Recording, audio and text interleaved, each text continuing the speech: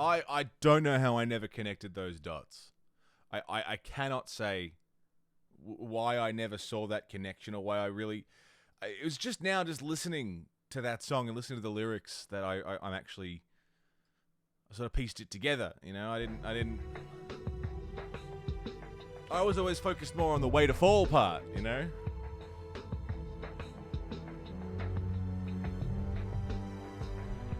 Because of what we know about Big Boss.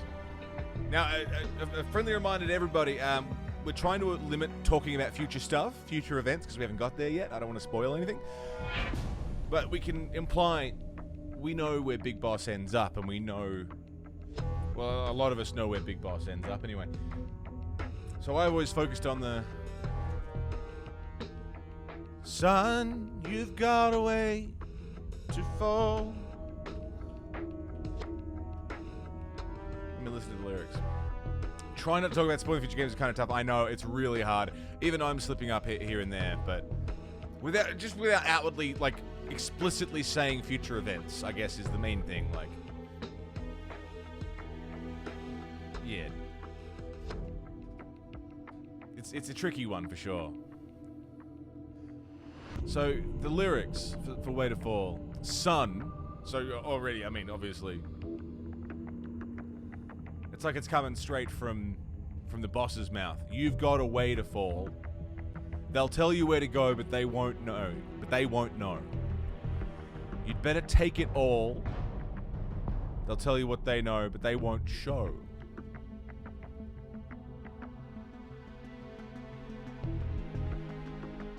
Son, you'd better wait to shine. They'll tell you what is yours, but they'll take mine. Fuck, man.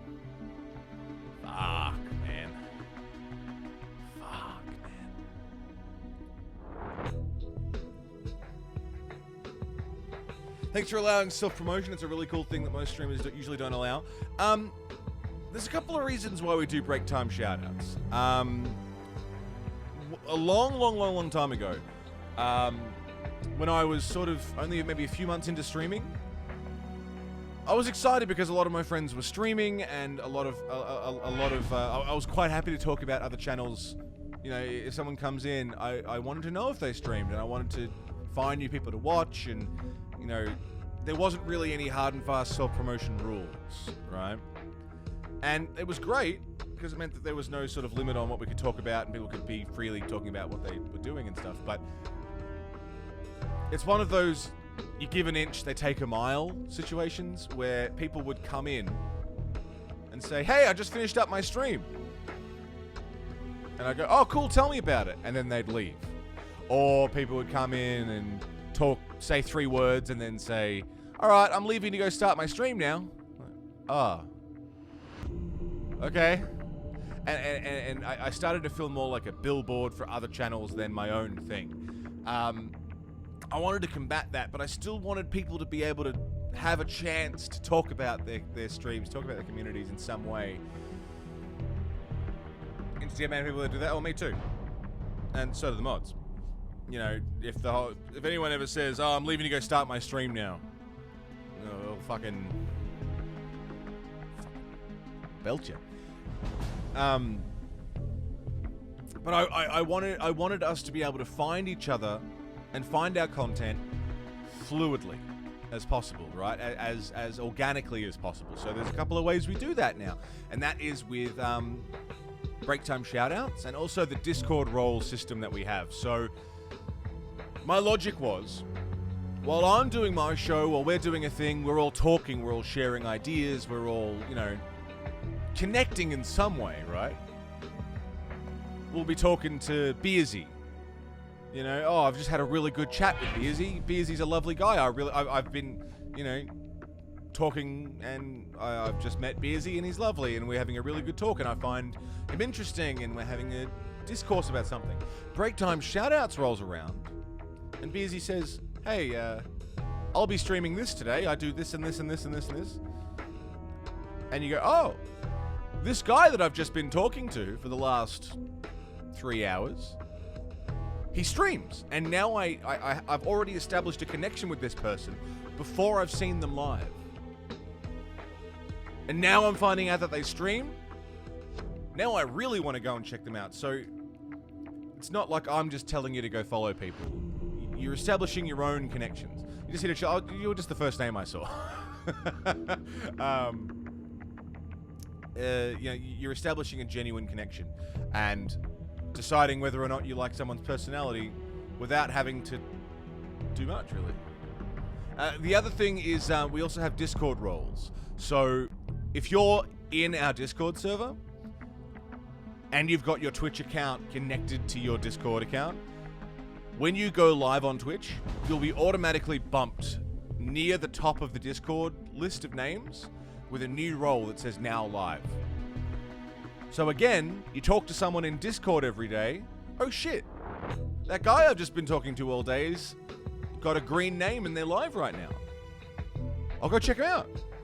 It's genuine connection. I think it does. I think it's a good system, Sage. I think it works, and I'm glad it's appreciated, because I don't want to be like, nobody can talk about their streams ever. This is my stream, and I don't want to even consider the possibility that someone else can stream. Man, a lot of you guys are content creators, and it's great. I love that, and I want to watch, and I want the rest of the community to be connected. I want to go into Sage's channel later on and see people here. I want to go to Beersy's channel tomorrow and see people from here in there. I want to see people in Nero's channel, you know? We're a fucking strong community, and I think supporting each other without stepping on toes is it's a good system, and it's worked for the last 3 years. I think it works pretty well. And it means that we get a stronger community for it, you know? No expectations. You know, no one expects anything, but just we all look after each other. It's awesome. And we grow the community. We bring more people in. We go and watch them. They come over here. They come over here. You go over here. We all stay connected. It's fucking great. Sharing but not oversharing. Exactly right. Yeah, there's a time and a place. I've also brought back the community promotions section of Discord. So if you're doing a charity event, if you're just going live and you just want to post your going live post somewhere, and you know you want to let people know that you're on, we've got the community promotion section in Discord, which I brought back. So you can use that. There's a lot of avenues for connecting with the rest of the community. I think it's good. I really love our community. Would she stream when I was awake? Can't fault him for that. Sure you can. Beersy, stream when Fess is awake. Fuck you.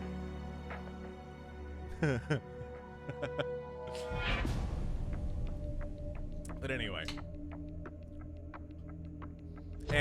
point is, it's cool. I think it's a good system. It works, and I'm glad that people have an opportunity to talk about their channels and talk about, you know, their content. 'Cause it's not just about me. Yeah, this is my show now, and while I'm on camera doing my thing, you're in my house. You're in my world.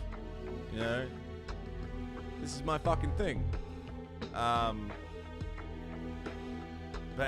after that, in your channels, that's your world. In the Discord, it's a community hub. That's where we all gather together.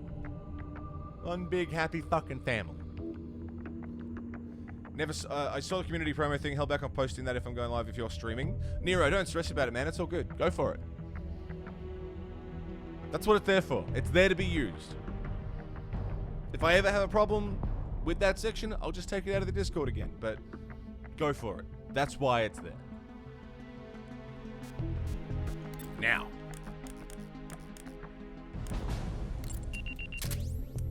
We're back to Portable Ops. The second canonical game, well, canonical game after Snake Eater. So in terms of story order, Snake Eater, Portable Ops, Bruni. How you doing, Bruni? Good morning. Portable Ops. We're gonna finish Portable Ops today. Then we got Peace Walker, and Peace Walker is like real fucking canon shit. Just got here and my brain did it again. Oh, Finn, what have you done? Good morning, Finn. Or what are you planning on doing?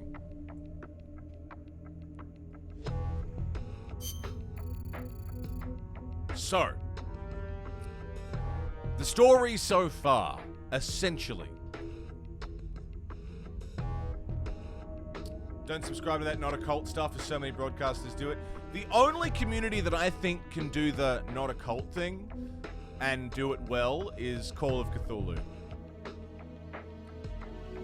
I think Call of Cthulhu is the only channel on Twitch that should be able to do not a cult stuff, because it's literally about Lovecraftian cultism. That's the point of the channel. That's kind of his thing. I agree. I don't subscribe to not a cult. I never really wanted to. It got forced on us at one point because my fucking merch provider decided to add it, and it became a thing. I don't go through him anymore because no one changes my branding for me except me. The other thing that I don't subscribe to, yeah, Adam's channel is the only not a cult, I think. And also, so many people do it, as if it's an original joke. Yeah. Gallico, how you doing? I fucking love Adam. He's such a good... I love that man. Plan to get drunk like a skunk, don't have photo editing tools with me. Thank fuck. Thank fuck. I mean, I like drunk Finn. Put the stuff together. It feels tacky unless it's Adam stuff. Agreed. The other thing... I know we keep putting this off. I was going to do a story recap. The other thing that I don't subscribe to is the whole world's okayest streamer stuff. We talked about this recently. I really hate self-deprecation on Twitch because everyone does it. The amount of going live tweets that I see that have, hey, come and watch me fail miserably at games. I don't want to watch you fail miserably. I want good entertainment. You know, I don't want to watch the world's okayest streamer. I want some confidence. You know? I know it's a gimmick, I know it's a shtick, I know it's meant to be tongue-in-cheek, like, I'm not good and I know it, but it feels... It doesn't feel good.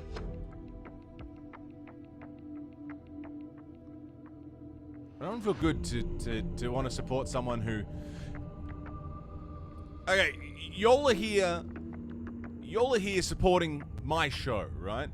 Y'all are here subbing, tipping, dropping bits, watching. You're giving your time. You are investing time and money, a lot of you, into my entertainment, into the time that we have together on my show. Right? Y'all think this show is worth supporting. If I was to turn around and say, come and watch my shitty show where I'm shit and not good at stuff, and it's and I'm okay, I'm just okay, and I'm shitty, like, doesn't that undermine the level of support that everybody else is giving you? If I was to say, yeah, my show is, it's okay, it's the okayest show. Like, okay, I guess I'll spend my money elsewhere then. If you don't think it's worth it, why should I think it's worth it?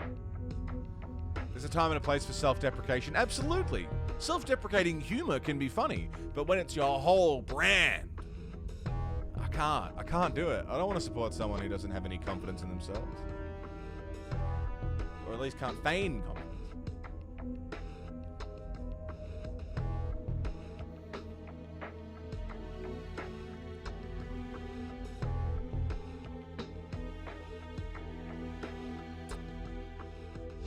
People that do it as a ploy or as a plot and don't actually suffer from it.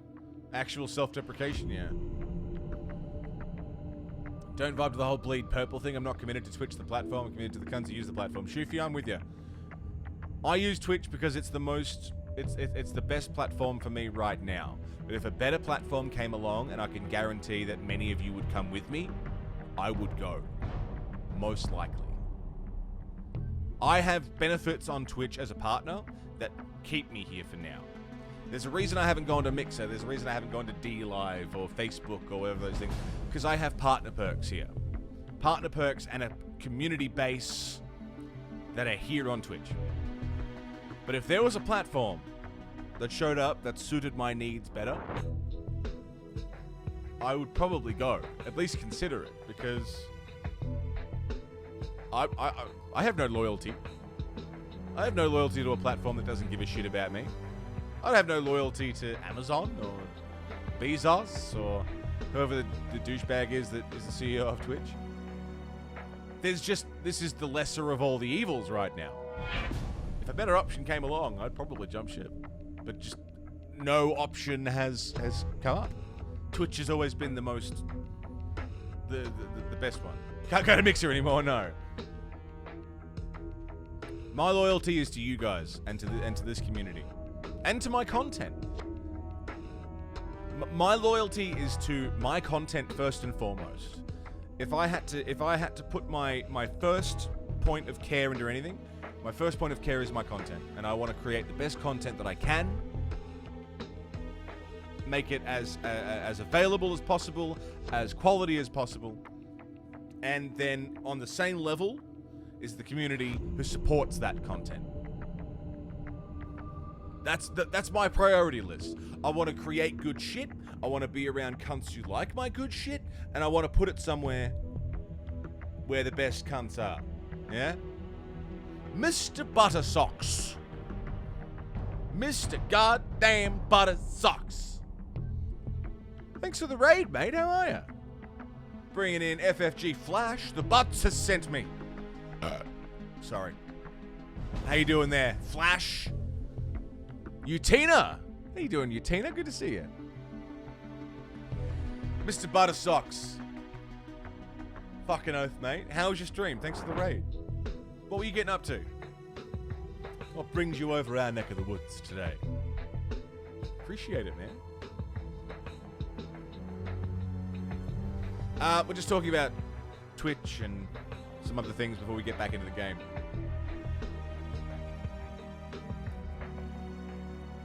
It's a shitty ploy to try and connect with people who are vulnerable and make them likable. And it displays self-deprecation as a joke rather than an actual damaging process people have that affects them. Yeah.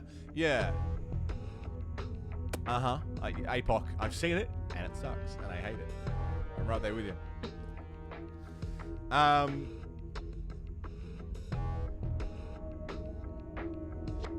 Yeah, we're no strangers to talking about mental health here, that's for sure as well. Mental health is very important to me, and to feign mental health for the sake of community building as opposed to actually being empathetic, it's a big difference.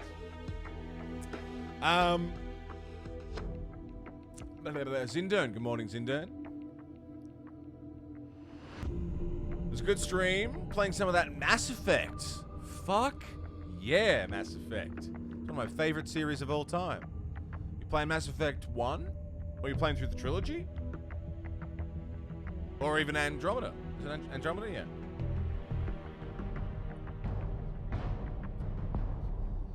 Saw because you had yoga for the first time in your life yesterday. Damn, first day of yoga. I've tried yoga a couple of times.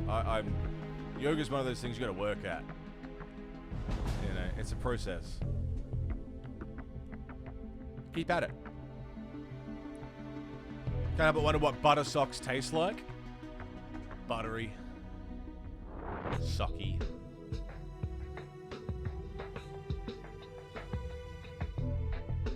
Mental health is super fucking important. Yeah, it is. It is. The thing that I've noticed about Twitch is that it brings together a lot of people, right? And when you bring together such a large group of people in one place, you get a very big pool of there's a word for it, but I'm losing. You just get a big assortment of different kinds of people, and it sort of brings to light how many people are suffering from things like mental health issues, how many people are fucking cunts, yeah, how many people are on the spectrum or have disabilities, or, you know, it brings together a lot of people, and like-minded people tend to stick together. And I think being an advocate for positive work on mental health.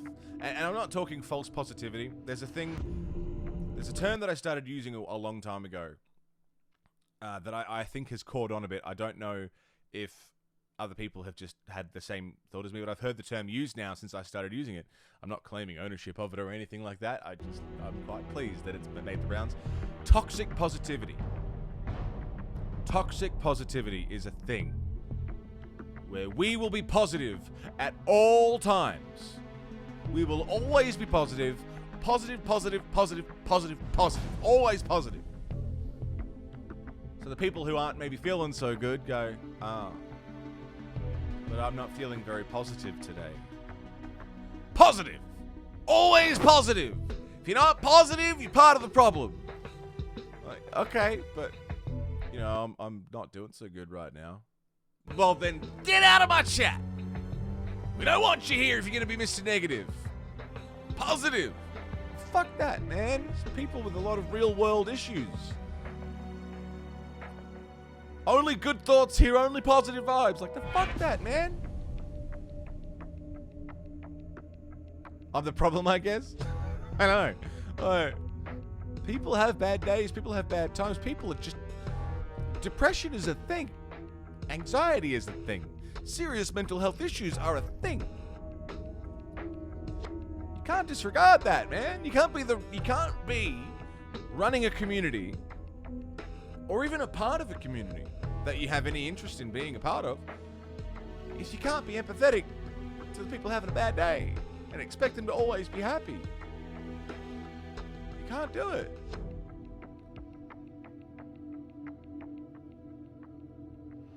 You can't always be a happy chappy. Sometimes you're a crappy chappy, and that's alright. That's fine. That's life. Some days are better than others. Some days are worse than others. Waving a flag with mentally disabled on it is also a thing nowadays, though. That's on them if they want to do that. If someone has a disability and they'd like to make that known, I don't think there's anything wrong with that. I don't think there's anything wrong with that at all. If it makes it easier for people to establish a connection with you. Have a bad day, come to a stream to cheer you up, but that toxic positivity kind of makes you feel guilty for it. Yeah, that's it, isn't it? You're already feeling bad, so you come into a place for some good vibes, feeling good, and oh no. I better not be here because everyone else is really great. There's a user that comes in a channel I mod and they're always having a bad day. They drop in, unload on the streamer, and then leave. That's on the other side of the things. That is, that can be a difficult thing.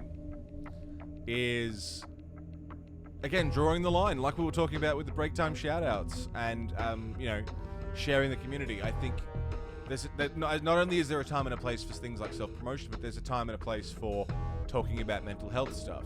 If I'm in the middle of talking about what a great day I had and someone comes in and goes, my dog died, and then leaves, like,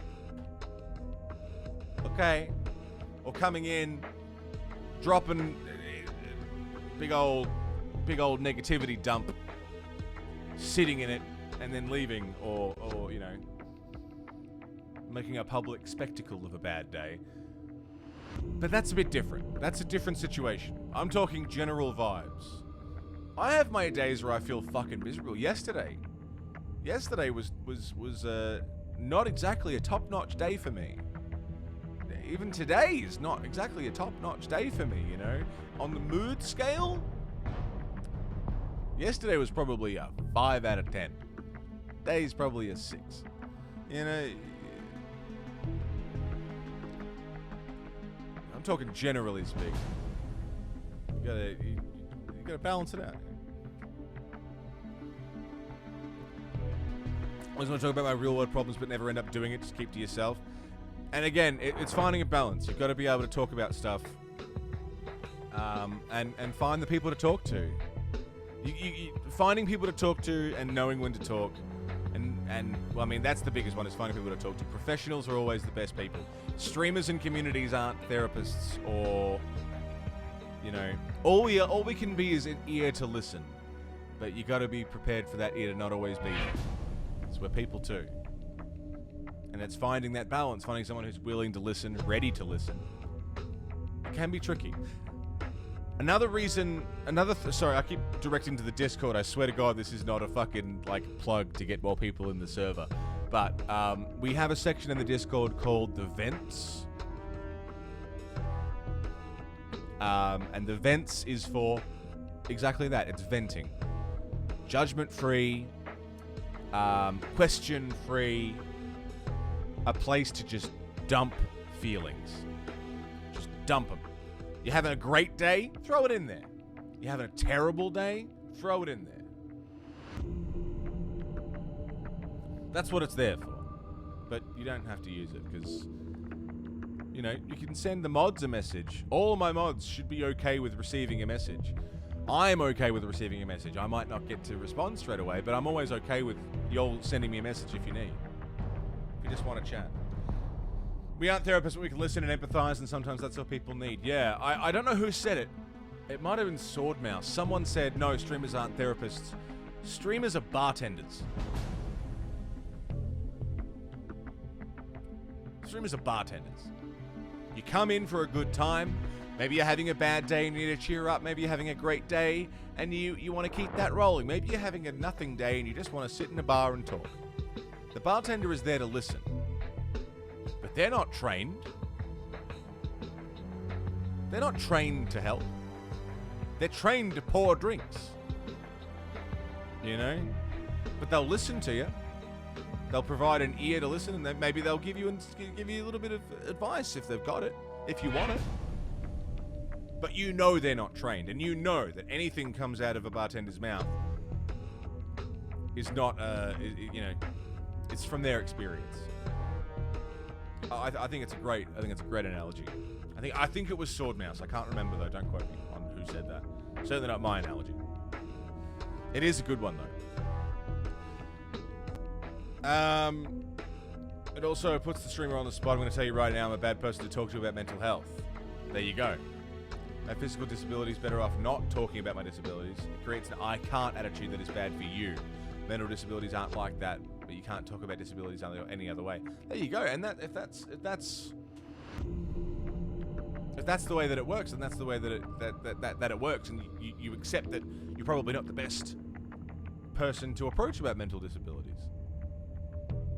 Because the way you treat yours is different. And the way anyone treats their own problems is different from person to person. That's okay. What kind of drinks have I got? Right now I've got a Monster Zero.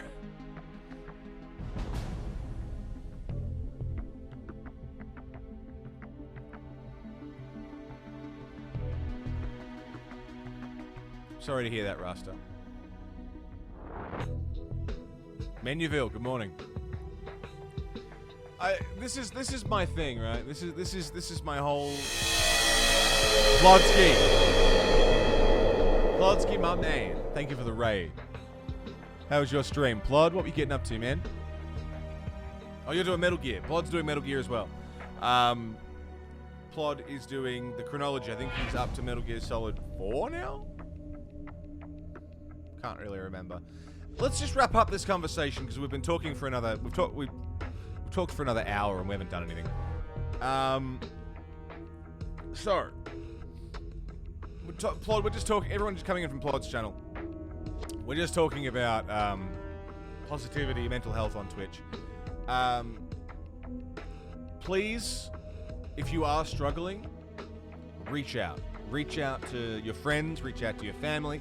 If you're comfortable in a community and the community is comfortable with you, find someone within a community to talk to. But at the end of the day, if you have long, overarching problems, please seek professional help. Therapy, psychology, whatever you need. Psychiatry if you need meds. Seek help because mental health is very important. And Twitch can be a bit of an echo chamber in either direction. Just seek the good cunts and sort yourself out, and things will be alright. I am not here to tell you that positivity is the key, and I'm not here to tell you that you're always going to be happy or that you're always going to be sad or anything. I'm just a dude with a microphone and a camera. Some lights that are blinding me right now because my eyes are sore. I'm not trained. I'm not trained in mental health. I'm not trained in therapy. I'm not trained in helping anyone get through anything. All I can do is share my experiences and provide advice based on those experiences. And for some, that help would be monumental. For some, my advice would be detrimental. The only person who can help you is someone who's trained to help you. My job is to provide distraction, entertainment, community. You come in here and you know that people are going to be happy to see you. You come in here and you know that my show is on and you can just switch your brain off to all the world's problems for a little while and watch some fucking Metal Gear. And if that's all I can do, then that's what I do.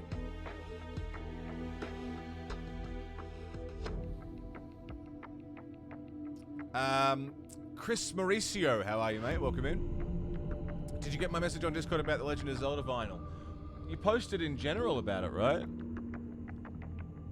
You didn't message me. Got that vinyl info, it shipped out? Are you shipping something to me, Epic?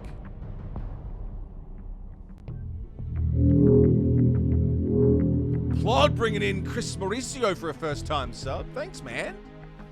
Chris, enjoy the sub. 30 days of emotes and Discord roll and ad-free viewing and all that stuff. Enjoy it, Chris. Sorry, let me catch up on chat and then we'll get on with the game. Are you sure regular Monster is worse than Zero because of the sugary syrup or because Zero also has Zero Ultra? I think it's the lack of Ultra in Monster Zero Ultra. Because there's no Ultra in it, I think that's what makes it better. We can listen and give advice, but at the end of the day, some of us are just entertainers. We can't do much more than professionals can. Exactly right. Yeah. You wouldn't go to a comedy. You wouldn't go to a comedy club, watch a comedian's gig, and then meet him in the back alley and say, "Hey man, I've had a hard day." Because you don't know what they're gonna say. They're not trained. They were there to give you a laugh. Some of them might say, "Hey, yeah, tell me about your bad day." Some of them might say, "Who the fuck are you? I don't know you. I'm going home." The only people that you can trust is people that you've known for a long time, people that in the community that you might know, or again, above and beyond all else, a trained therapist.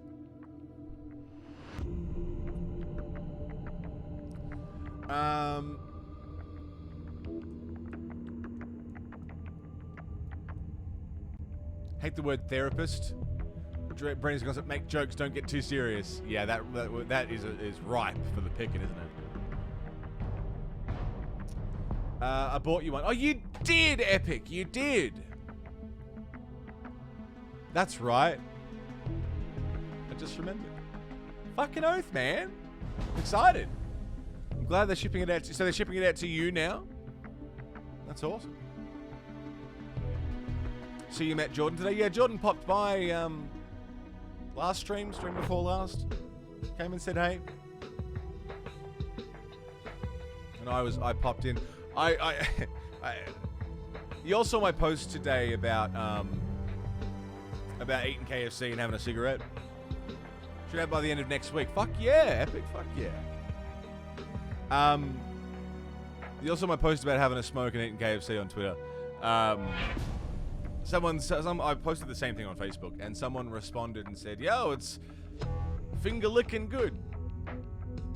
And my immediate response whenever KFC or finger licking good comes up in conversation is an old joke from an old TV show called the Ronnie John's Half Hour. And it's this Russian guy who's like, "Hello, I'm Sergei Yemenov, Russia's Rubik's Cube champion of Russia. And when I am making all the colors the same colors, I like to eat Kentucky frockin' chicken. Licking and fingering good. It's a joke I've been saying for years, just on the reference of that show for when I was like 15. Kentucky frockin' chicken. And today, while watching Jordan Rasco do that 5-hour charity event, I went to respond to someone with that Kentucky frockin' chicken. And that's Jordan. Oh, old Jordan.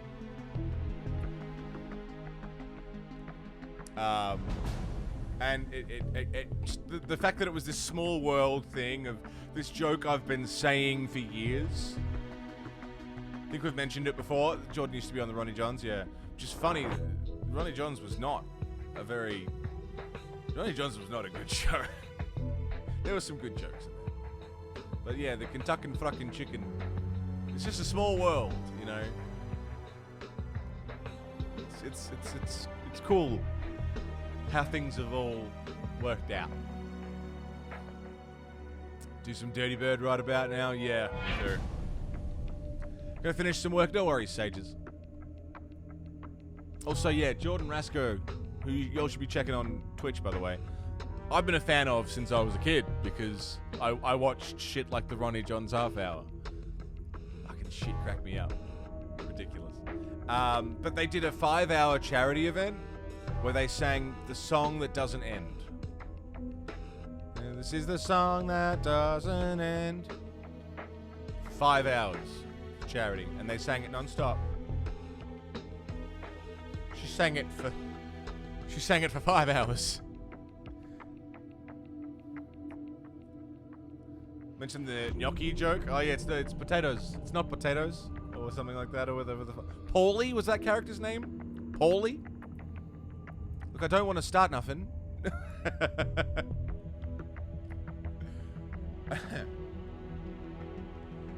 Thought the game was supposed to take you one day. So did I, Menuville, and then we met some bosses and they sucked. Speaking of,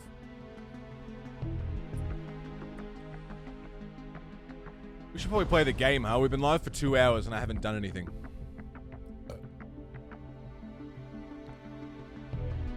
Yet to play this? Plod? Just watch the cutscenes. Because the bosses are awful. A game where? Yeah, I know. The story is fantastic. The bosses are terrible. I wouldn't worry about it. So, we found Metal Gear. We destroyed Metal Gear.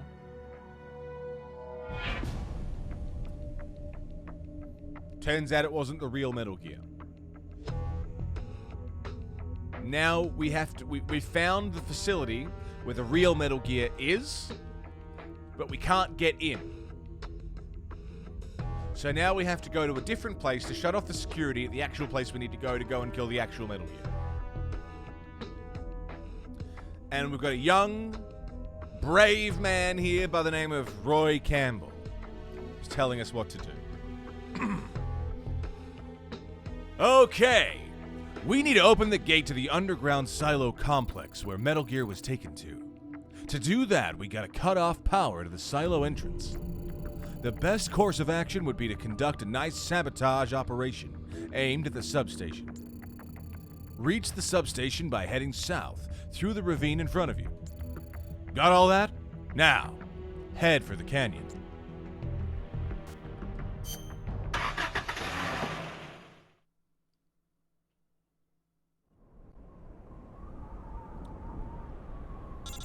And we're in. Kodak. The substation is south of the ravine. The footing there isn't exactly stable, so watch your step. Okay. What is Metal Gear? Do you mean, like, legitimately? Utena, what is Metal Gear? Like, do you not know what a Metal Gear is? Metal Gear is a bipedal tank capable of launching nukes. So it's a tank with feet that can walk and shoot nukes.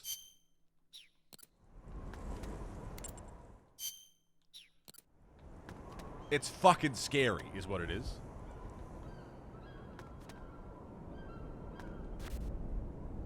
Mobile nuclear platform, yeah. It's terribly inconvenient, yeah. Alright, so there's a guy there. And a guy there.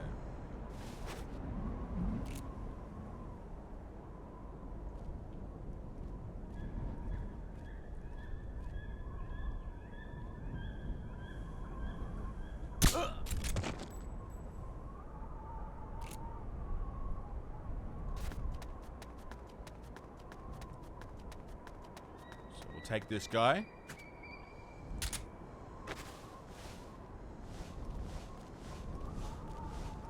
Don't turn around. Don't turn around. He didn't turn around. Trank rounds, yeah. That's why I've been using Snake for everything. We got a little fast forward button on the controller just to make this a little faster. Because this has been the most tedious part of the game, is dragging dudes from where I shot them to the truck.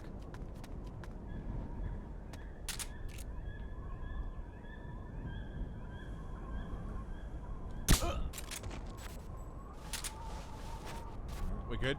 We good?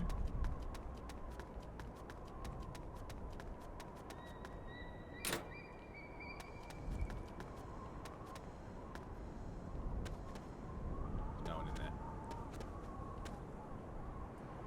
Pay no attention to the man holding a pair of legs. Go about your business. That's exactly right, Race. Exactly right. The whole Metal Gear series has a very strong anti-war, anti-nuke message. That's kind of the point. So Metal Gear is a metaphor in and of itself, and a bloody good one.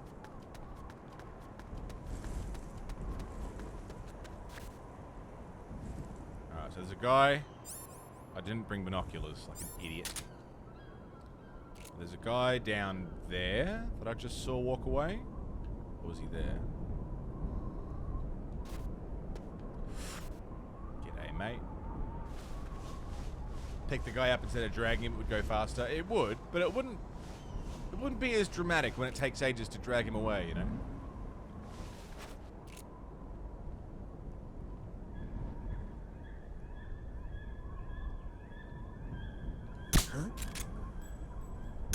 Go to sleep.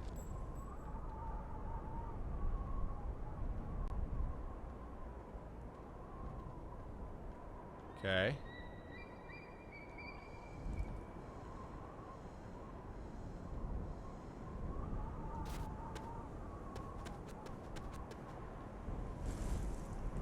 Some kind of balloon drone that could do it for you. That'd be much easier. Oh, that's where I'm trying to get to?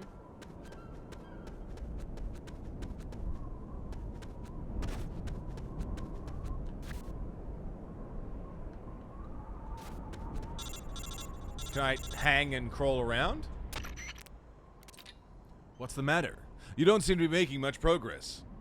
Rock slides, you've got to be kidding me. Well, you're going to have to find a way around it. Find another path and keep moving south. Got that? That's an awfully convenient placement of a thing. And that is a perfect location for me not be able to hang and walk around.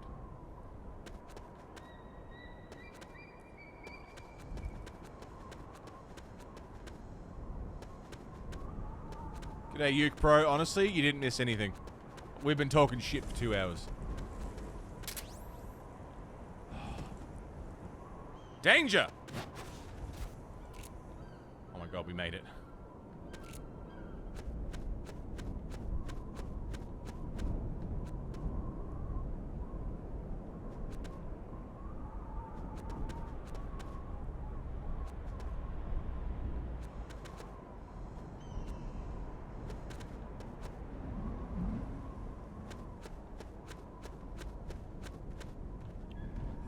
Huh? What was that? Who's that? How did I miss? 3 times. We're fine, though. No wonder I couldn't figure out which hole he was in. He was walking between the two. Those thick thighs. Oh, yeah.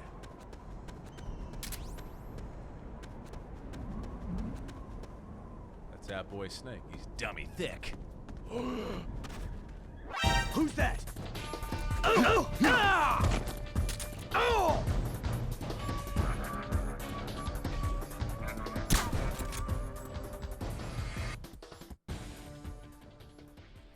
So...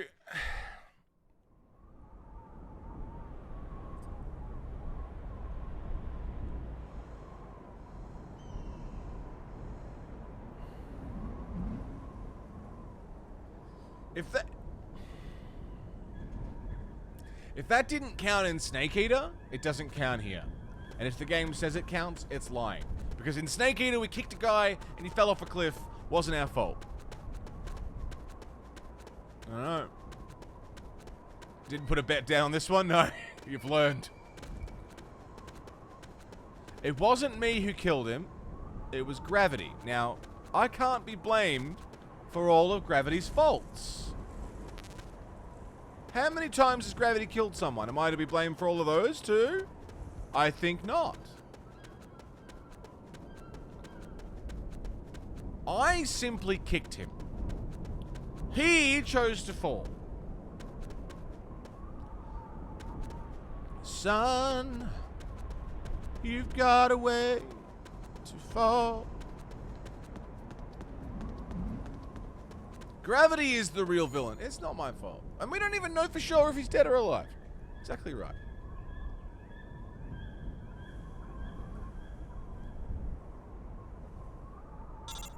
He's probably fine.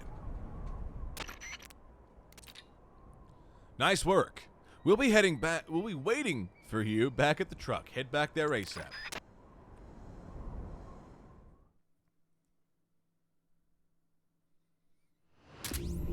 Oh, that was it. Okay. Good, you've arrived at the substation. Now we've got to destroy it, but first we need to get an idea of how it's laid out. We can't do much with the amount of explosives we've got. If we want to stop the flow of electricity at the source, we'll need to be a little more clever about it. Our best bet is to target the switchboard. To do that, we'll have to infiltrate the substation and identify the precise location of the switchboard. Find the entrance to the substation and make your way inside. Then search for the location of the switchboard. And we got a new report from the spy unit as well. Report? From the ravine. An elite officer has been deployed to the ravine.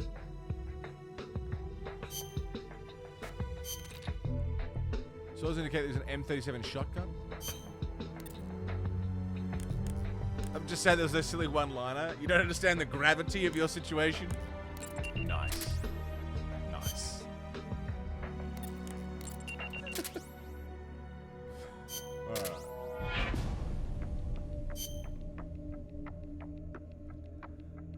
Alright.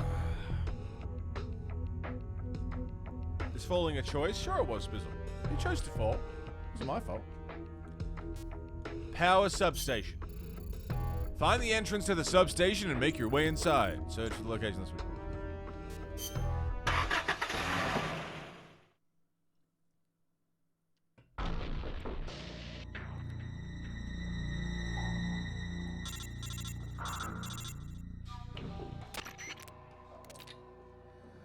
Given our unlimited amount of explosives, we've got to be efficient. Let's hit him where it counts, the switchboard. Blow the son of a bitch to smithereens. Hate time with long-ass nails, but it's for beauty. You must be beautiful. You are a piece of art, and art is suffering. That's why it's called painting.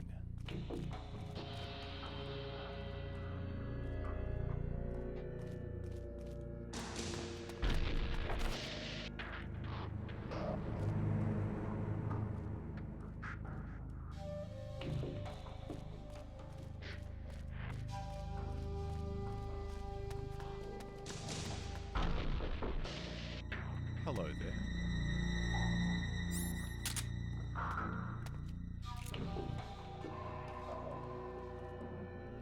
What's that? The enemy's here. What?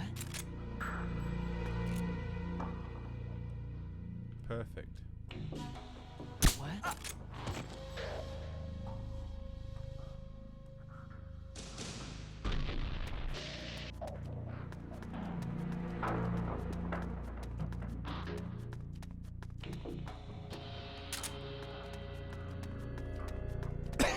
I just inhaled spit. Don't do that.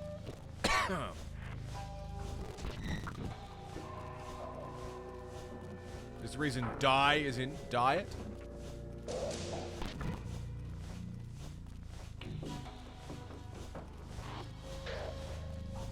You typing with your toes? Good lord. Yeah, that is gross. And I'm totally here for it.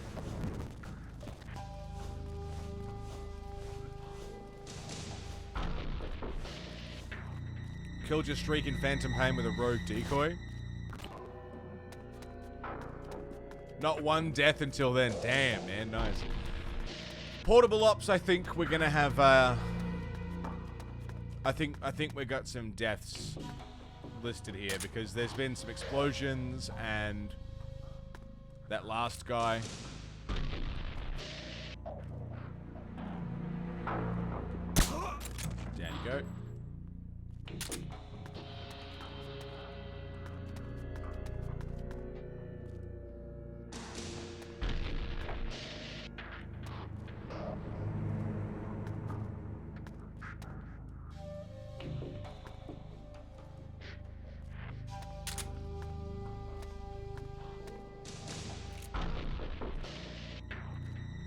What happened? Nothing. Very nice. Now where are we going? I need to get in that building.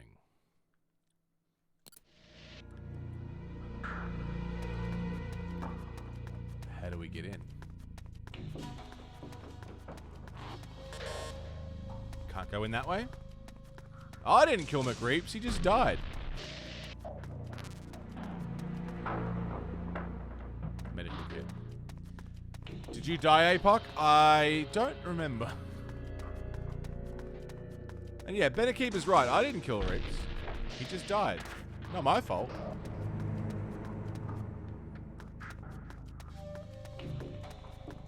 Kind of my fault.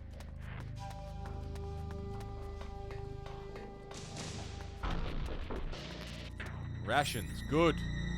And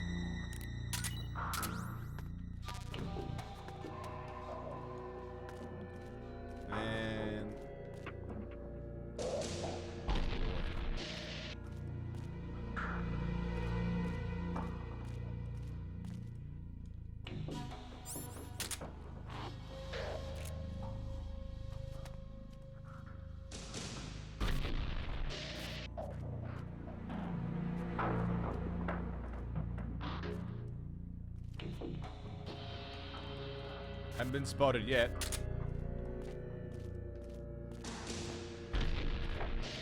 Full stealth so far.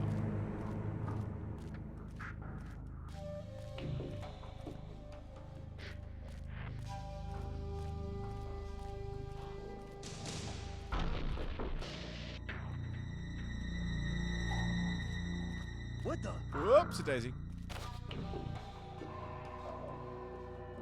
Nothing here.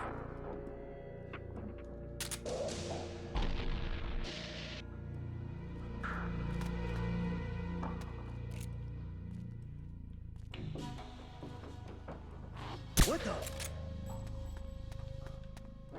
Who's that? Shit. Oh! Shit. Damn it, we were doing so good. We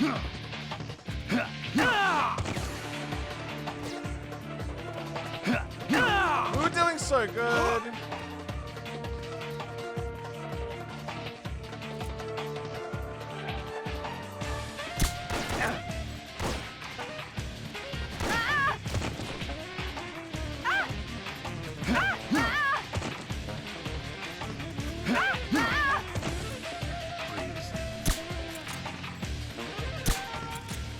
Oh, I made her freeze? I made her freeze? We can do that here? Oh shit. I didn't know we could do that here.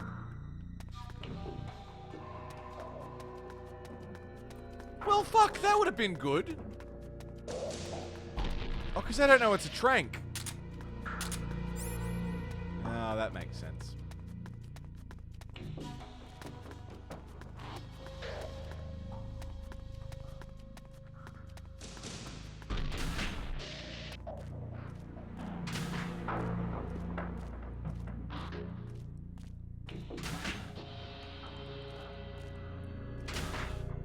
M10 bullet?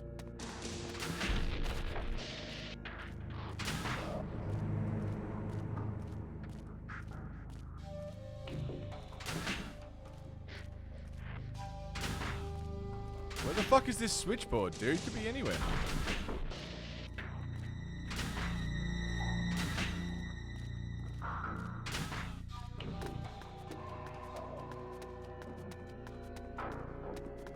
What the fuck?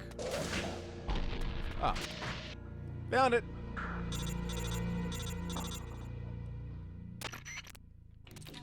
Okay, we've got the location of the substation, but there's no point destroying it now. The gate would switch over to emergency power in 5 minutes. What do we do now? First things first, head back to the truck. It's time for a powwow. Pow wow wow, yippee yo, yippee yay. Where are my dogs at? Bark with me now.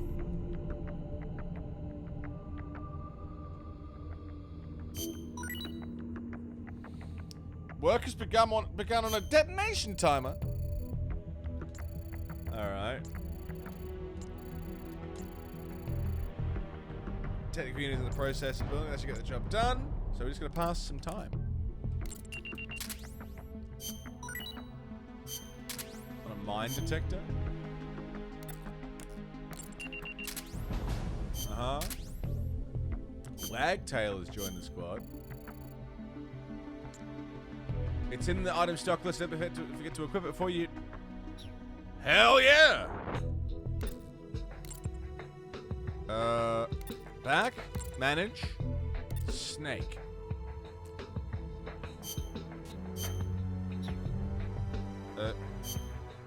Change equipment, TNT, time bomb. That's the one we want. There can be only one. There can be only one. And it's like mariachi music. I'd listen to that.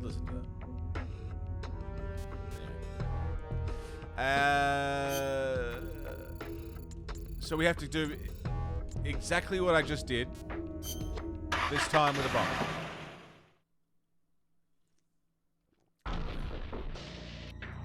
So just do it again.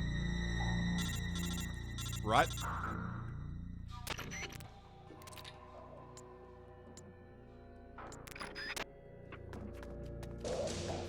Do the exact same thing again.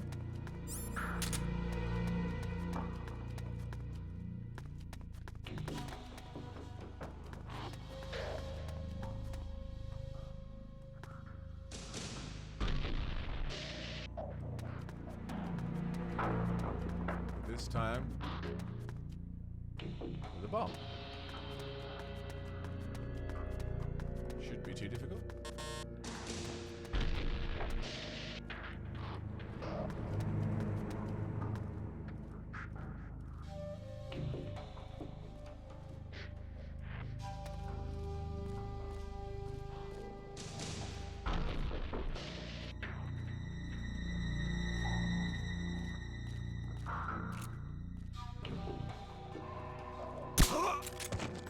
Go.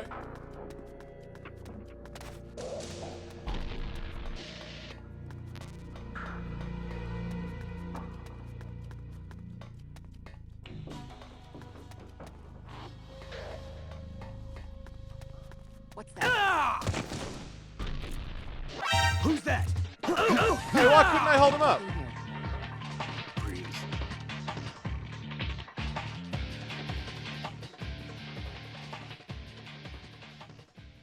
What's that? What? Huh? What? I don't know what information I can gather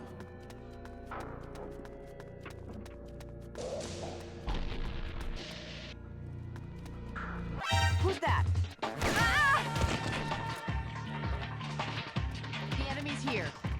No, they're not. Where'd she go? HQ.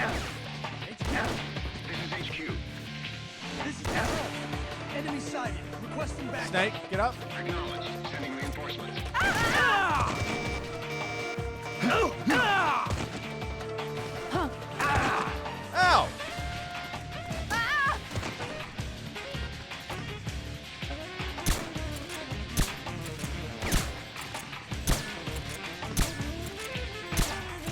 Y'all got riot shields? Y'all got riot shields.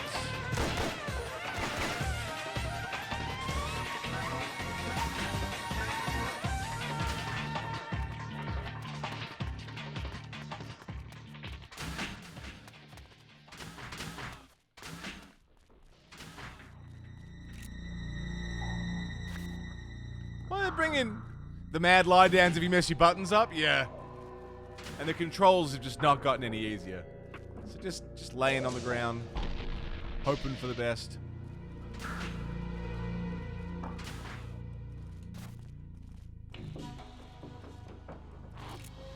HQ. This is HQ. This is Patrol. We've lost sight of the enemy. Commence alert formation. Acknowledged. The enemy is still nearby.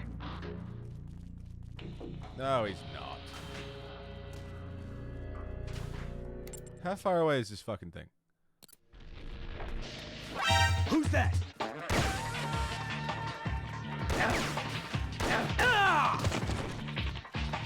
It's this way, right? There it is. Time bomb. HQ. Plan. This is Patrol. They know my jump right into them plan, yeah. Cool. Alright. Oh, cutscene. They're all dead. No. I didn't hear anything about using the perfect soldier, did you? He's supposed to be undergoing readjustments. Where is he?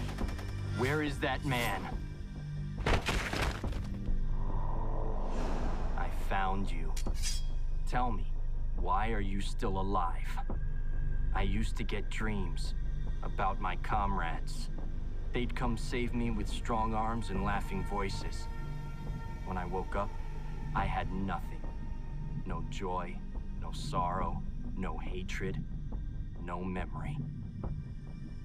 When I wake up from the darkness, all I see are the bodies of men I've killed, lying in front of me.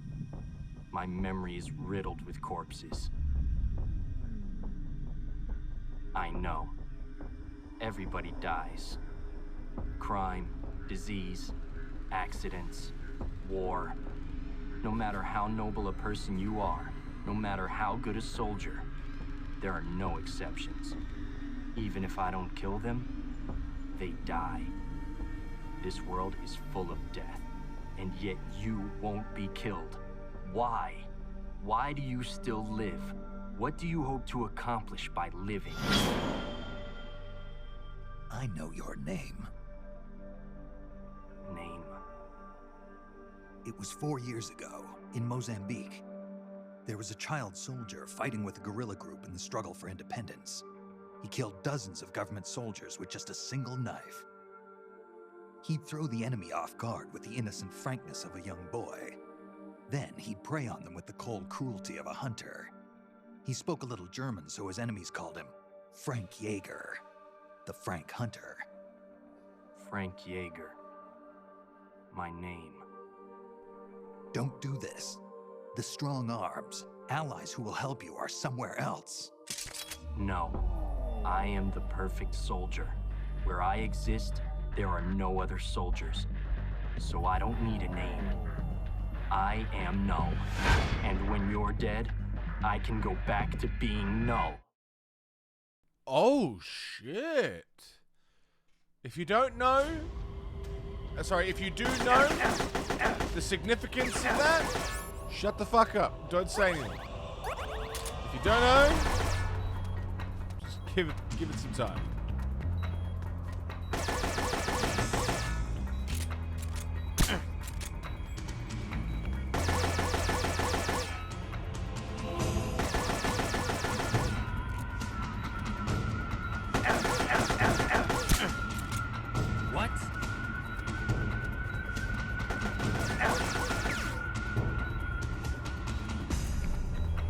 Like several games time.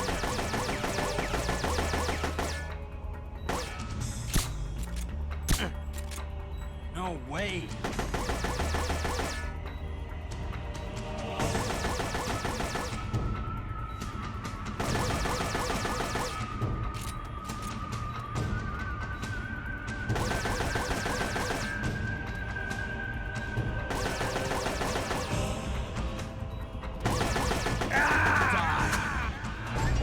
What's wrong? Your circuit's gone dead. Give me a status report.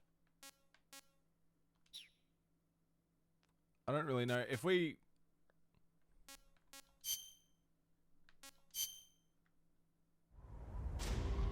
But it starts me with no health. So...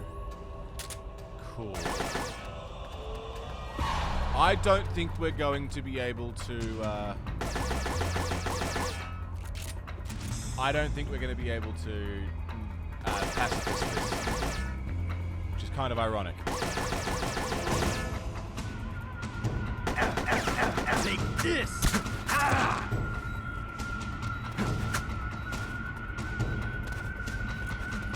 Is that meds? Ah, never mind.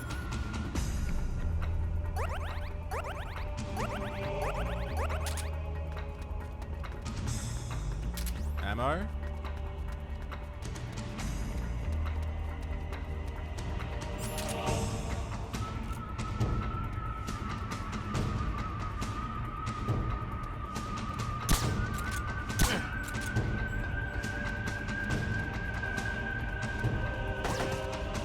Sucks we gotta do this whole fight again.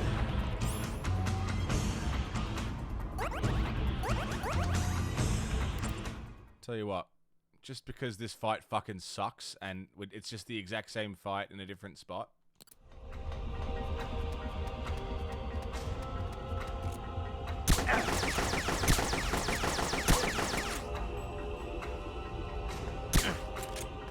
No way. Try giving him some porn, it might work.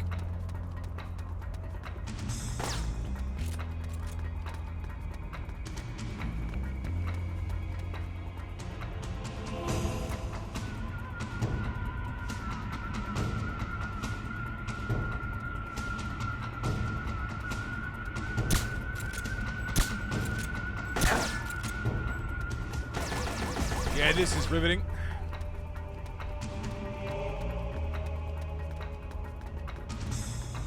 Riveting gameplay, everybody. Riveting boss fight.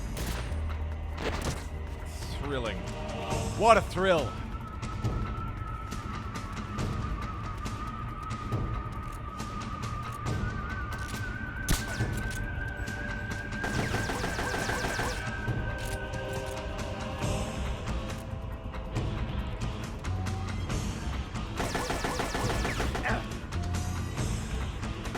Swedish Reddit meme dude who started doing tiny damn Swedish debates based on Phoenix Wright animation soundtrack. That sounds great. Random Swedish yelling.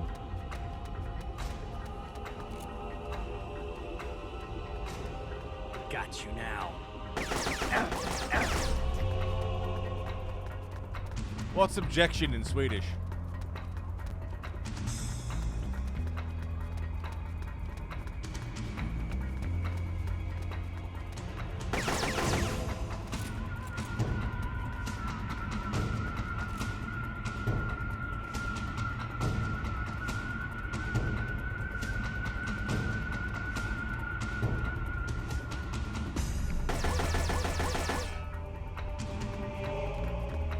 Aha.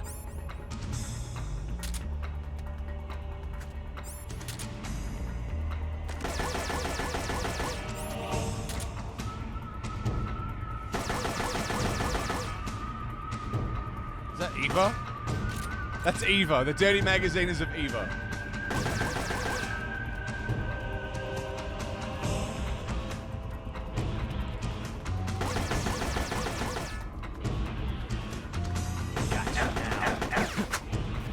Ikean.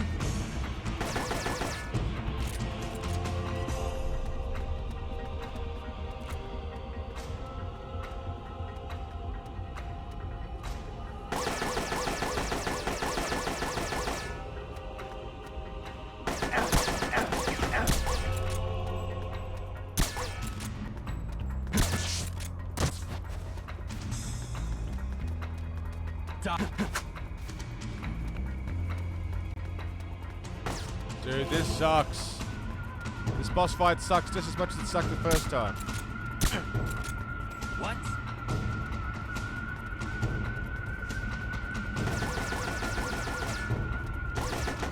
This sucks.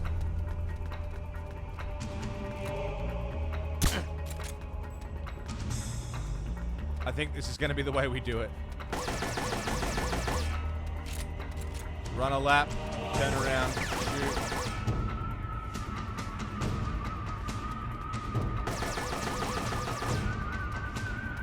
What if you shoot him near death and then trank him? That could maybe do it. No way.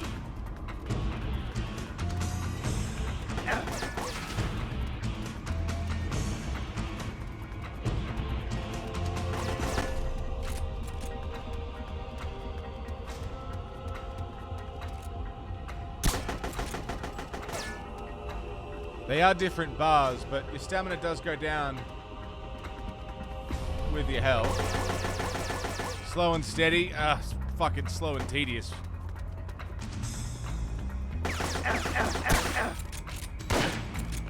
What?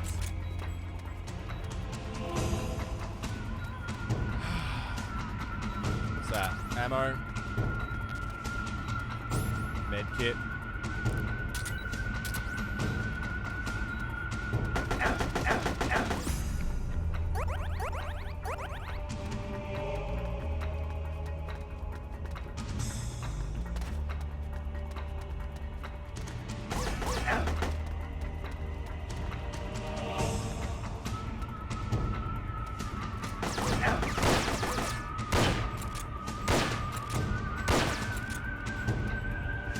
I haven't even got him to half health.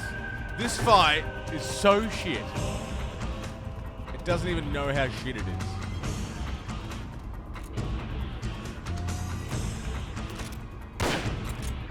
Why?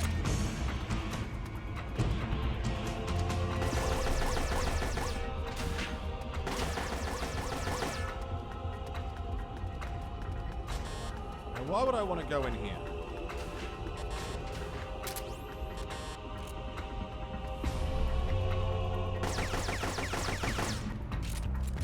Especially if he knows where I am.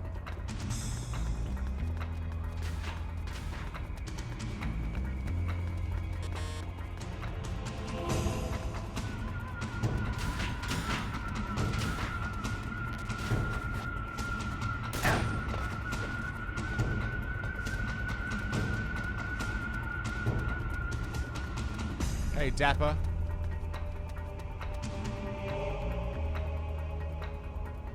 It looks like there's a strat to be had in going through that building.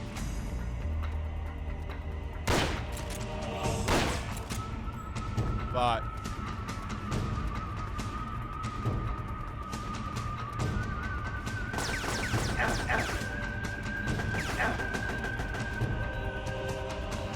again, this is already tedious as fuck.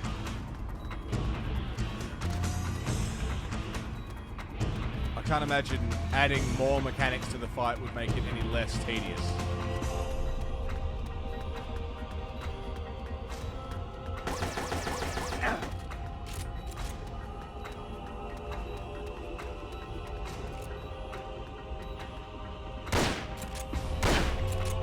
Why?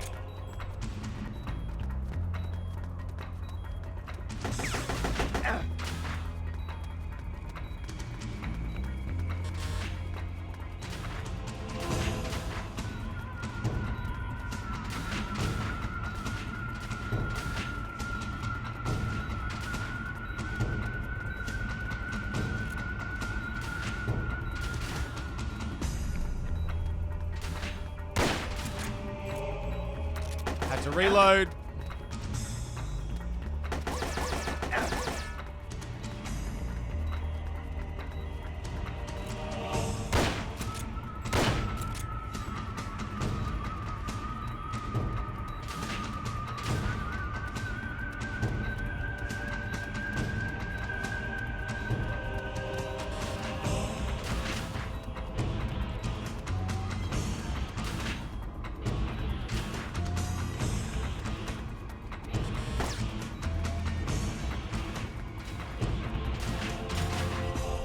Oh, portable ops.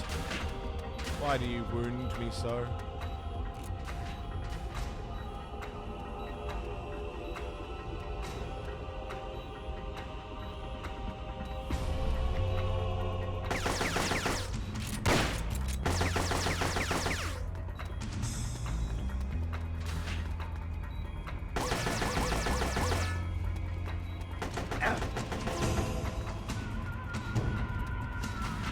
I don't...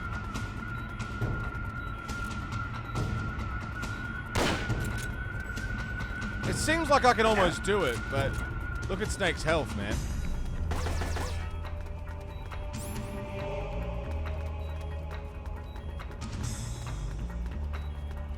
Hello, Sunder.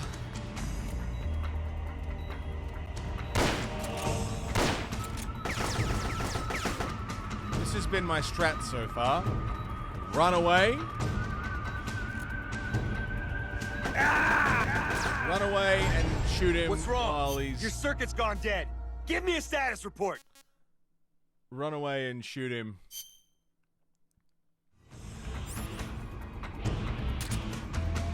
When he's facing another way.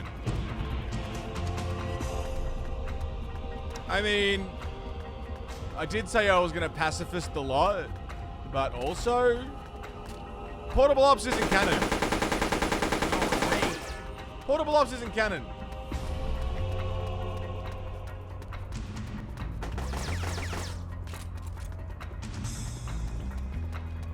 Snake Eater references are okay, yeah.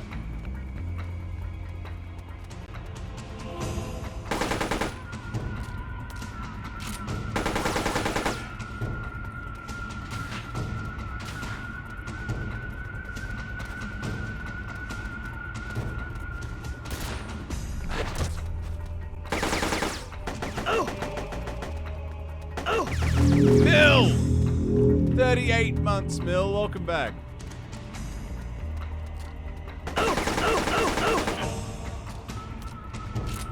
God damn it. Let's go. I reloaded.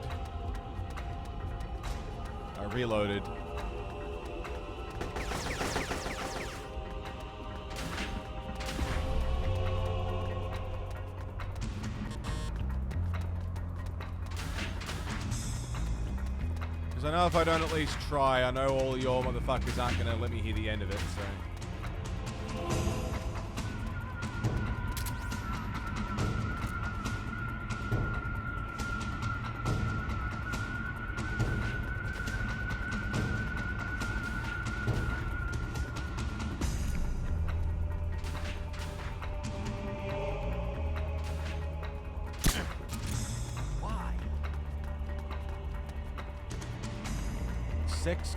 Sex-crazed spiders the size of your hand. What the fuck?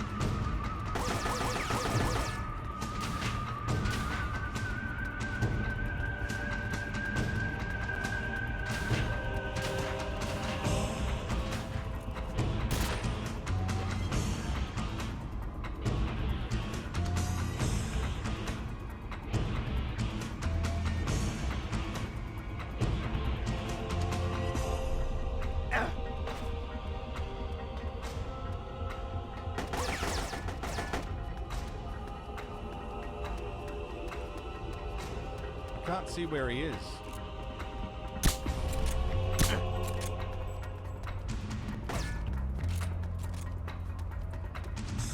Man, this sucks. And you know what really sucks too is I even called for a coffee enemy yesterday. Take it easy, Nero. I called for a coffee enemy yesterday on how to do this fight. This is how to do this fight. This is the strat.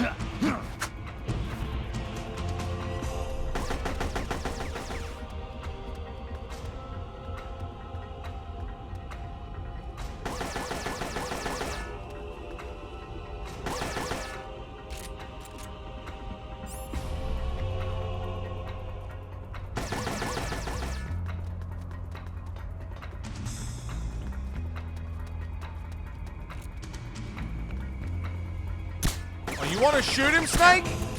God's sake.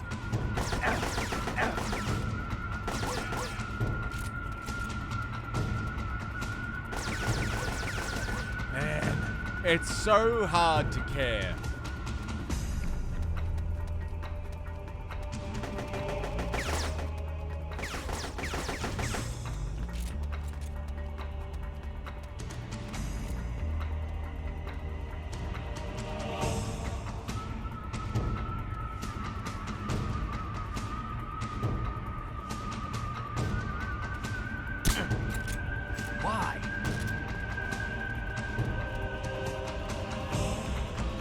Juking the system as much as you can and finish him with a trank? Yeah. That's the fight. The commonly detailed way of doing this fight is to do what I'm doing. Fuck around, wait for a shot, take that one shot that does nothing, fuck around some more.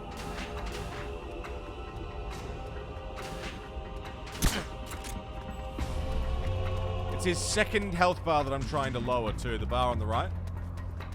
That's the bar I'm trying to drop.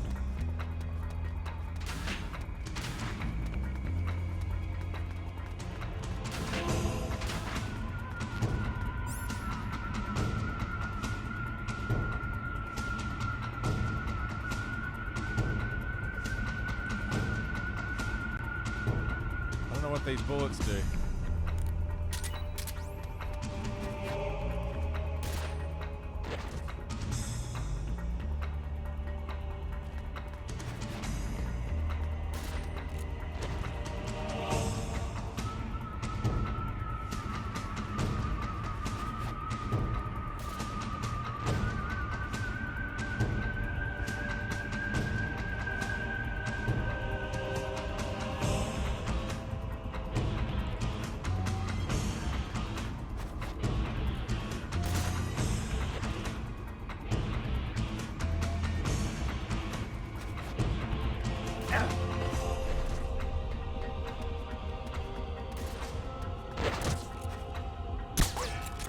Fucking cunt.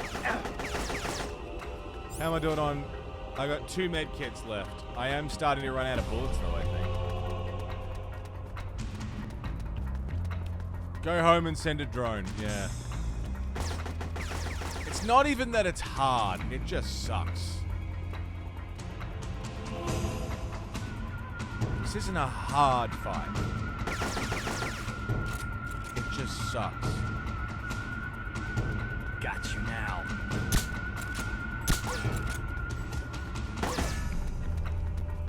So I've got to lure him up here, then run through here, run around here. Colossal fish, what's going on? Through here, around here, down the alleyway.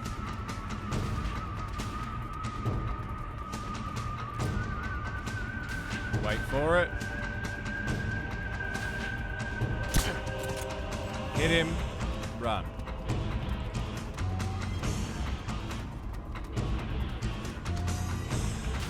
Through here. Here.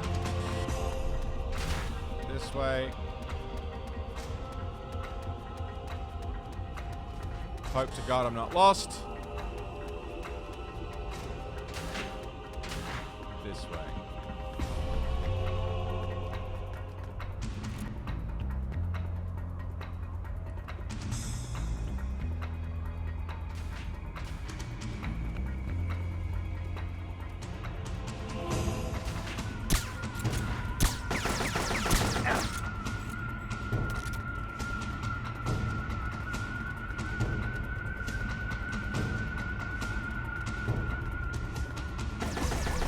What a process.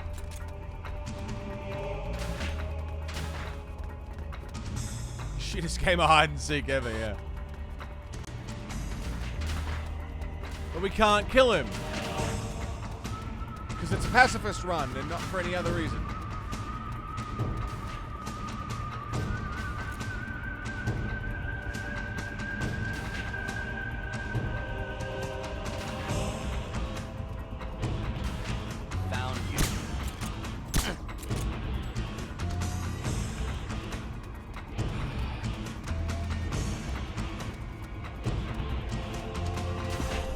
In.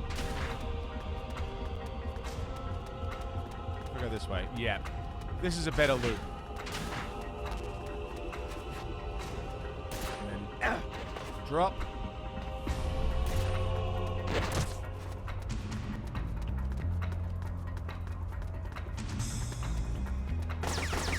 Stop. Stop.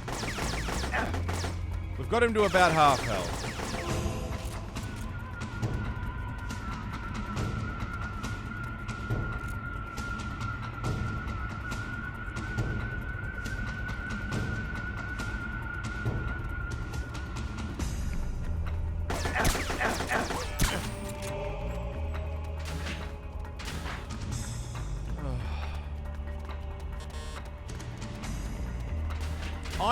I really wish that there was like a cool stealth mechanic to this. Like, we had to escape and hide somewhere and then pop out behind him. Wouldn't that be cool as shit?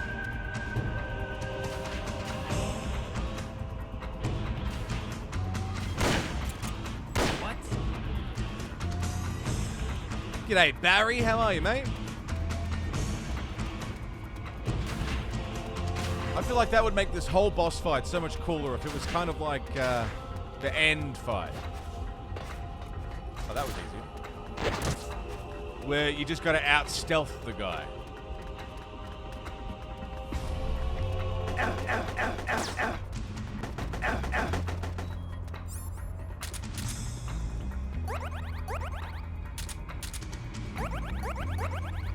Oh, that's good.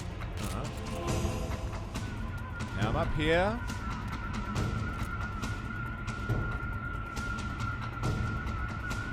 Kojima was not involved in this game, no.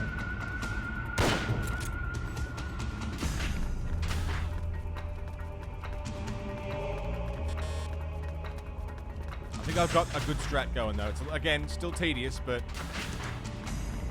less tedious.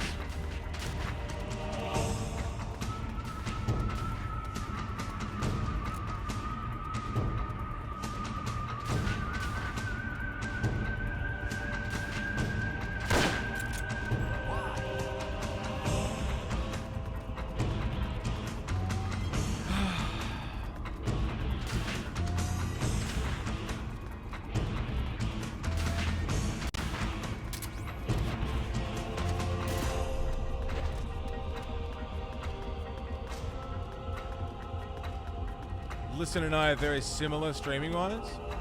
Well, we're good friends. We watch each other's streams. Hey, you cheated! What the fuck? Hey! He wasn't supposed to be there. He was supposed to follow me.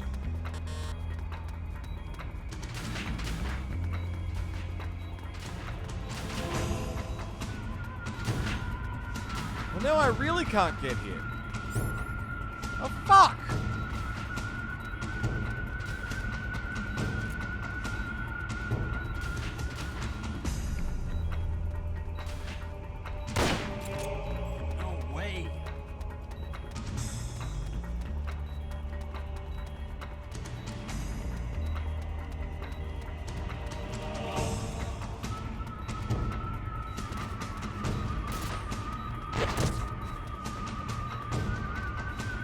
Behind me. As long as he stays behind me. Yeah, Barry, this is a boss fight and it sucks.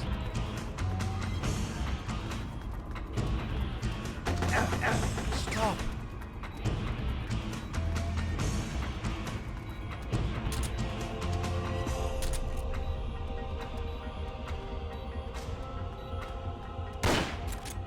What?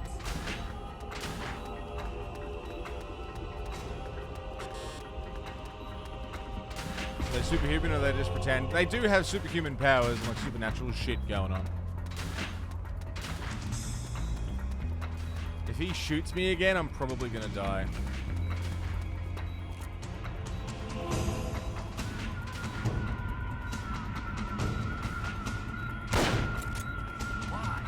Did I get him? I got him.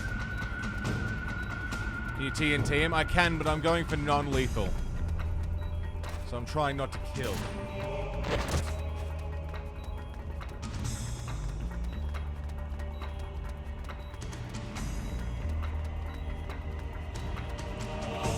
can shoot me though.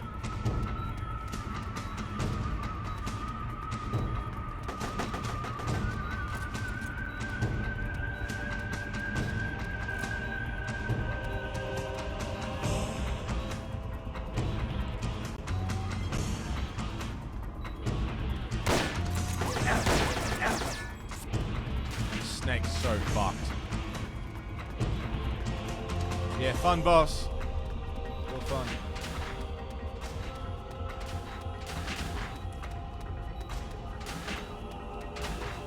Unless I can do the next few laps without getting hit once, I think this might be a... It might be boned.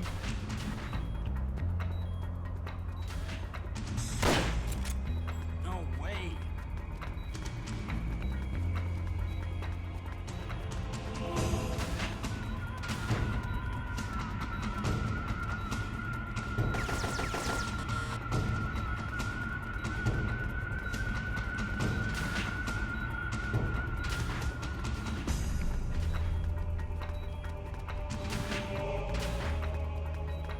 Oh, good. I changed What's the wrong? tactic. Your circuit's gone dead. All right, Give me a let's- status report. Let's try that again. From here. Same tactic. More prepared.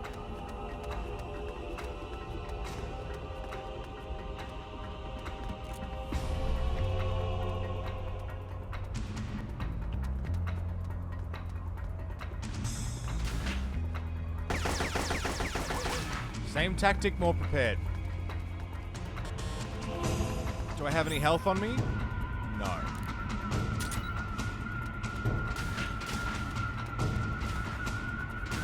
We'll have to stop for some meds on one of the trips.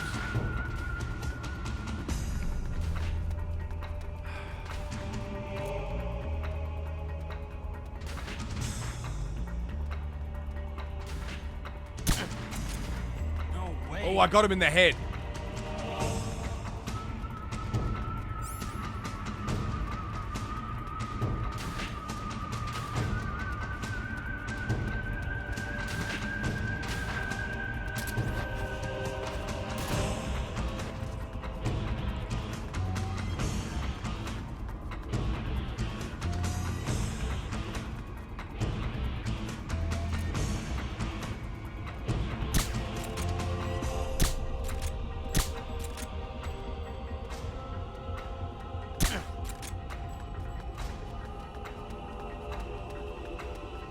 All right.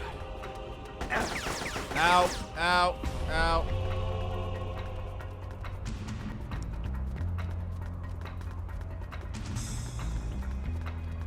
All right, let us very, very, very quickly go and retrieve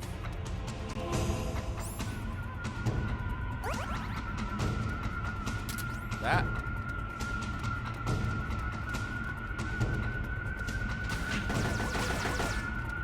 Now we've got some buffer, we've got some health. Is there a reward for going non-lethal or just for fun? It's kind of a thing in the Metal Gear games to do as much non-lethally as you can.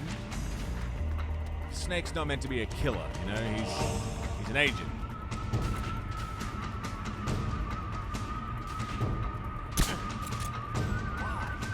Usually it does get rewarded. In the last game, we were rewarded with special camos.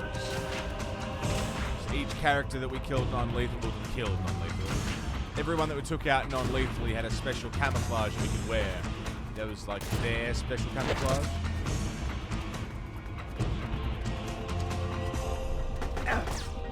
And that we only got that if we got them non-lethally. Same with the first boss of this game, Python. We took him out non-lethally and he joined our team, which was pretty good. Pretty cool reward, you know.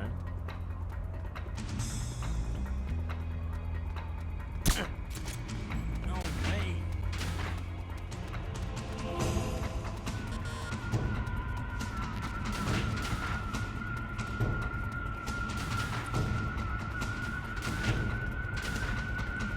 Don't know what reward we got for beating Null the first time around.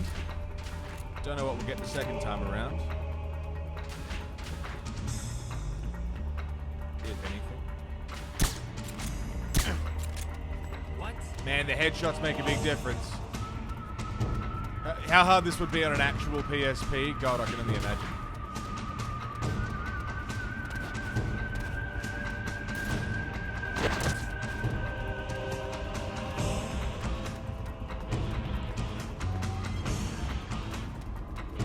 We've got the strat down, though. The strat is down. The only time he can hurt me is here. It's the only time he can hurt me. Is when I'm running up that ramp and he's got his gun out. Otherwise, we should be safe.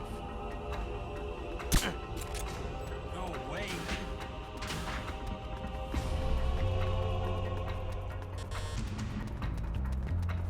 I've got meds in case he does hurt me enough. I've got 44 shots to take. I think we should be able to do it in 44.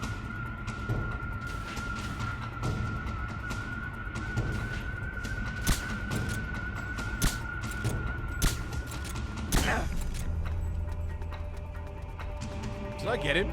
Was that a headshot as well? It seemed like a headshot. It looked like I got hurt though, so I'm not sure what happened.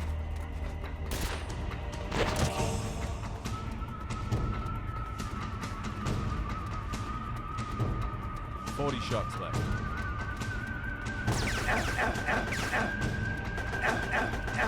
Dude, look how much he does. Look how much damage he does. Right. Last of the rations. I got one more small heal left. There's probably other heals around. Fucked if I know where. What happens afterwards? Once his stamina's gone, the fight's over. Think of that stamina bar as his health bar. But it's dropped by a different method than bullets. So bullets hurt the health bar, tranks hurt the stamina bar. It's still a win for me.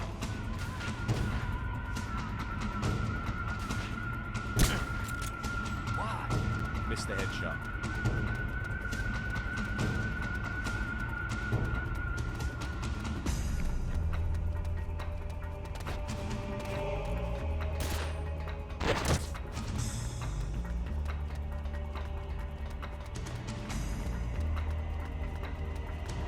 Below half health. Ow, ow, ow, ow, ow, ow, ow, ow, ow, ow, ow, ow, ow, you fucking piece of shit.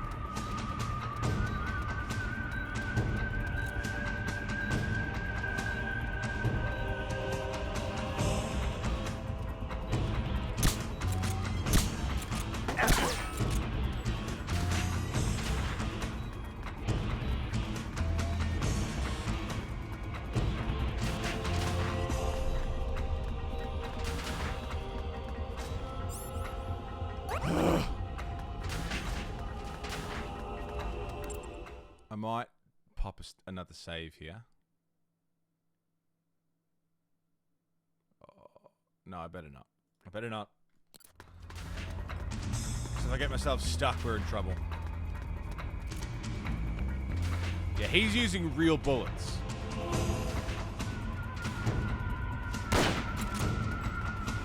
I'm just using trank rounds.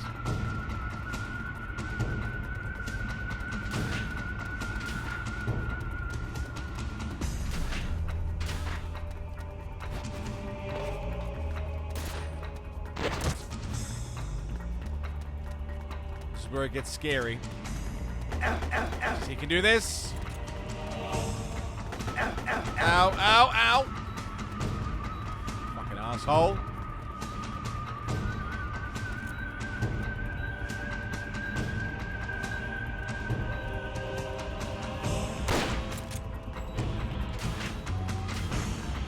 That ramp. I don't know what to do about that ramp. Unless I can somehow double back through this building. Don't think there's a lot I can do.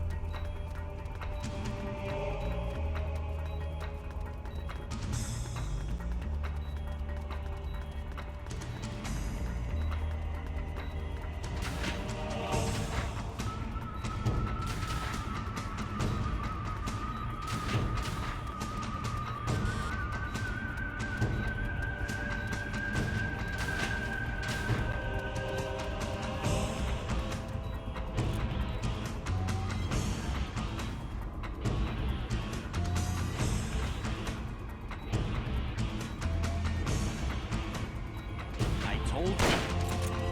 No way.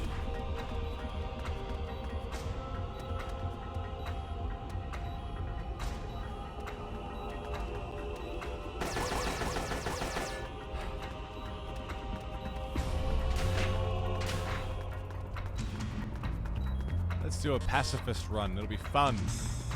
It'll be cool. It'll be a challenge. It'll be a great time. Let's do a pacifist run.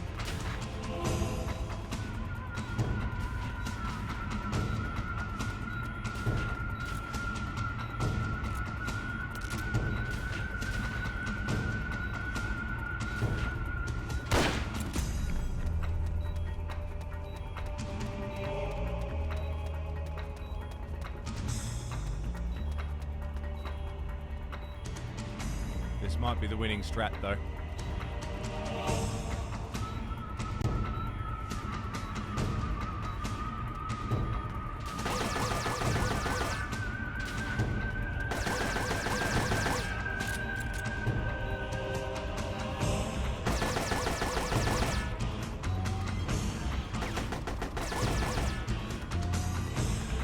Yeah, but it's not Metal Gear's fault that this game sucks dicks.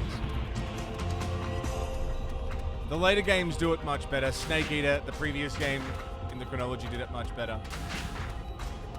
Also, this is for the PSP. I mean, how many games came out on the PSP that everyone goes, yeah, that was a good game?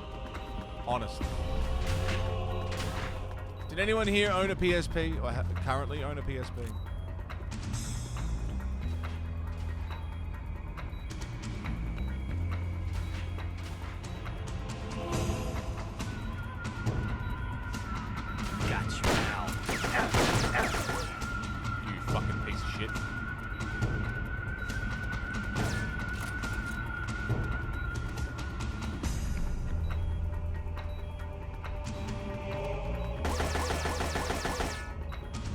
God of War Chains of Olympus was pretty good. Actually, true that. I've heard that was pretty good. Found you.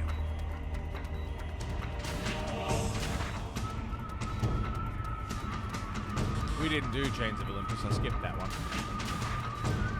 when I did my God of War series run. Dude, I'm so low on health.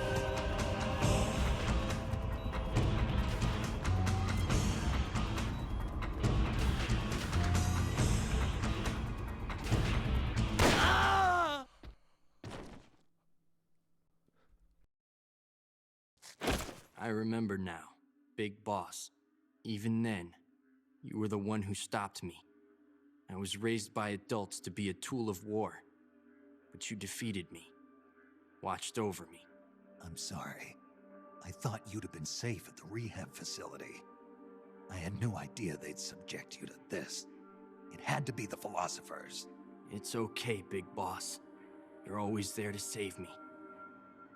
You helped me fill the void inside. Let's get going. It's time to blow this place.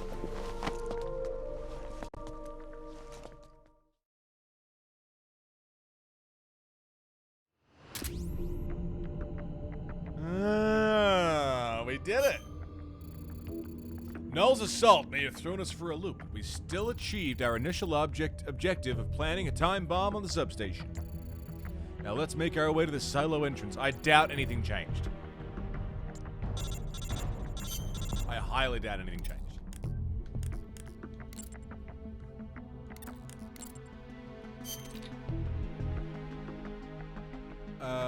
Of the nuclear launch silo is divided into 3 sections: exterior, interior, the silo itself. Okay?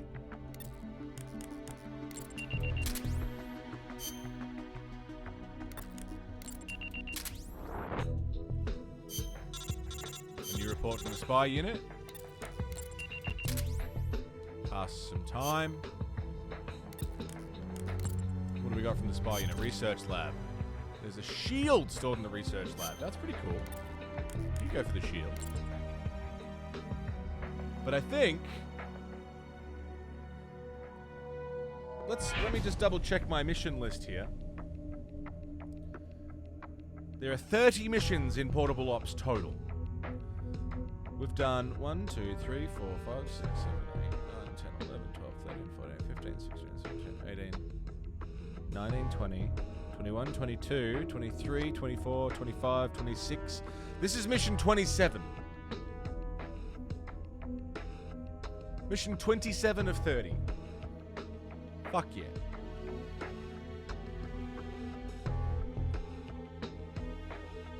Now, my friends, sit tight, because I gotta go take a piss.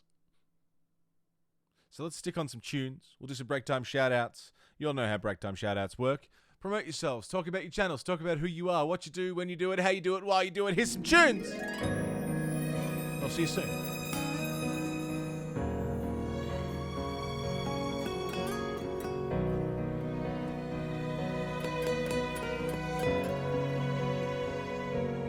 Paddles of white cover fields flowing in grieving tears, and all the hearts once new, old and shattered now.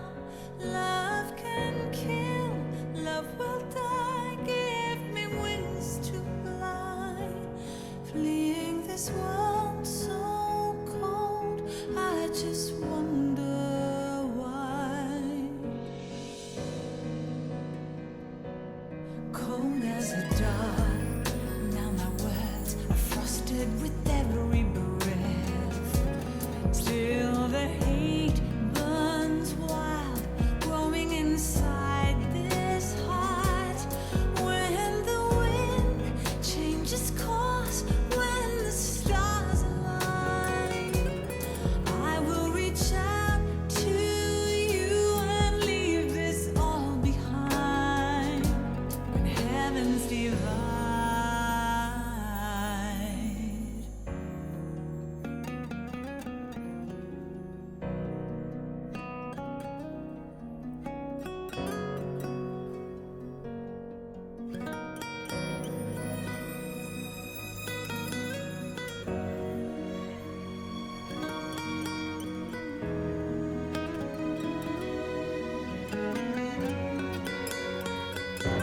When heavens divide, I will see the choices within my hands.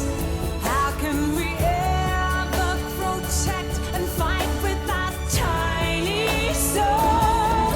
Let me shine like the sun through the doubts and fear. Do you feel the storm approach as the end draws near? When heavens divide, time will come to softly lay me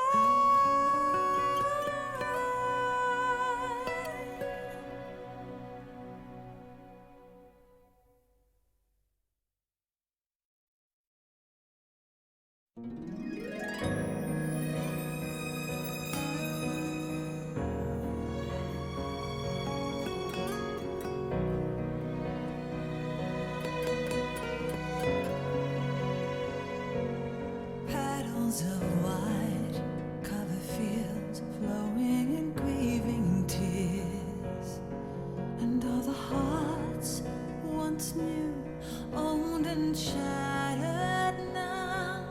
Love can kill, love will die. Give me wings to fly, fleeing this world so cold. I just wonder why. Cold as a dog, now my words are frosted with every breath.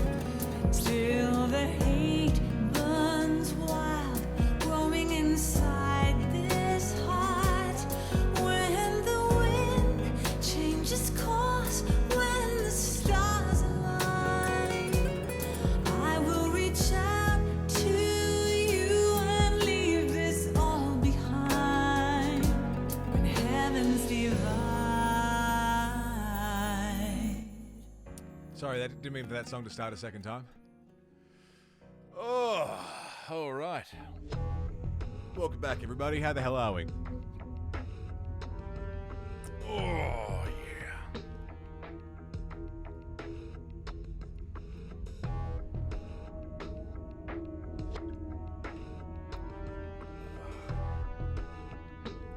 Oh, Donna Burke is fucking outstanding. I love Donna Burke.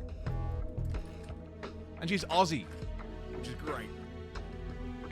Donna Burke's voice just... where's the bit where... Is it where it starts building towards the end? It just... it does something to me. Where is it?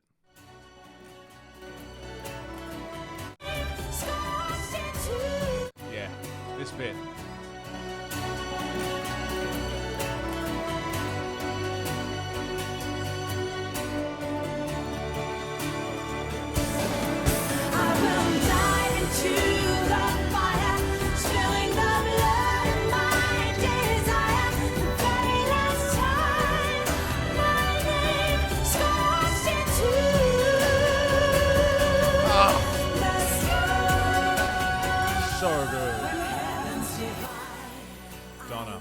Donna. Fucking beautiful. I like that you can vaguely hear. I can't tell if it's like... Does that sound obviously Aussie to you? Just the way she throws the word, like, fire?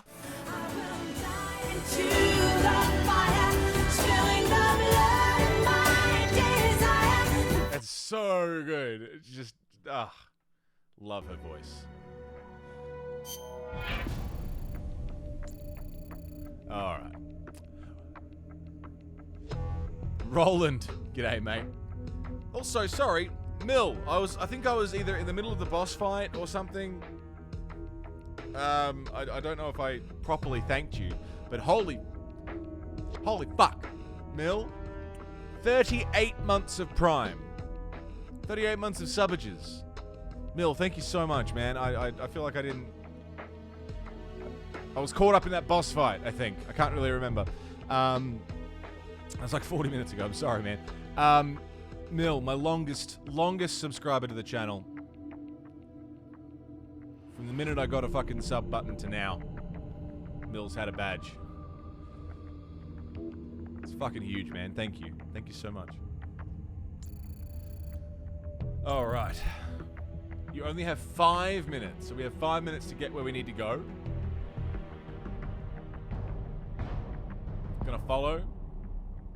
Gonna follow me?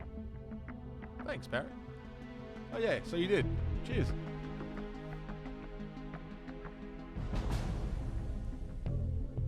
All right.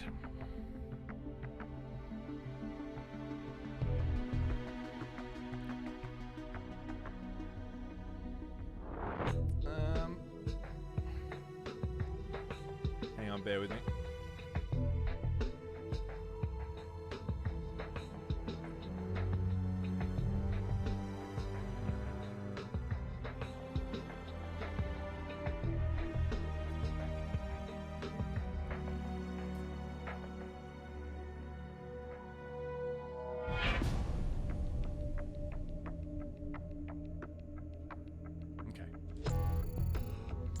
Don't have time to fool around with guards. Move fast but stay out of the enemy's sight. 5 minutes. First time I heard Donna, I thought she was a black woman until I looked her up, and she's... Yeah. As Aussie as it gets. She's from Perth. We've just confirmed an explosion at the substation. The power supply has been cut off. We've got 5 minutes to pass through the gate. Mess it up and we have to... Oh, shit. Mess it up and we have to do the substation again? I don't want to do the substation again. So we need to get... I think I know where we need to get.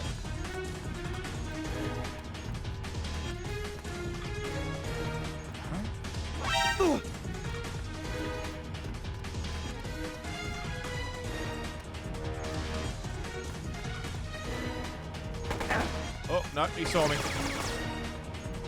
Who's that? HQ. This Fuck. is HQ. Fuck. Enemy sighted. Fuck. Requesting backup. Fuck. Fuck. Sending reinforcements. Fuck.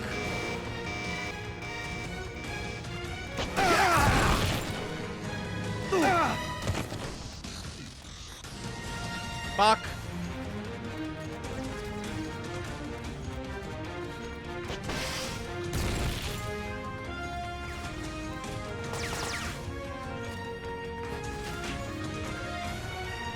That's just stereotyping? No, I mean, it's a style thing.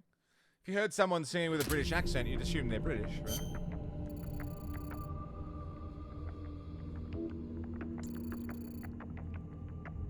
She's got a soulful kind of voice, and that is something that you would typically hear in African American vocalists. They've got that soul, that roundness and solidness to their voice that Donna also has, and it's really cool.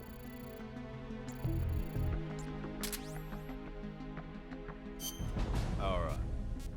We made it to the silo complex.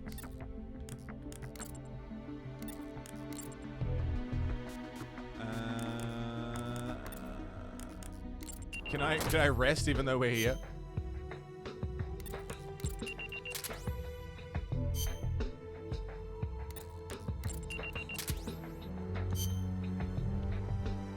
Silo complex.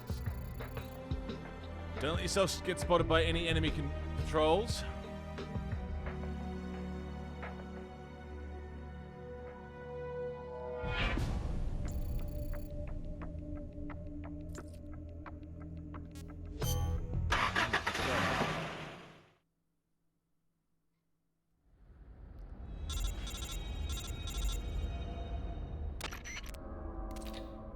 One last push away from Metal Gear. We don't know the exact route to the Metal Gear launch silo, but it must be connected to the underground complex somewhere. Keep going.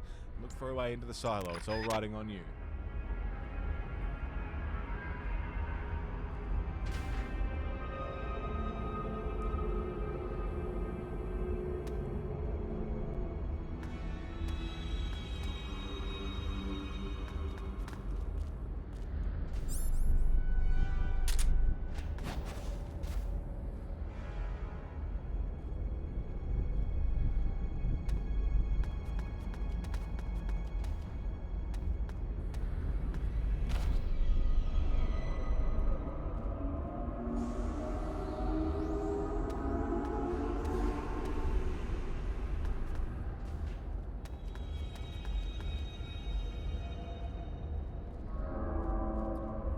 I don't think I'm on a time frame anymore.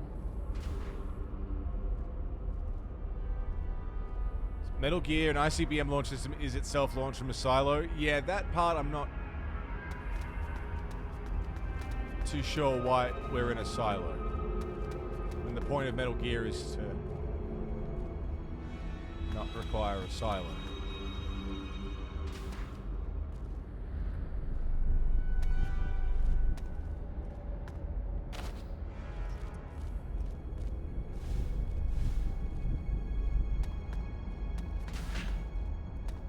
Gun shooting little guns, yeah, kinda.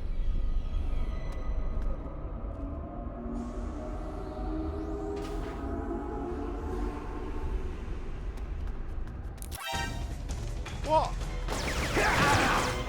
What? This is HQ. Did I upscale the resolution? No. This is Patrol. Oh, I don't think I did anyway. Up, you idiot. Well, if Stacy's gonna lay down, then of course we're gonna. What's wrong? Your circuit's gone dead. Yes, I Give know. me a status. God damn it. I think this is base resolution, but I may have upscaled it. I can't remember. Nor do I know how to check.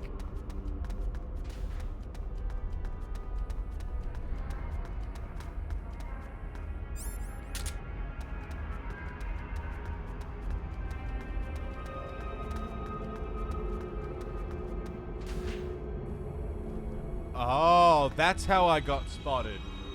There's a camera.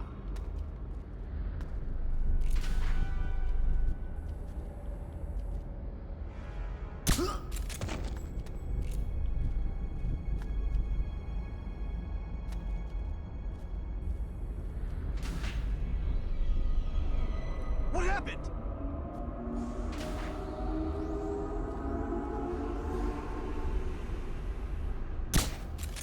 What's that? The enemy's here! Who's that? No!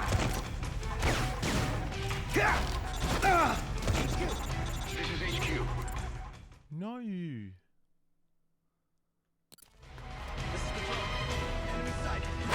No! Sending reinforcements. Fuck off! Where do I go?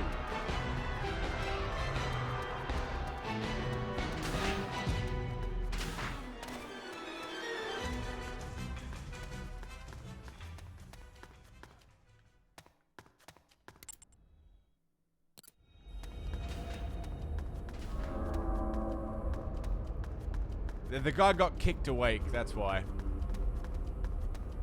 He was tranked and then he was kicked up by his mate.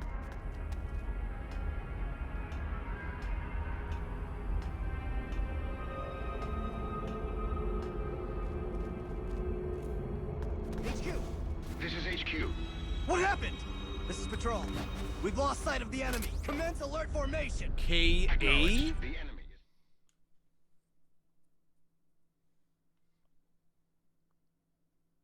is still nearby.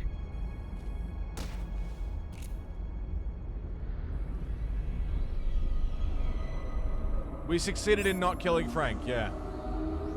What happened?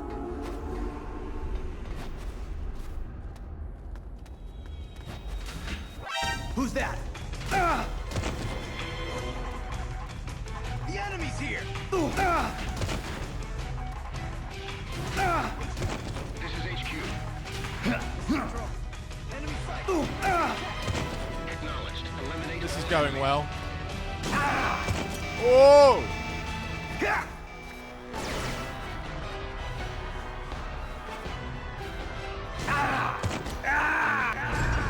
What's wrong? Your circuit's gone dead. Give me a status report.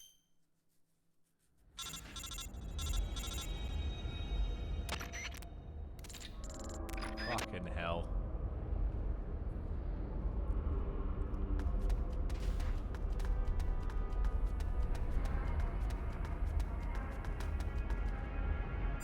I don't know if I can take out the camera with a trank. I can try.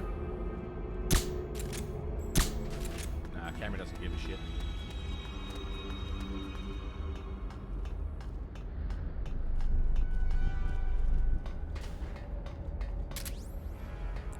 Garko.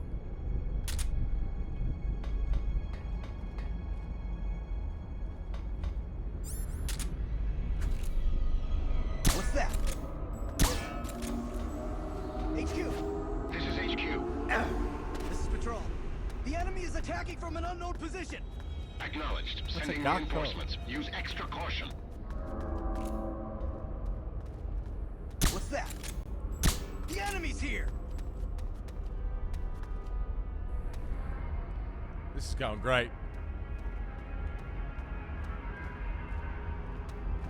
Who's that? Okay.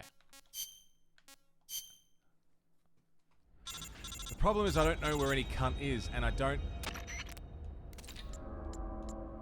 I don't think anyone here can pass off as a guard.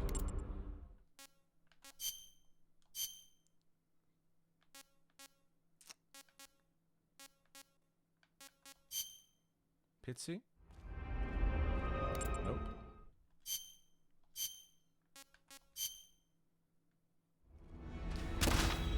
Listen does.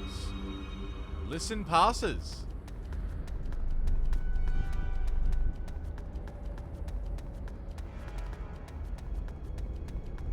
They think Listen is one of them.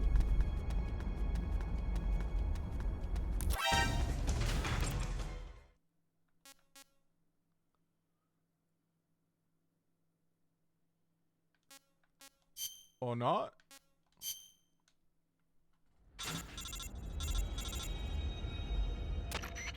He passes until he doesn't?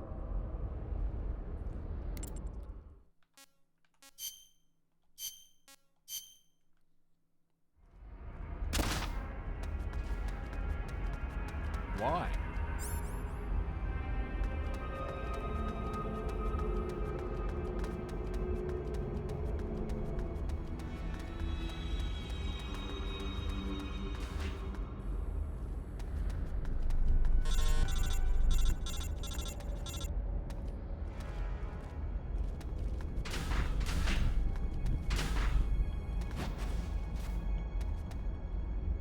So the camera, for some reason,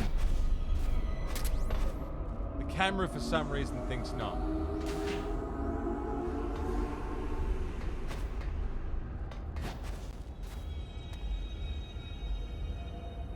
Wait for that door to close.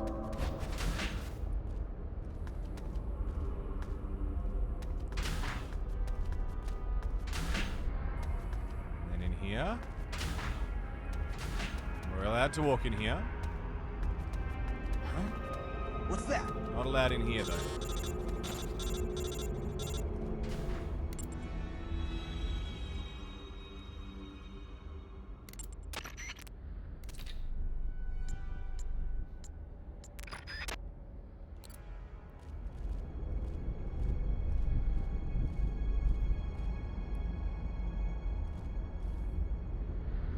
Just my imagination.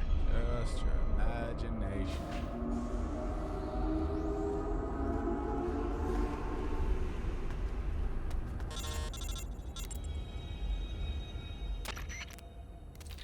That door doesn't have a keyhole or a card slot. I heard a rumor about this. This is a door that responds to a radio signal on a specific frequency. Ah.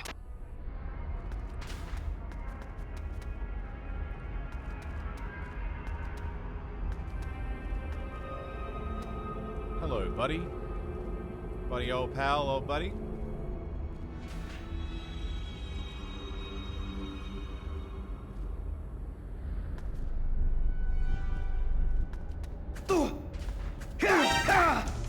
One, 4, 5. The enemy's here. 14575. 14575. So let's do that again. 14575. It's just written on the wall. I didn't have to interrogate him, which I was expecting to have to do.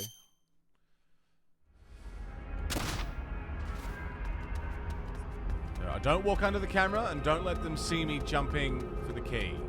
And we should be okay. It's weird, they sometimes just decide that you don't look good. Seems like the enemies just randomly decide whether or not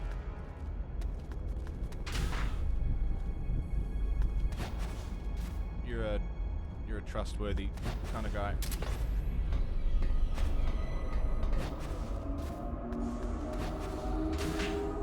Who's Fuck! that?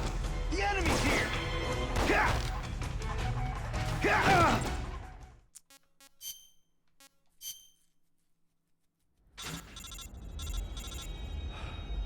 Son of a bitch.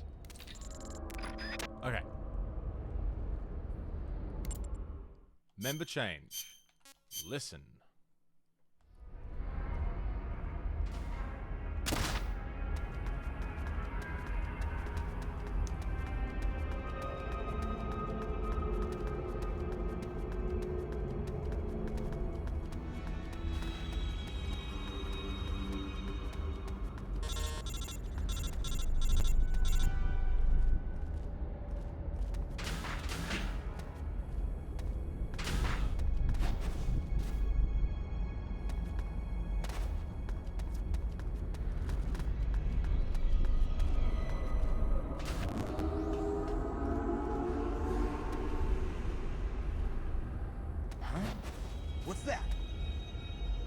Nothing.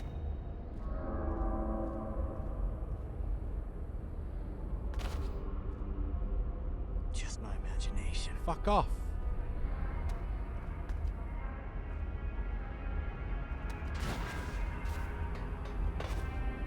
Key E. Got it.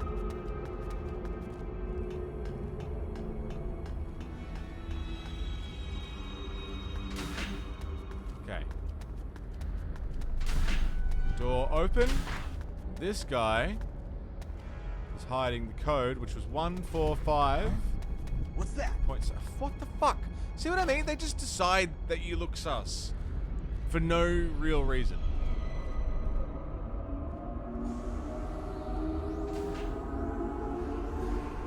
Just my imagination.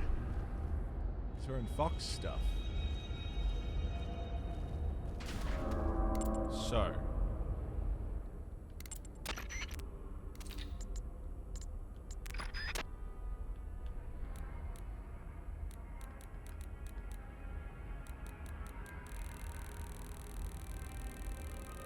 One, 4, 5, 7, 5.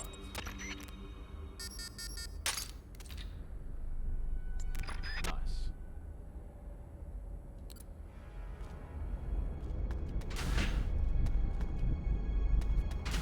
Still not sus in here.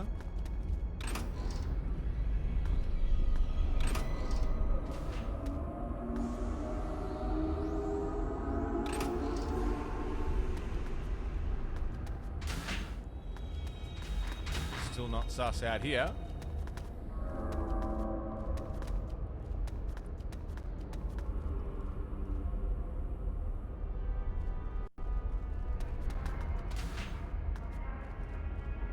Looking on the walls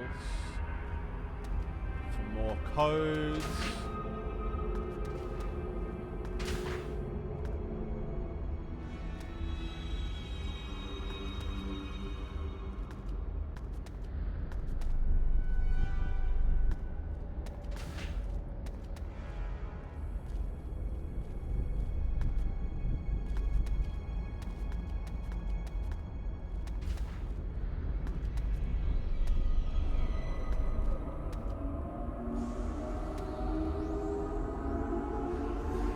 Walk this way at all? No.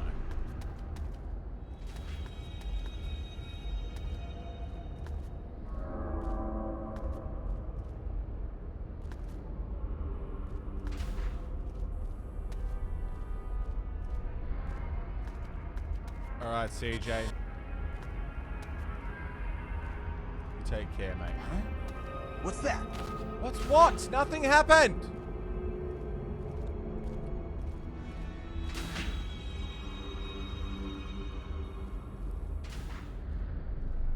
Just my imagination.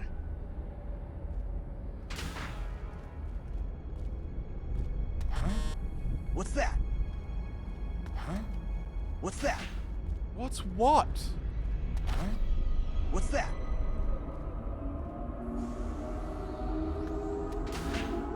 Who's that? What The enemy's fuck? here!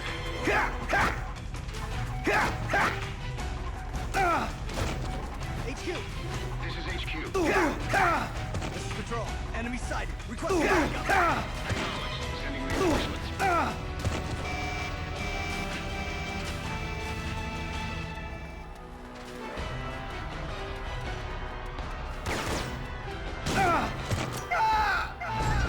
Damn it, we lost one. Select the next soldier immediately. Dude. Does Squid get a pass?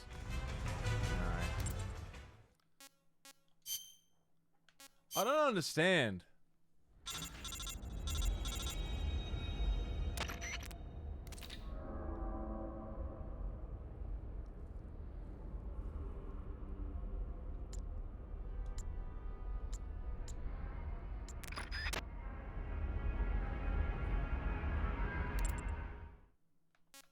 Restart. No. Member change. Listen, safe. I need to get the key.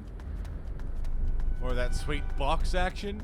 I didn't bring any cardboard boxes with me on the mission. I mean, there's guys inside these cardboard boxes.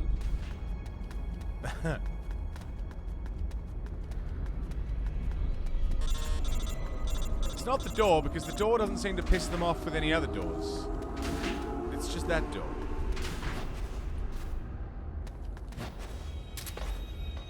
Alright. Also, climbing a ladder is apparently suspicious.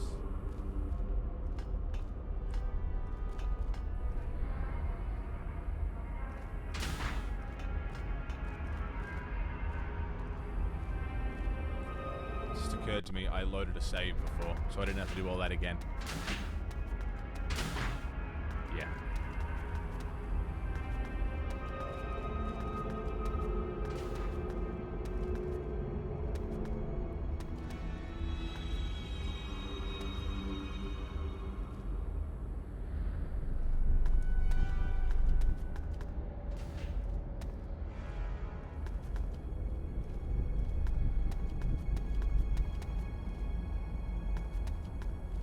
What is this door's code?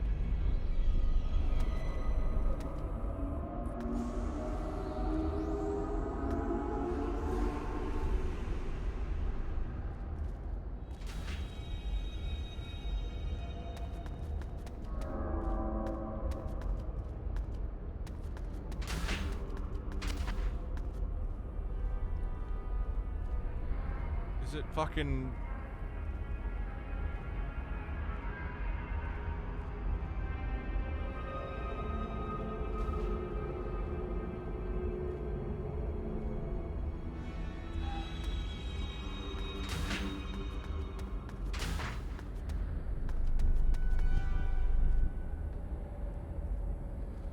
out the window or like somewhere super obscure?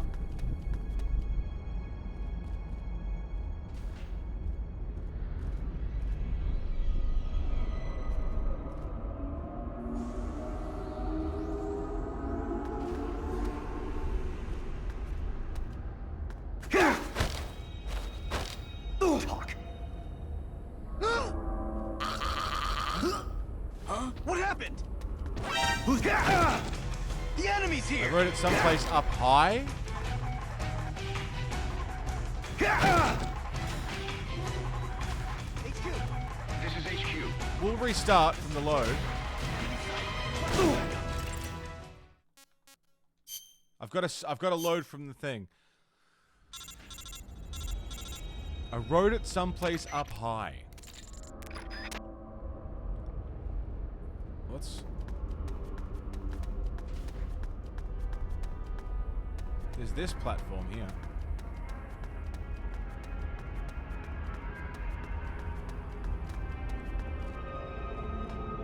The ceiling? Yeah, I mean, gamers don't look up. Everyone knows that.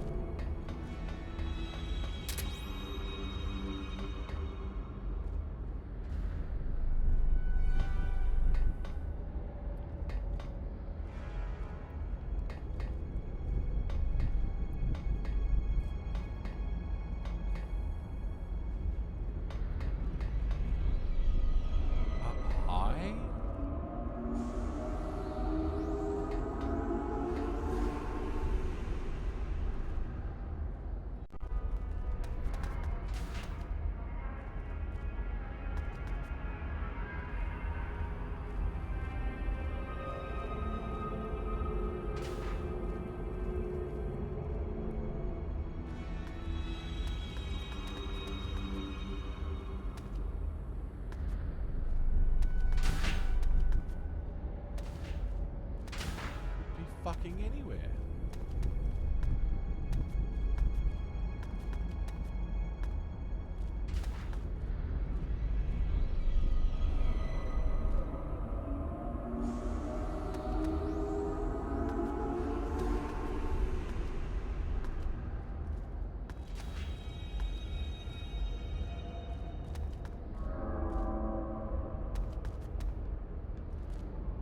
Aha!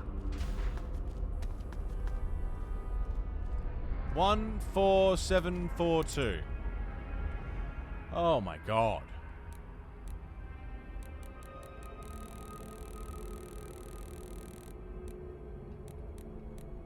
Decast, what's up? Oh, alright.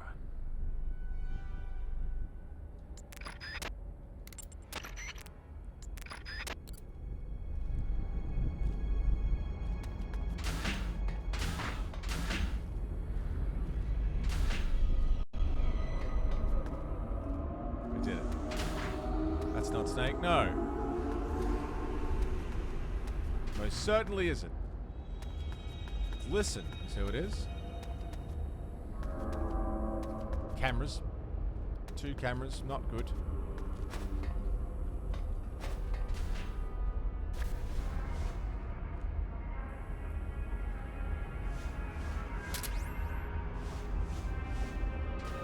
Three cameras.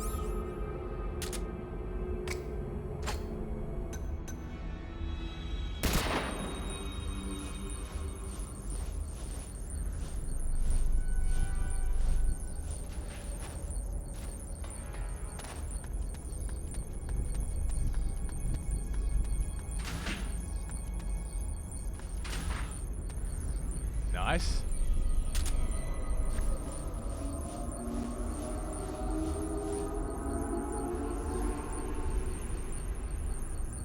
Yeah, they aren't fucking around on that door at all, are they? 851. They mean 8. Because the 1-4 doesn't change.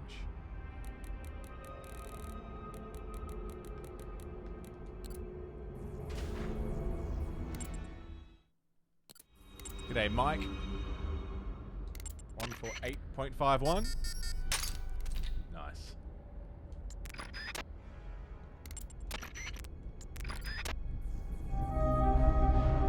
Who's that now? Groove with the host? G'day, Groovy.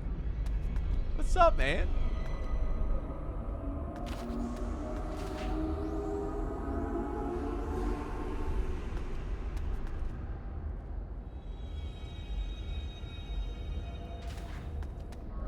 Ranima, good morning. Groove, you spicy boy. How was your stream? What were you doing today, dude?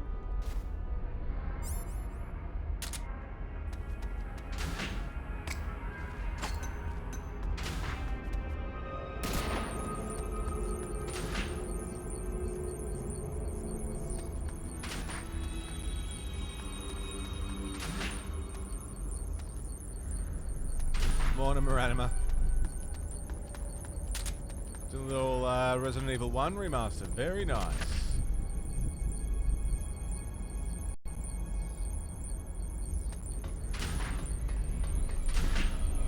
Wouldn't be your first time through, would it? Key E.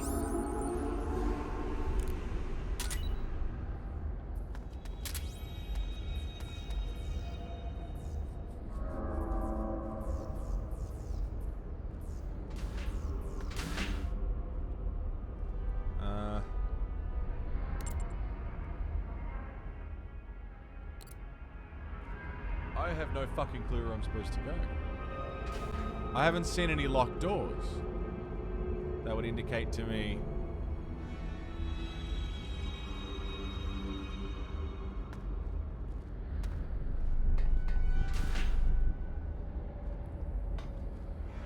Not down there?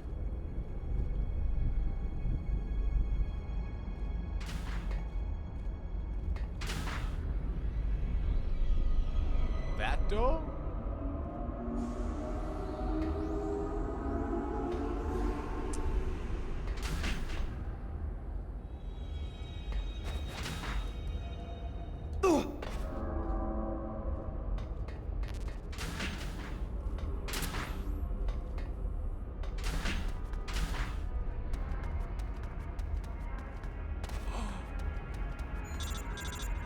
We fucking nailed it.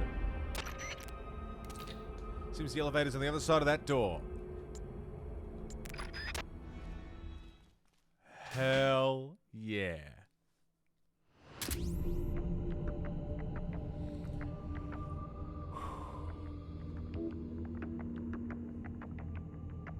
Oh.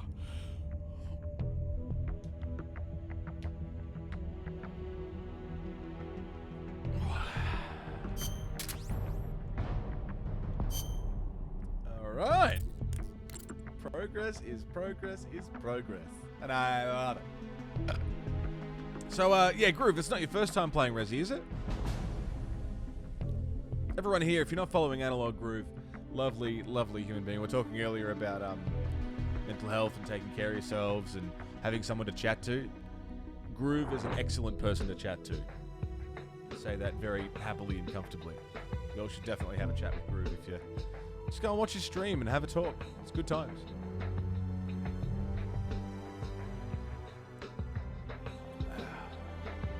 Moranima, this game is awesome, but the boss fights are fucking terrible. Boss fights have been the worst part of the whole game. Other than that...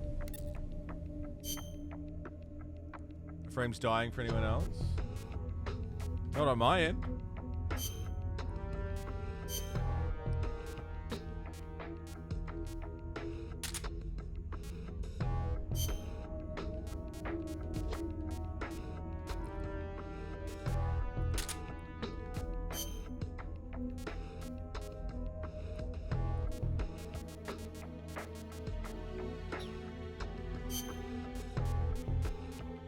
Bring a fucking rocket launcher.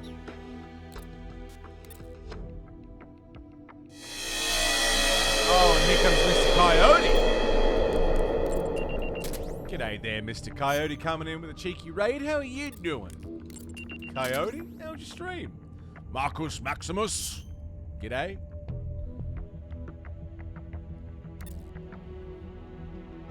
Is that Shoofy? Shoofy. G'day, Shoofy.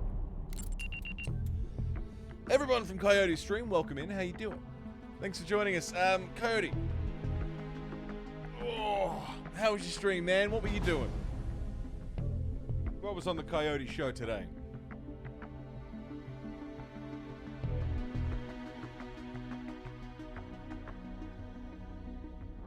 I'm good, man. We're still getting through portable ops.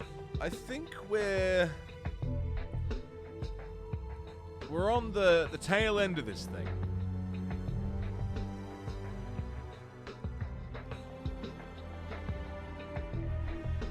Roblox? Some Final Fantasy 14. Who the fuck's playing Roblox? Is that a kid's game? How's Final Fantasy 14? 14's the online one, yeah? You're going through some raids, you're going through some story stuff. Hang on, this is... We got 1, 2, 3, 4, 5, 6, 7, 8, 9, 10, 11, 12, 13, 14, 15, 16, 17, 20. 1, 2, 3, 4, 5, 6, 7, 8. Oh, we've only got 2 missions left. We've only got 2 missions left and we're done.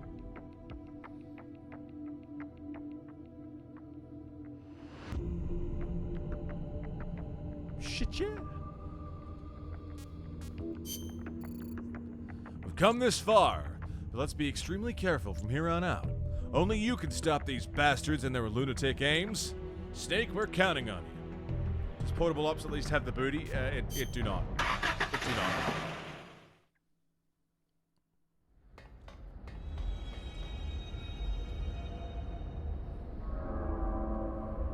Doing Shadowbringers expansion. Nice. Alright. What's the status? There's a large freight elevator.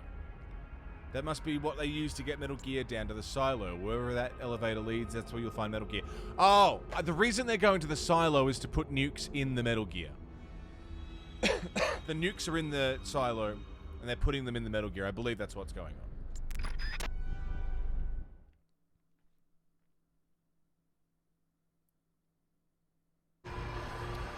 Guess we'll find out. Cunningham. Glad you can make it, Snake. To be honest, I'm a bit surprised. You've come much further than I'd expected. He was right about you. He? But that no longer matters. You've got no reason left to fight. Your mission is over, Snake. Mission? What are you talking about, Cunningham? All right then, Snake. I'll explain it to you. I don't answer to G. What? The CIA may control Fox, but I don't answer to them either. My employer is the U.S. Department of Defense. What do you mean? Everything you've seen so far. Surely you know the CIA and the Pentagon aren't on the best of terms. You're talking about a fight over budget? No, not that. The Bay of Pigs invasion in 1961. The covert ops in North Vietnam. The influence of the CIA in America's military affairs grows with each passing year. The Pentagon brass started to feel threatened. And then they found out about the Metal Gear project. They enlisted Gene, Fox Unit's commanding officer, and had him steal it before it could be handed over to the Russians. What do you think would happen if Gene were to launch Metal Gear into the Soviet Union? The CIA'd lose face, and the military's influence would immediately start to soar. You were trying to get Gene to use the nukes on purpose? Are you out of your mind? You'd start an all-out nuclear war. Wrong again, Snake. Gene is just a renegade. And the Russians are the ones who built this base. The fundamental design for Metal Gear and the nukes it carries are Russian-made. And you blame Washington? Besides, there'll be no evidence left behind anyway. See this, Snake? A Davy Crockett. Exactly. A miniature nuclear warhead. But this one is Soviet-made.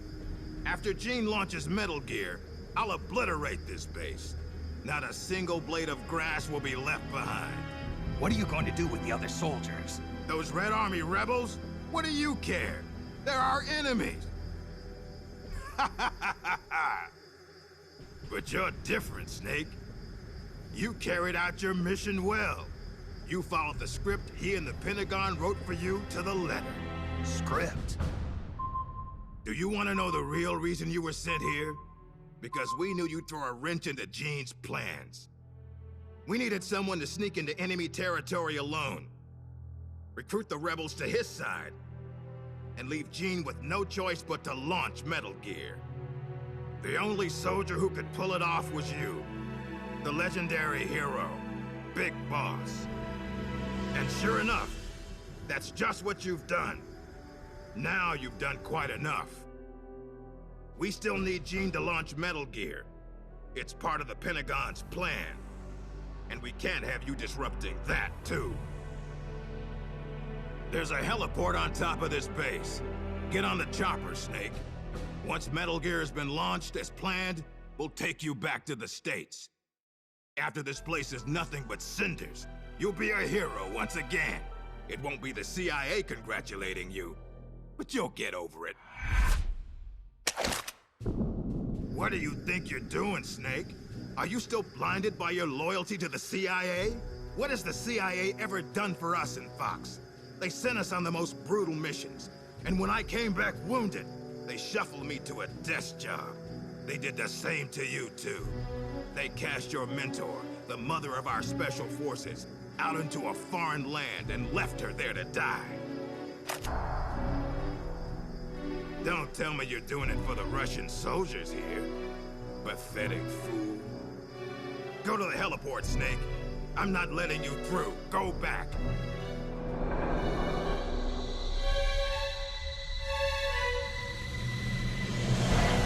I can't let you use Metal Gear. I'm doing this out of loyalty to myself. I'm not gonna live my life the way the boss did. Have it your way. Now you're a real traitor. Out of loyalty to myself. Well then, let's get down to business.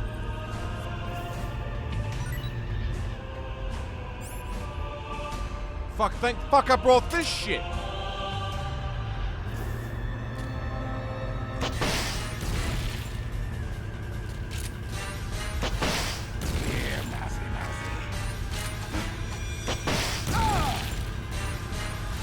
I don't know if I can... Is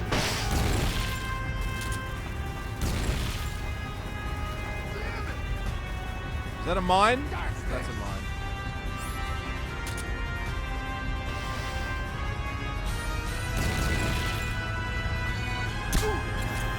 Oh, we can! We can.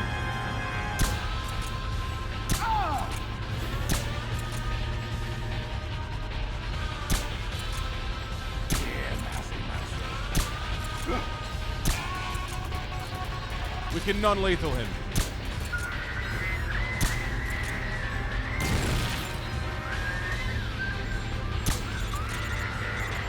Fuck, I gotta hit the cunt though.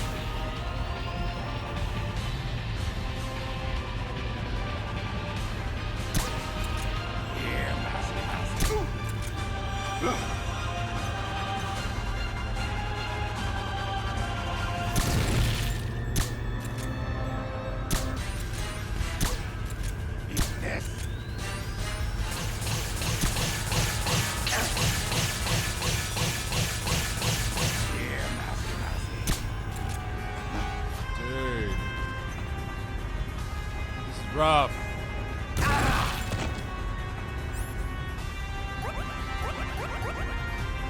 Dude, this is rough.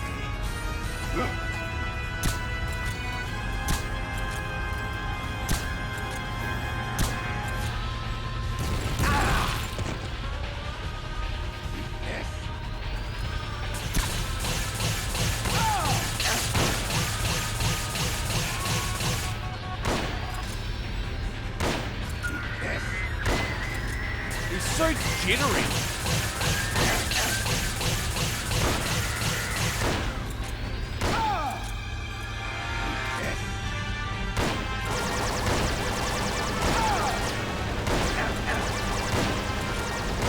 He's so jittery. I don't know if we're going to be able to do it. Not with one trank gun. Depends how many times we hit him, I suppose. I wonder if I can get him into a second phase or something.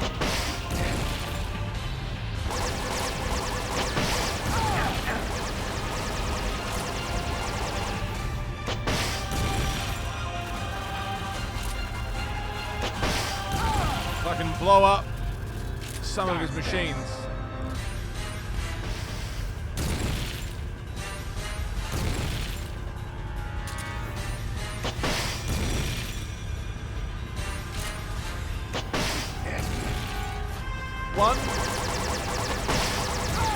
One real problem I'm having is that you can't, like, I'm not feeling any haptic feedback at all, or it doesn't feel like my guns are doing anything.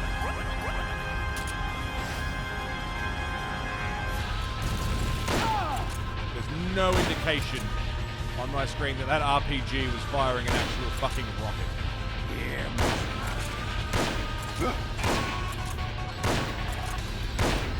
The lightest feeling rocket in the world.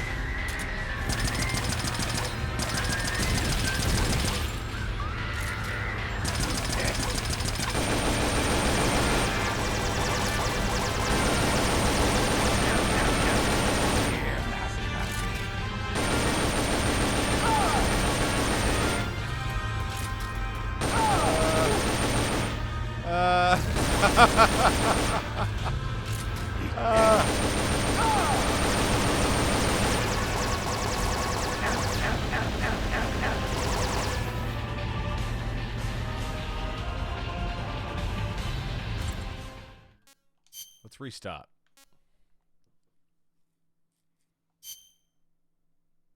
Well then, let's get down to business.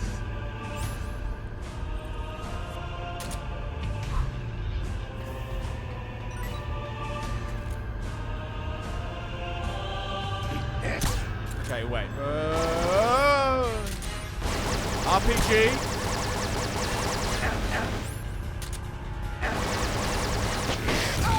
Drop him. And make him go down.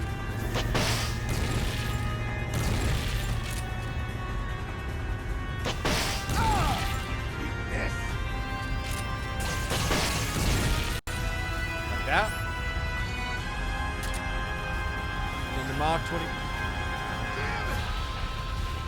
22.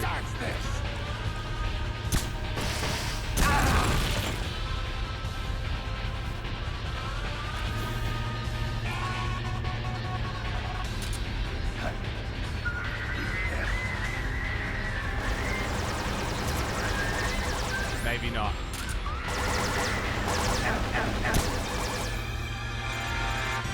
I mean, he's hittable non-lethally, but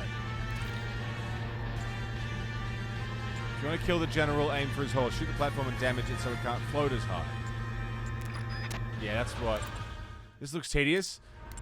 That's pretty much been this game's problem, is that it goes from these short, fast missions that are really cool and, you know, decently designed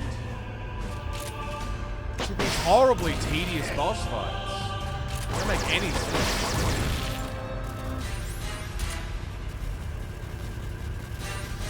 Damn it!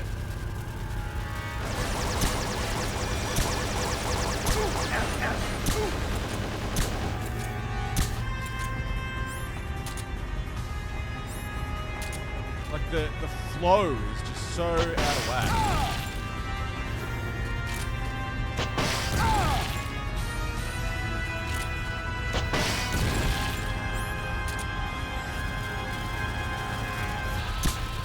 Damn it! Stop getting out of the controls are terrible control. That's its own problem. Only on PSP, yeah.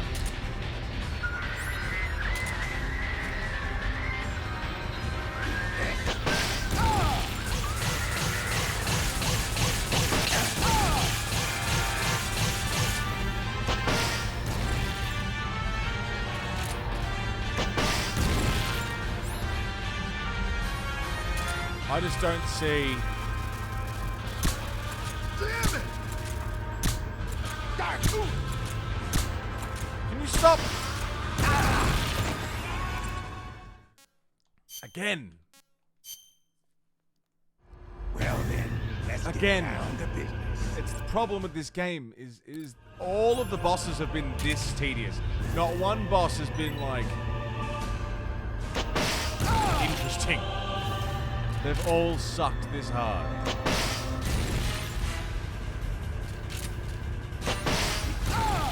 And he's meant to just be a regular dude.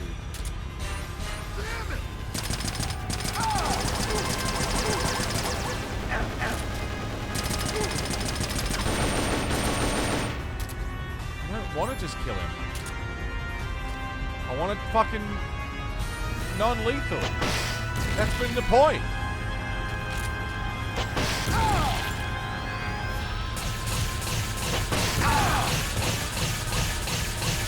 You know, it's canon to the story. People don't consider it canon because Kojima didn't direct it.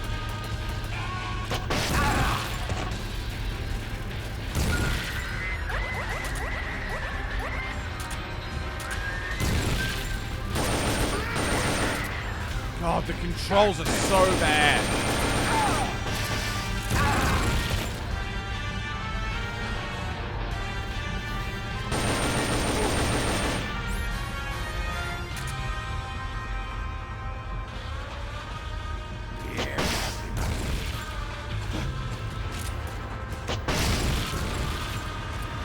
Well, it's just, I'm mad because the narrative has been so engaging and interesting, and in terms of the story, the narrative has been great. Like, Damn it! in terms of where this game sits in the Metal Gear franchise, fucking awesome. The little sections of gameplay have been awesome. So what the fuck happened with the... Let's get down to business. What the fuck happened? Who made these boss fights? Why did they think that they were a good idea? We'll leave this one out, but the story...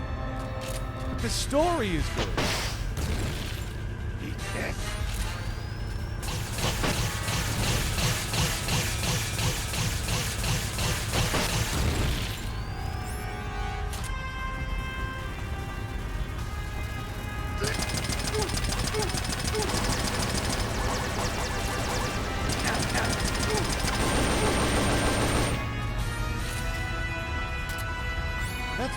upset about. But the story's good.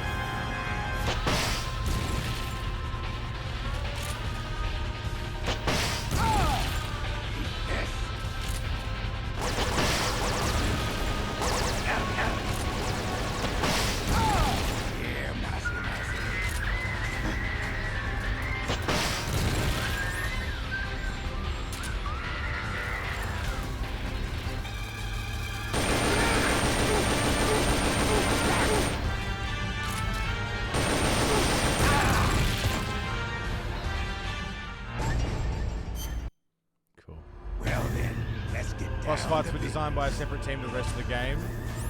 Yeah, that kind of thing can certainly happen.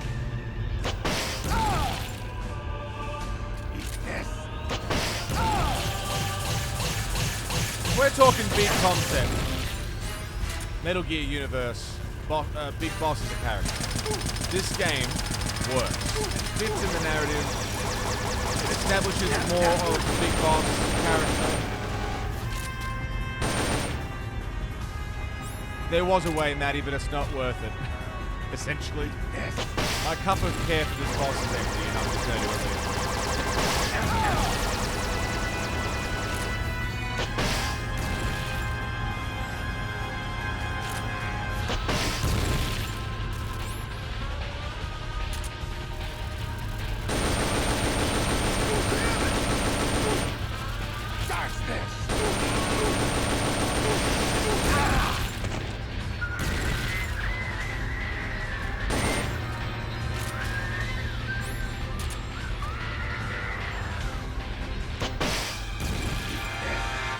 I don't want to waste my energy on a game that doesn't care. If the game doesn't care about the boss fights, why should I? My logic.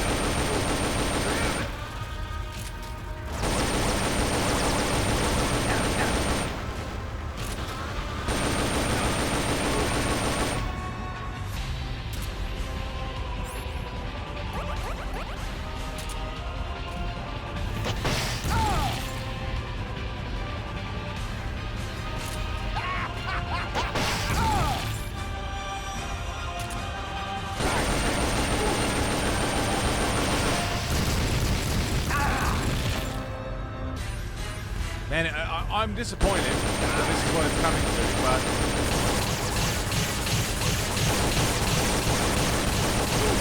yeah, you can do a no-kill of this,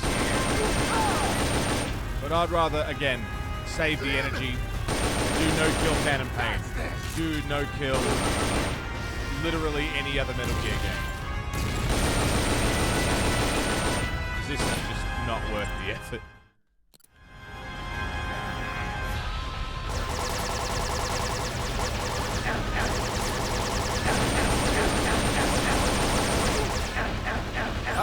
Let me heal you, fucking asshole.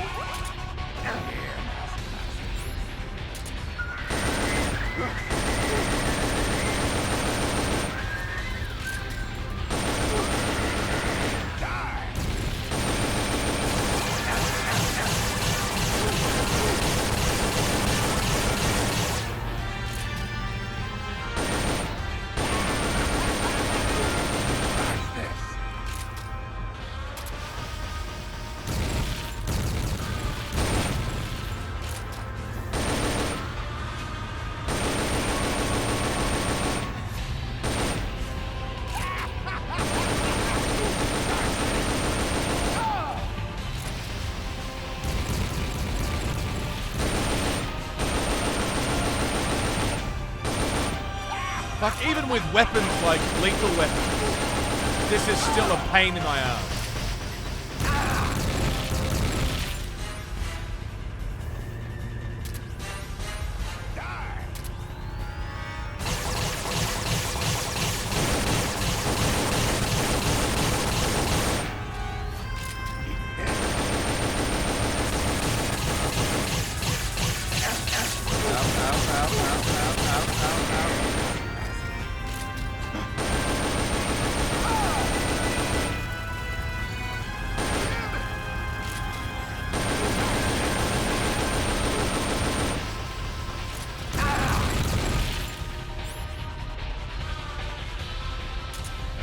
heals.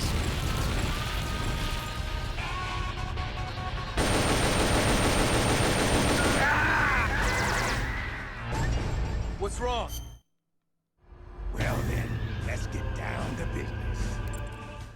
The tiny area where the tranks actually hit him and he's partially shielded by the screen in front of him. Terrible design, yeah. He absorbs tranks like they're nothing, so I would go through the whole... You saw how close I was there, wasn't I? You go through the whole bar. Sorry, you go through all of your ammo reserves for trank rounds, and it wouldn't even take him down.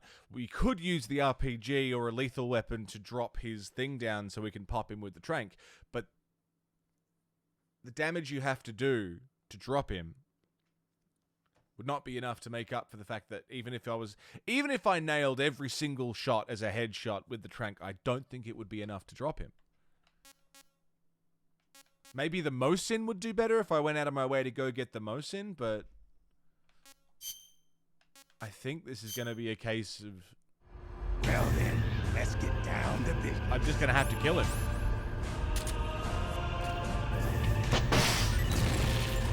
Which sucks, because I don't want to. But again, if the game doesn't care enough about the boss fights to give them good design, then I don't care enough about the boss fight to play with that good design and do the fight non-lethal.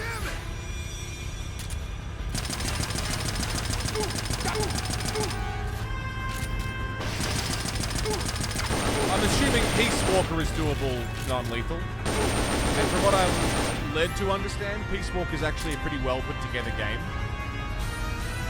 So we'll just continue the non-lethal playthrough from Peace Walker.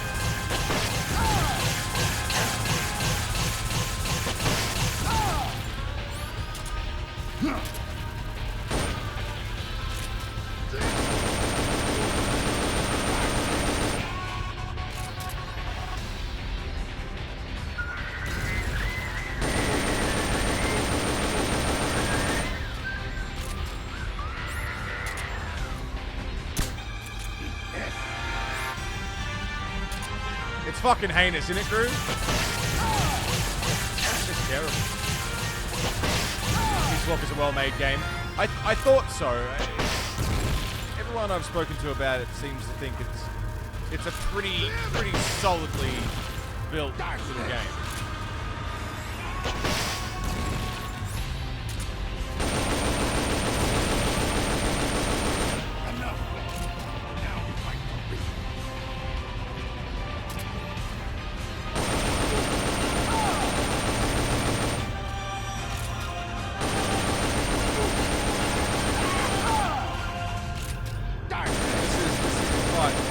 This is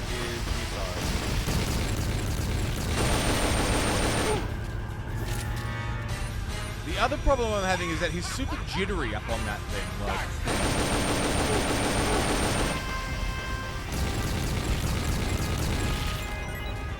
trying to nail a headshot is fucking damn near impossible. Do you think watching Cody played it? Fuck yeah. That's good. That's good. That makes me happy. Means we've got something to look forward to after this. I'm glad we're doing this. I'm glad we're seeing the story. I'll be glad to have it over. This is my Devil May Cry 2.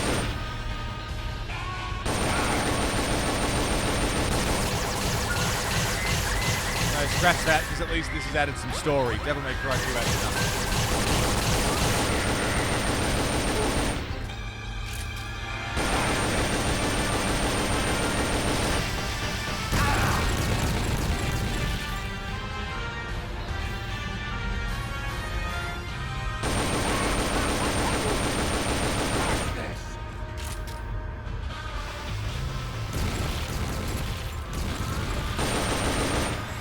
Come on.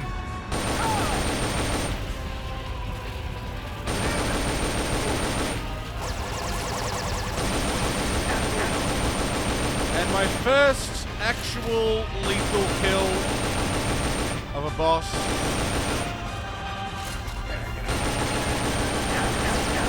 Tedious.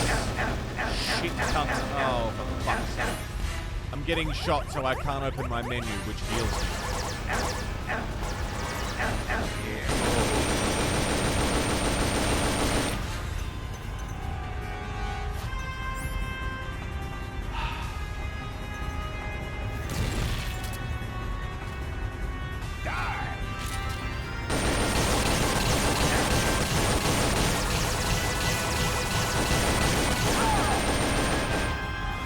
Yeah, it's pretty justifiable, huh? Where is he?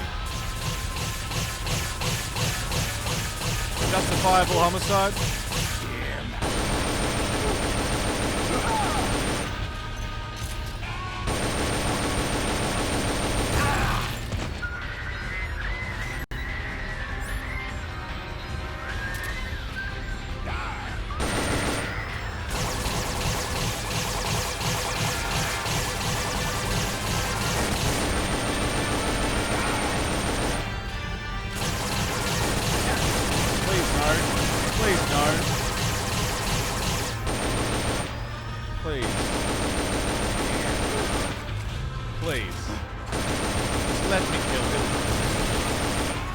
Please just let me kill him.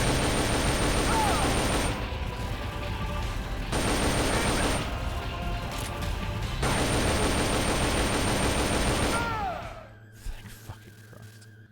The music's been good, yeah. Why, Snake? If you'd just gone home to America, you and I would have been given the highest honors a soldier can achieve. And now, look what you've done. But I'm not gonna die alone. I'm taking you with me. Cunningham, no!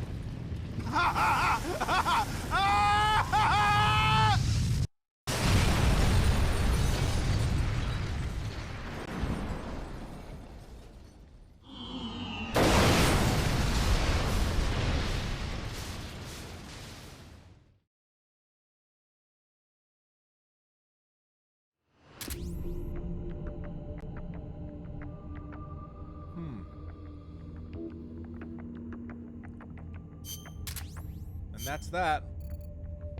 This is it, boys. Metal Gear should be at the end of the elevator. Kita, how you doing?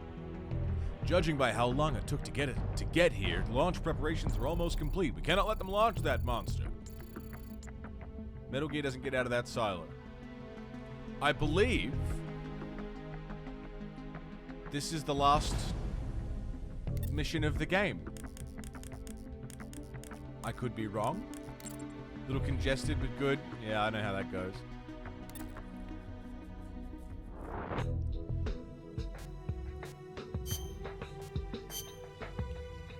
Yeah, I believe this to be the last mission of the game.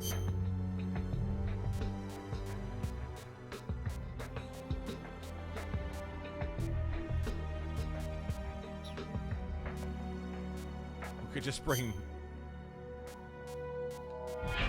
assault rifles.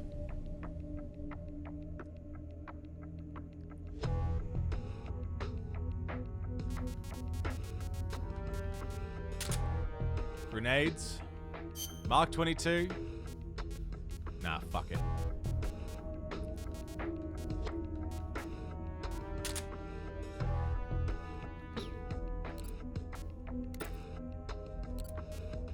Oh, actually, we should probably bring some heals.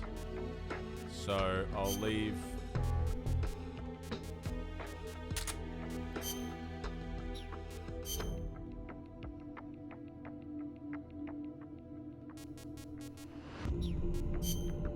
Why can't I bring heals?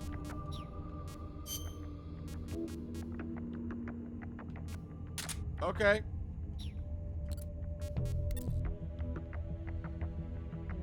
Medkit.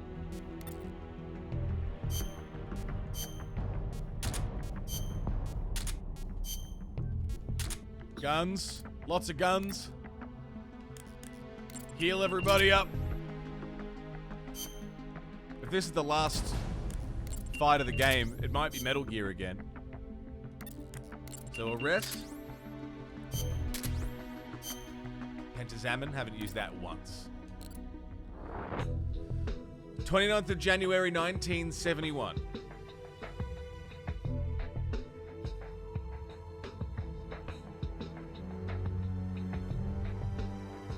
And this, the last mission of the game, is where I'm going to take a quick break, go take a piss, have a smoke, have a stretch. You all should do the same thing. Go take a piss, have a smoke, have a stretch.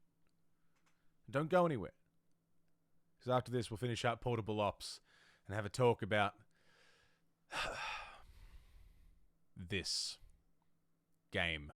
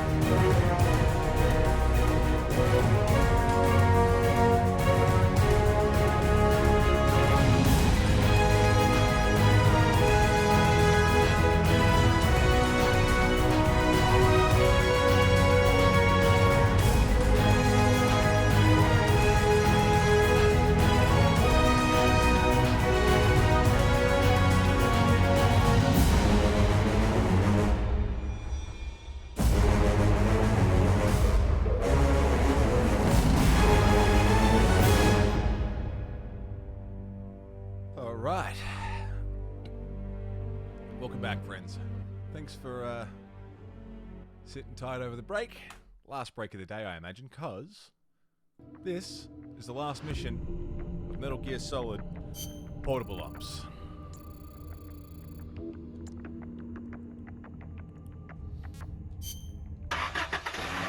Let's go. Nice of you to join us, Snake. These are the Metal Gear engineers. You killed them. No, they killed themselves. They all despaired of their crimes and decided to die. Crimes? You mean the fact that this is all a Pentagon conspiracy? Conspiracy? I see. Cunningham must have spilled his guts. The poor fool. He died never realizing he was only a puppet after all.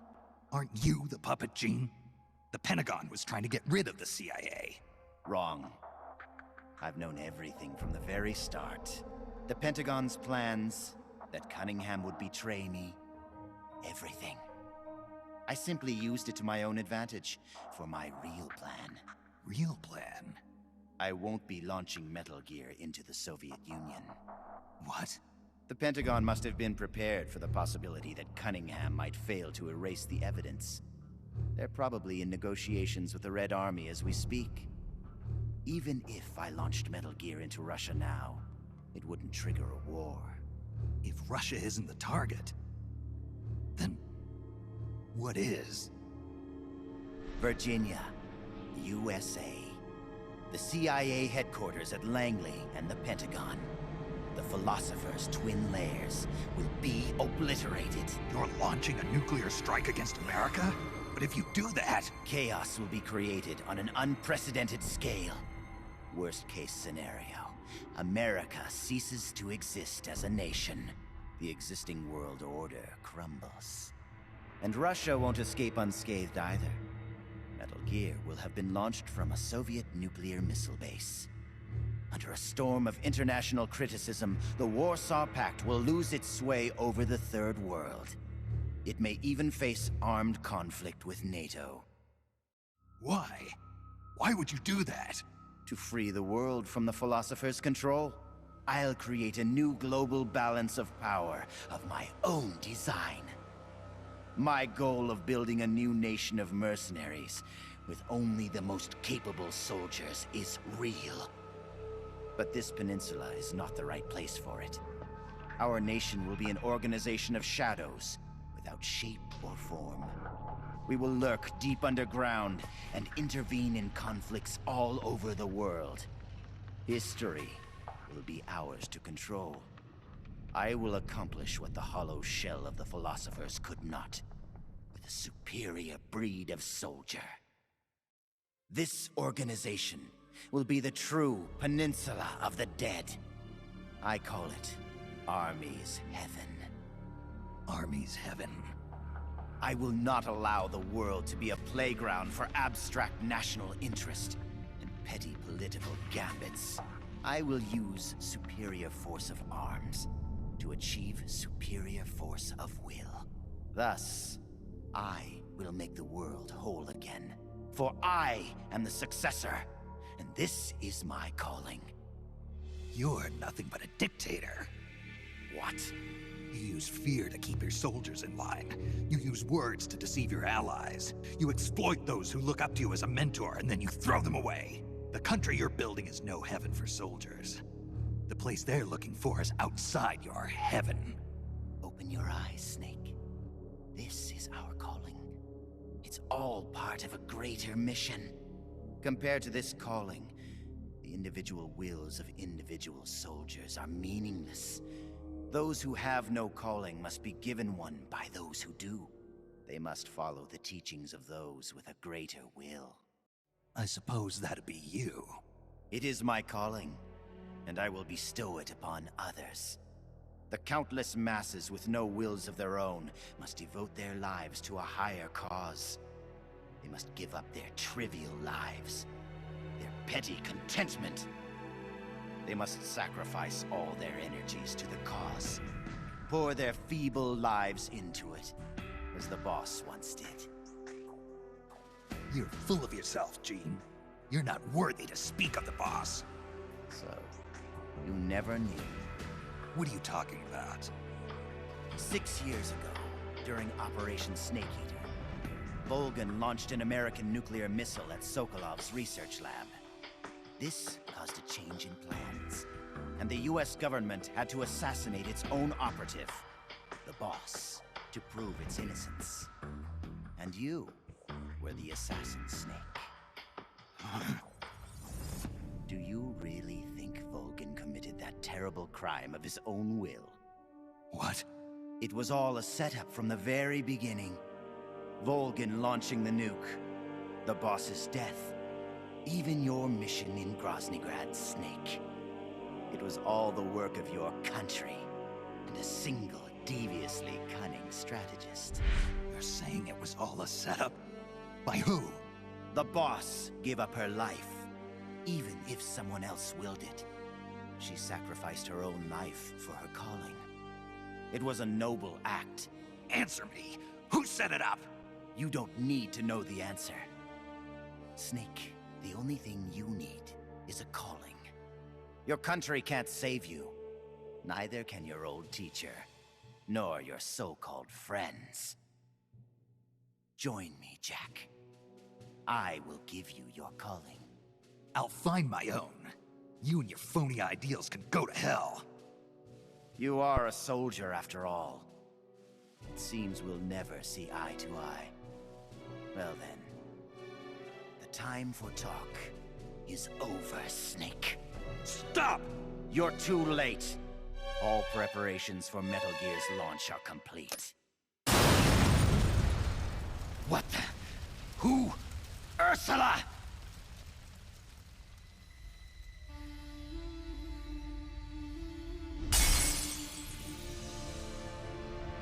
Stay out of my way, Ursula.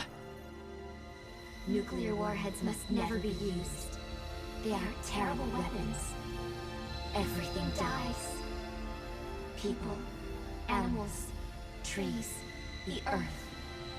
Even today, they suffer still. I know their pain, their suffering, their cries, their hatred. Ursula? Or is it Lisa?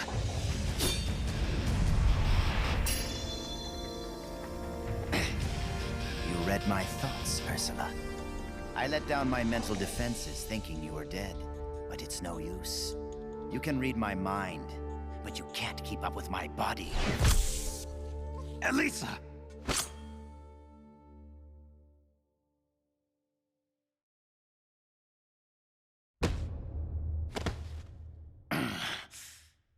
I'll have to find another way. Jean, stop.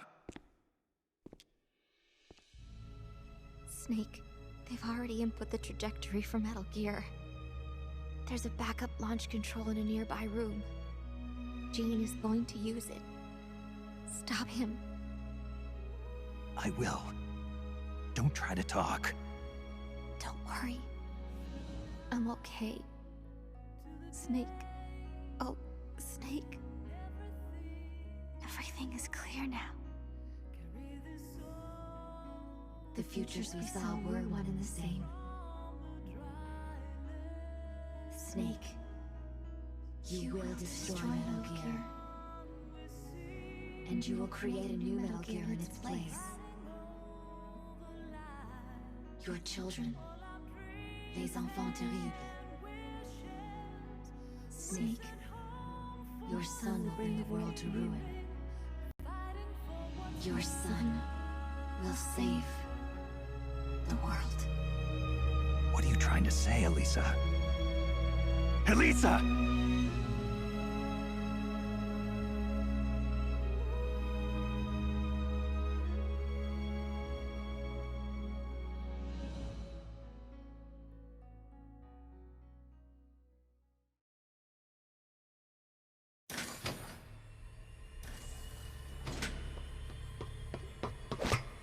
This is the end, Snake. Metal Gear has already entered launch mode. Trajectory calculations and target locations have been set. No one can stop it now. Not even you, should you defeat me. But I know you won't let me go without a fight. And I too have a reason to fight you. To prove who I really am. Let's find out who the true successor is. Snake, let's finish this. Let's finish this. Holy shit, man. You see what I mean about the goddamn story? What's it going to be? Loyalty to your country? Or loyalty to your...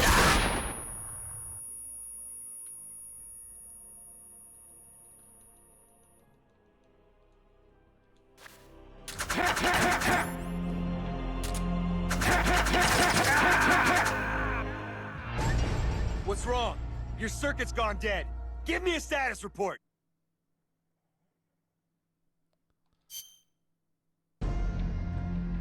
Let's try that again.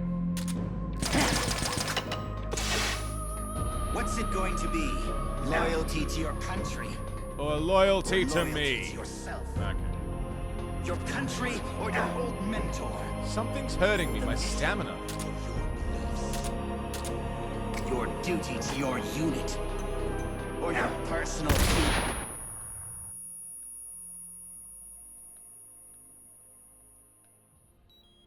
Why is my stamina dropping so hard?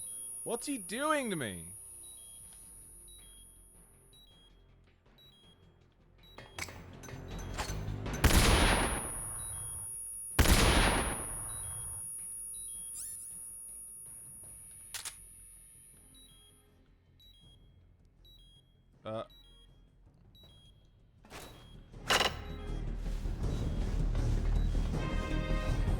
Where are we going? What's the matter? Lost your nerve. Where are we going?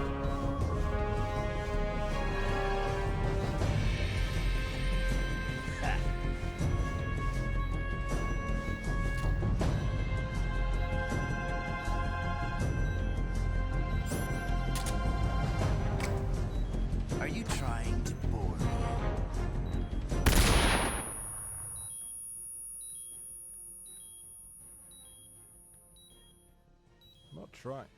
Not trying to do anything except win.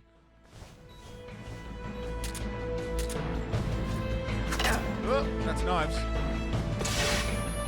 Who of you can say tomorrow you won't be What's wrong? Disguise, how you doing, mate?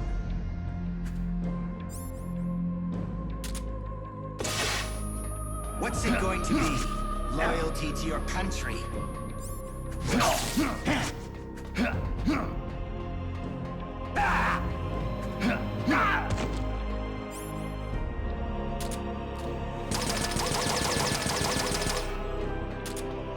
RS, how are you, mate?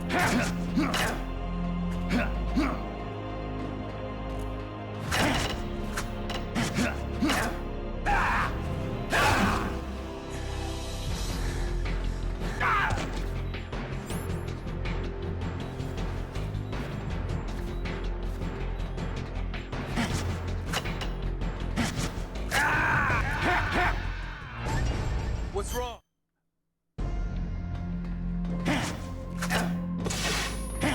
What's it going to be? Loyalty to your country? Or loyalty?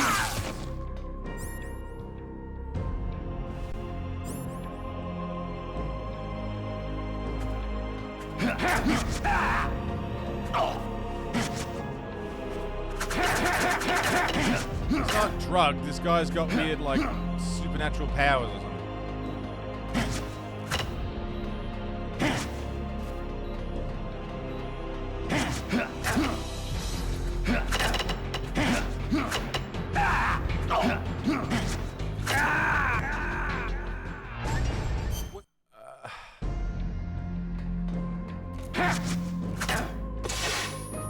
What's it going to be? Loyalty to your country? Or loyalty to yourself? Your country or your old...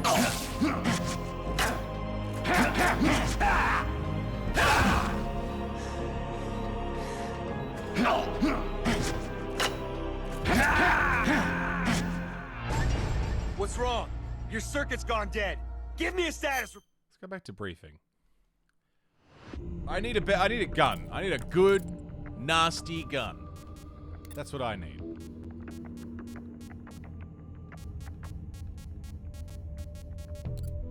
I need a good, like, nasty motherfucker of a gun.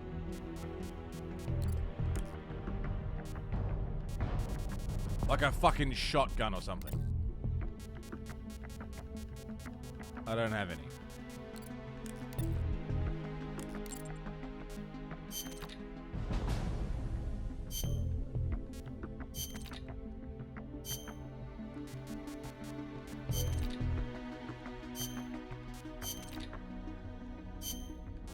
Med kits, M63 light machine gun,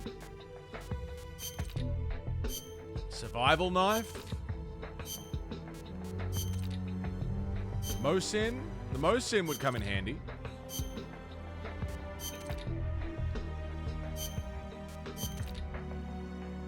M870 shotgun, stored near the arrival gate inside the airport. Let's fuck off to the airport and go and get a shotgun. Maybe that'll do it.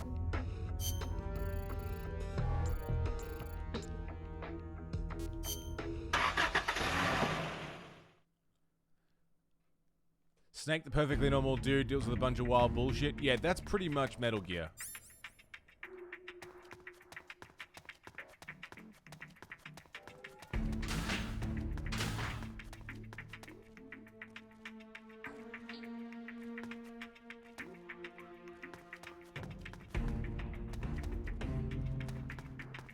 Near the arrival lounge.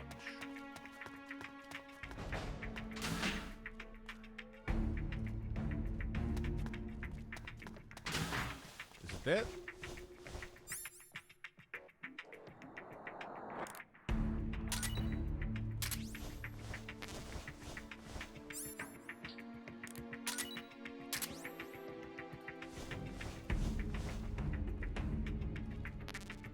I think he was injected with something drugged. He wasn't.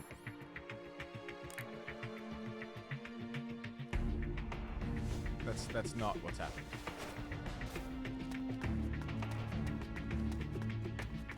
M870. That's what we want.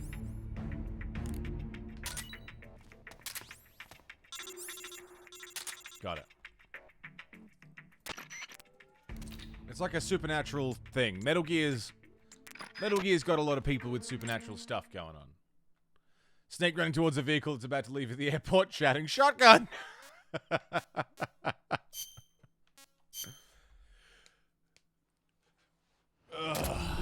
Alright.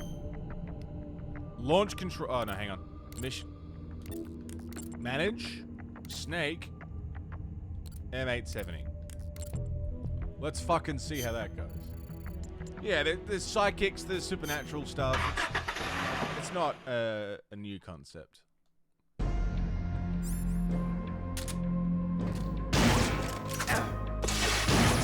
What's it going to be? Loyalty to your country?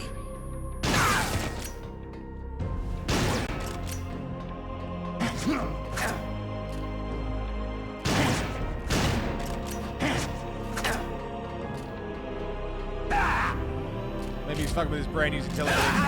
That's exactly what's happening, yeah. It's supernatural shit. Holy fuck. I'm finished warming up now.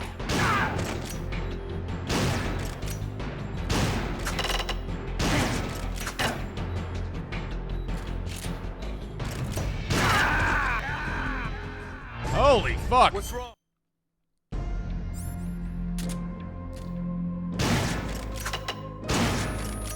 What's it going to be? Loyalty to your country?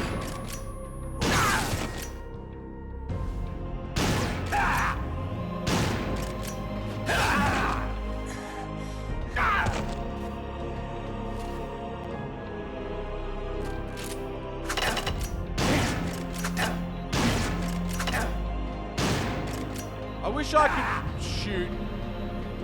I wish I could shoot without going first person. That's a real fucking pain in the ass.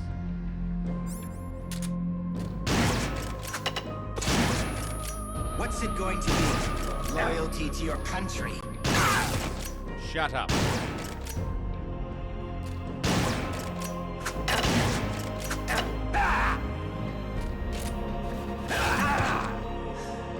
I'm pressing the roll button and he just sits down. It's serious in its messages but doesn't take itself seriously, yeah. What's it going to be? Loyalty to your country. Loyalty to yourself.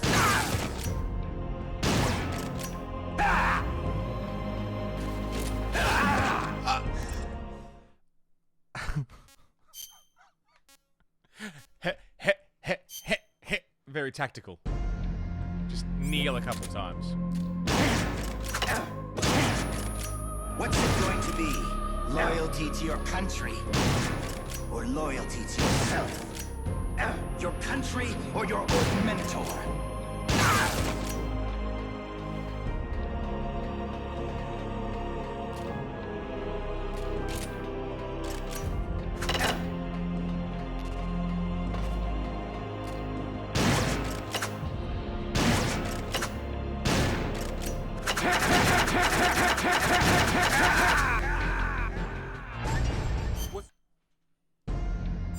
It'd be great if 99% of my shots when aimed right at his body didn't miss for no reason whatsoever. What's it going to be? Loyalty to your country?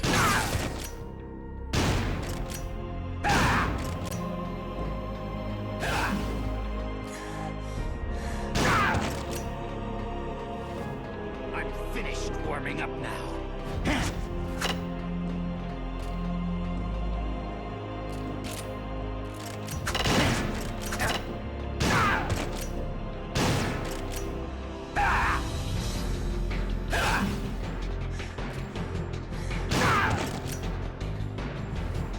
You're really giving me a run for my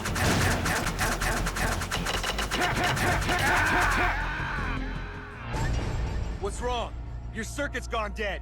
Give me...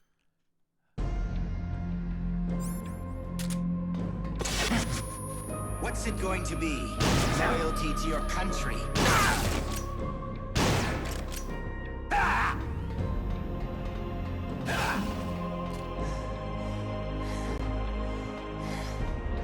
Where the fuck is he? Oh. Time to get down to business. Brace Let's get down to business to defeat the gene.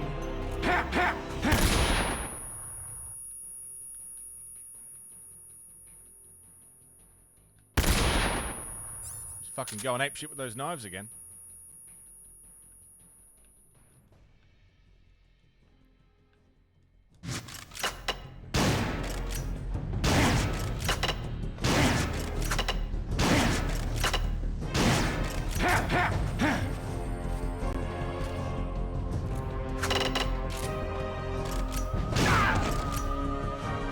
You can't shoot him while he's laying on the ground? Yeah, I love that.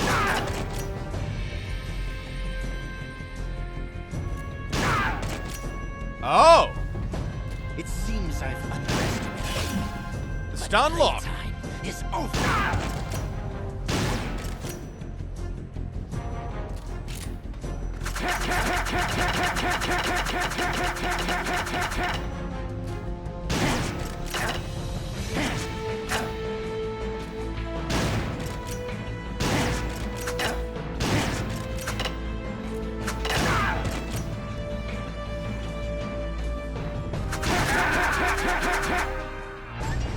What's wrong?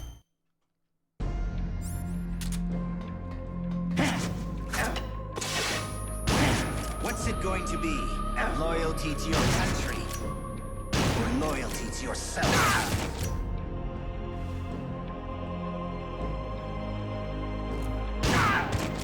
Yeah, so when he goes to throw a knife.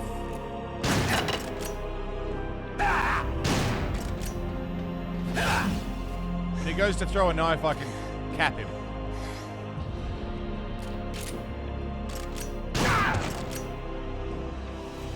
Time to get down to business. Brace yourself. Except when he does that.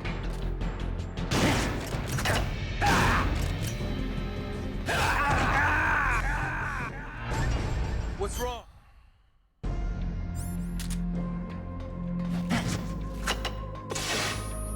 What's it going to be? Loyalty to your country? Or loyalty to yourself? Your country?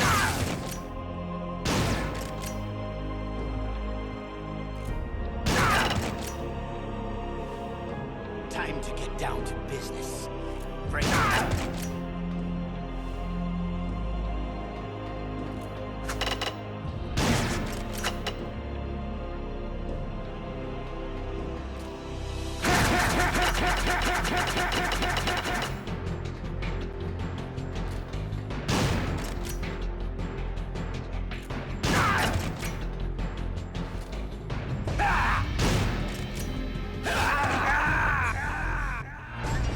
What's wrong?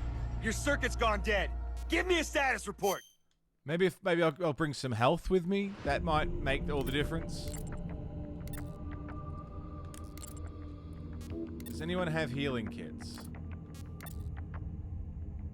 Listen has medical kits.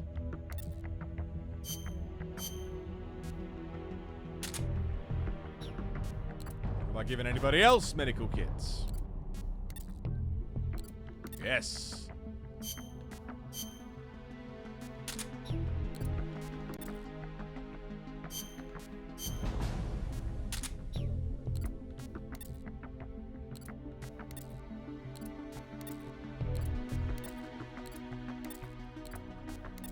That should be enough. Right?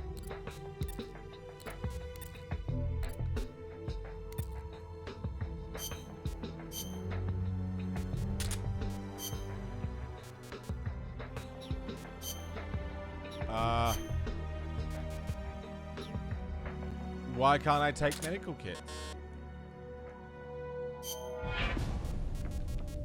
Why? Why can't I bring med kits? Is there any reason why I can't bring med kits?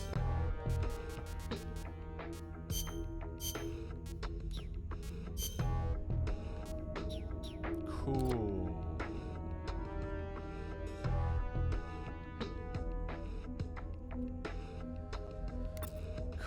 Cool.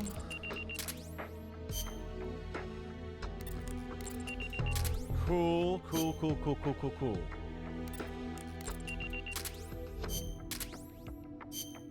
A medical kit has been produced. It'd be great if I could take it with me.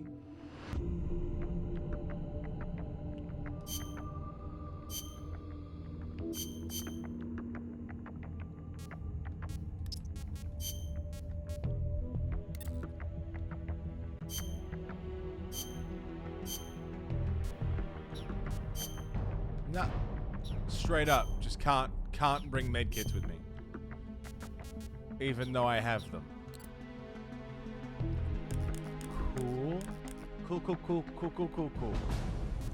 Cool. Why?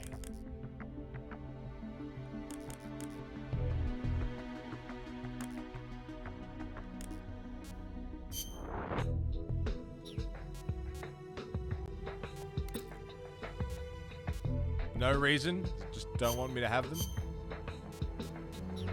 Alright.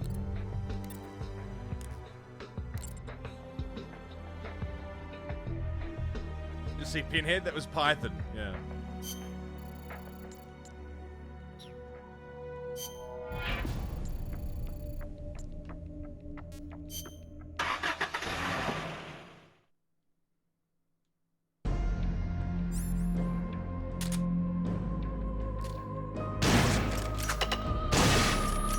What's it going to be? Loyalty to your country? Or loyalty to yourself?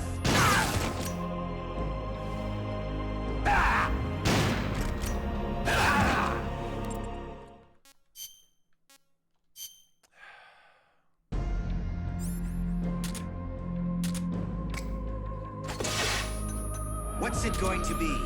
Loyalty to your country?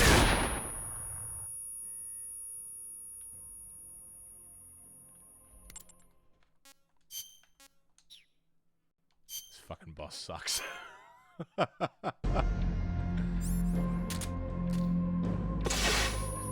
What's it going to be? Loyalty to your country? Or loyalty to...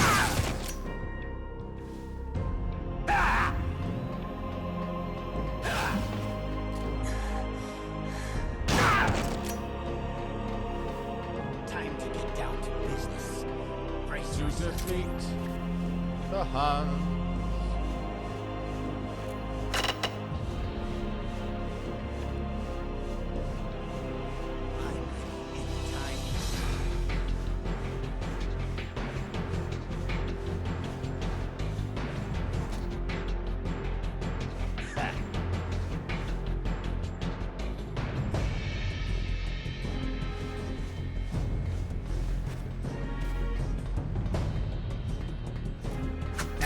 Hey.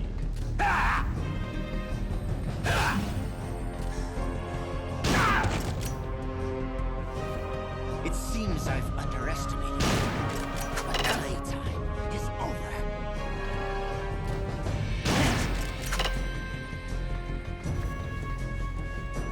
Sorry.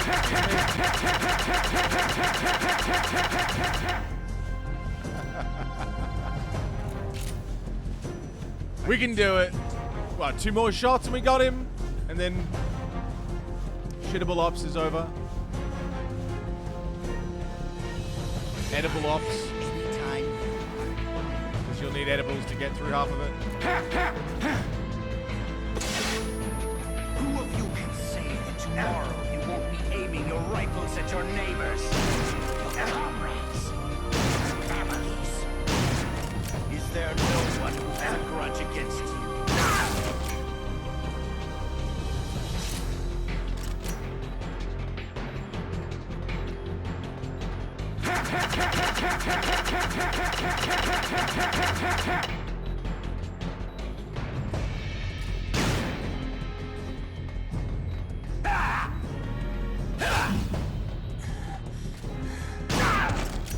One more shot and we've got him.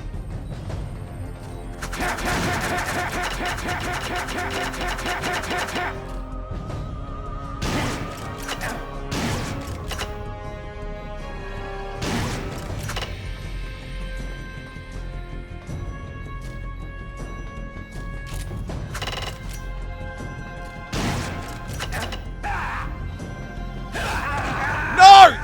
Fucking damn it. What's wrong? Your circuit's gone dead. Give me... The fucking hitbox on that is ridiculous. What's it going to be? Loyalty to your country? Or loyalty to yourself?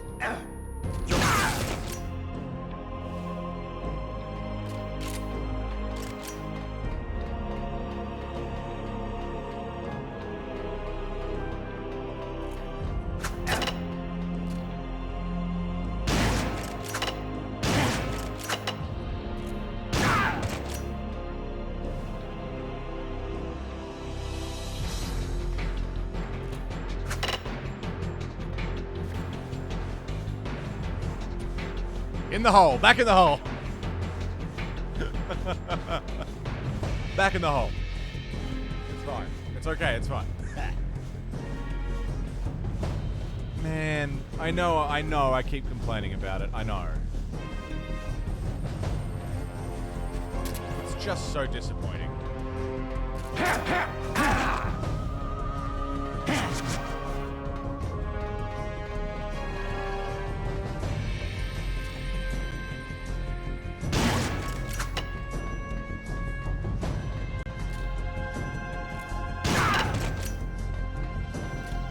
I'm finished warming up now.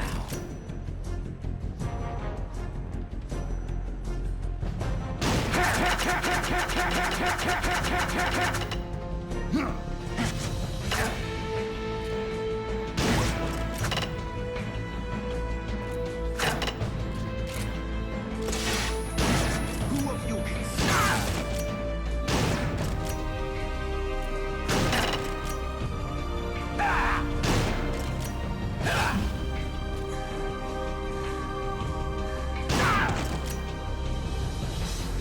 You're really giving me a run for my money. I like it.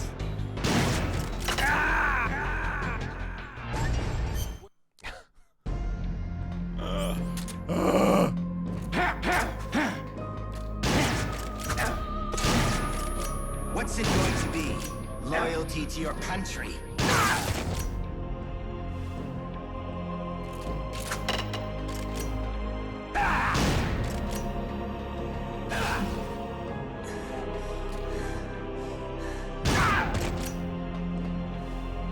I'm finished warming up now.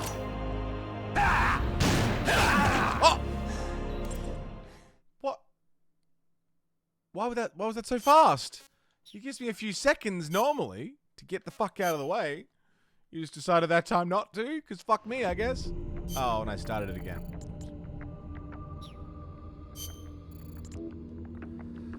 Man.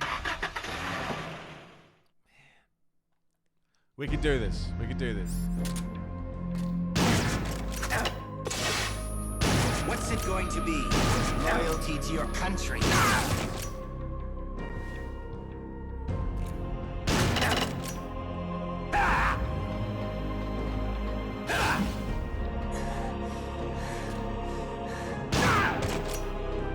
Coffee sounds good, Barry. I'm finished warming up now. Excuse me.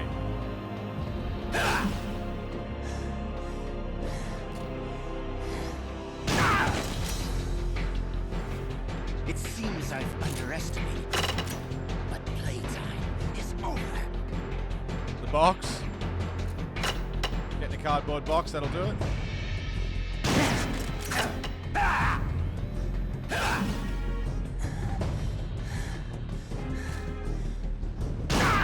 Bang. Headshot.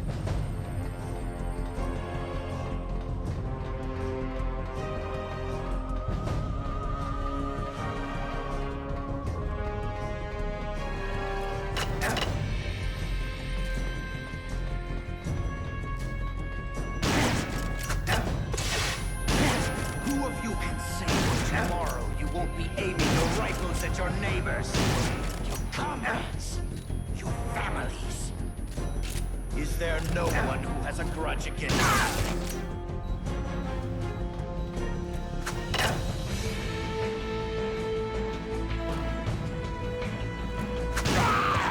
Got him.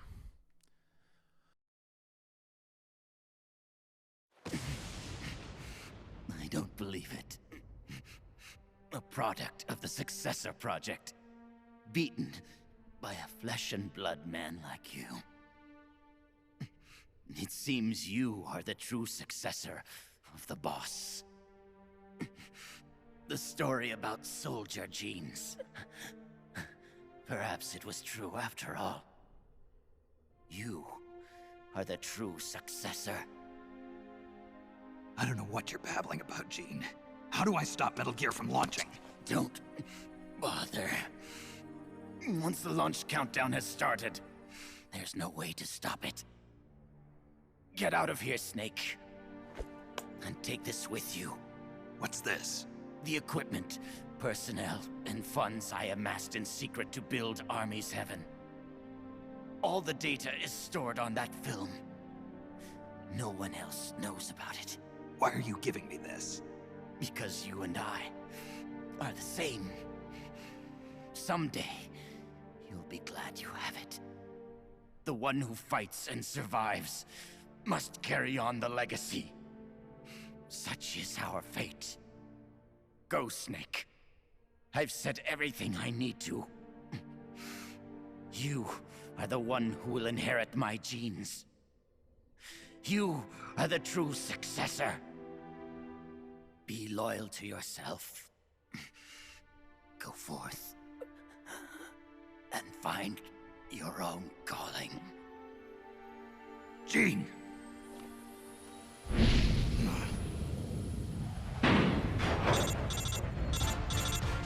Sokolov, do you read me? The countdown for Metal Gear has started. The control panel is locked out and won't respond. How do I stop it? I can see from here that the control circuit has been locked. But Metal Gear's solid rocket motor does not have a post-ignition fuel control mechanism. Once it goes into launch mode, there is no way to stop it. I don't care if I have to destroy this whole base, as long as it stops the nuke. If you can dismantle the Metal Gear unit itself before ignition, you may have a chance. The Metal Gear unit? You mean that thing that's attached to the missile warhead? Metal Gear is no mere nuclear missile. It is jettisoned from the booster at 3,000 feet above the target and parachutes down to the ground. After that, it launches its payload of miniature nuclear warheads. By destroying the Metal Gear unit before takeoff, you can prevent a nuclear strike even if you can't prevent the launch. However, the Metal Gear's designers anticipated this, gave it armor thicker than a tank's. And should the rocket itself be damaged, the entire silo could explode!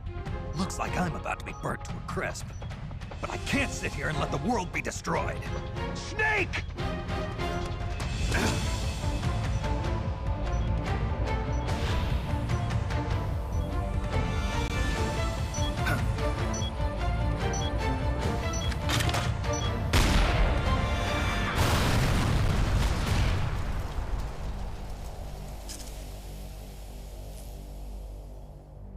Damn! It's not working!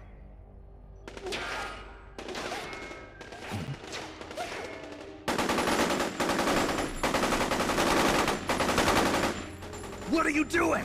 Those weapons won't do any good! Get out of here before you're caught up in the blast and killed! You risked your life to save our motherland! Now it's our turn to defend your country. You've given us a real reason to fight, Big Boss. All right.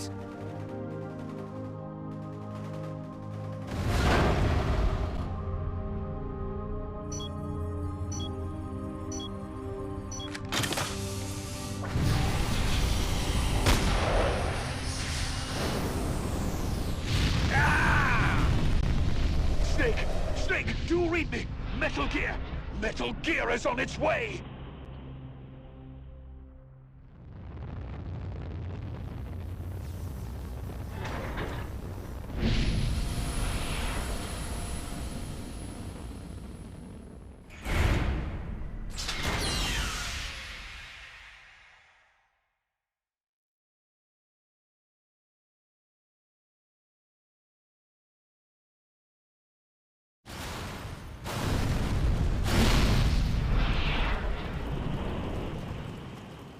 You did it, Snake. You succeeded in destroying Metal Gear. Metal Gear has deviated from its course and is in free fall. Sensors show that the nuclear warhead launch tubes have been shut.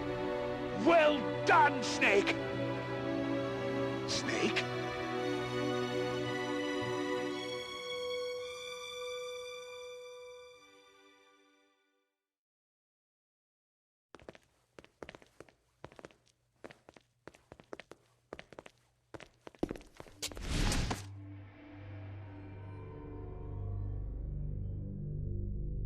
Impressive.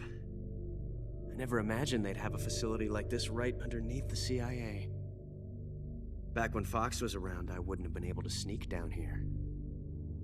I've been sent to meet you, Mr. Director. And who are you? My name is Adam. Remember me now? At last, we meet in person. Adam. The triple spy for the philosophers. So you're Ocelot. You say you're here to meet me? That's right. We confirmed that Metal Gear entered launch mode. The first wave of nukes should arrive here within 30 minutes. I'm aware of that. I'm heading for the shelter as soon as I can. But I can't leave these documents here. Documents? Related to the philosophers? Yes. A list of members, along with data, locations of portions of the legacy stashed around the world. So long as we have these, even if the United States does perish in an atomic storm, the philosophers will be born again. Splendid. That's exactly what I wanted to hear. What the hell are you doing? You're not planning to betray the philosophers, are you? Betray? No, I'm not going to betray them. I'm going to end them. Then we'll take back what you stole from us. We will carry on the spirit of the true patriot. The true patriot? It's all part of our plan to make the world she envisioned a reality. And so, I've come for the other half of the legacy.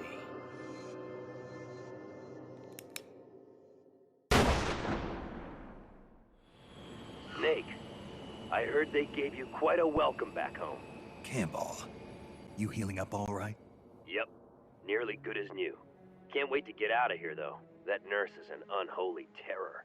It's all your fault for pushing a wounded man too hard. What about Frank, the child soldier from Mozambique? He's alive, though he's a mess both mentally and physically. I guess he'll be in the hospital for a while. After that, I don't know. He may never be able to go back to leading a normal life. So I hear they did a cover-up job on Fox's rebellion. Yeah. They're saying I was sent out to take down a Soviet missile base. That's it. Can't say I blame them. After all, how do you share the news that the U.S. homeland was facing nuclear attack? Don't beat yourself up over this, Snake. You did your country a great service. You deserve that medal. No one knows that better than you and I. Yeah.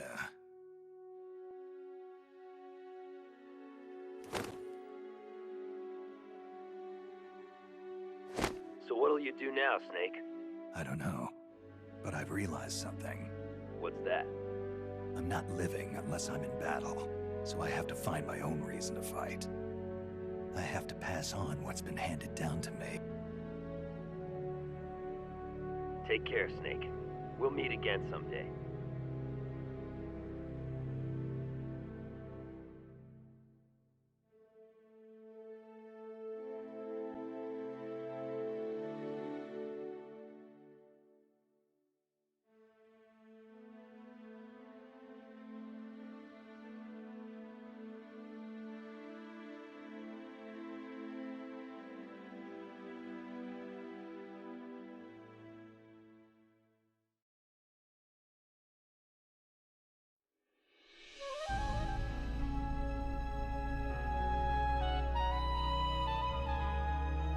Huh.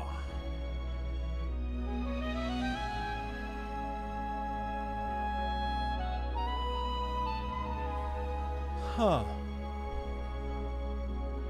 Through the night to the day when everything is gone. Huh. Carry this soul away from the dry lands. In the sun. Interesting. Forgive me if I'm misunderstanding this.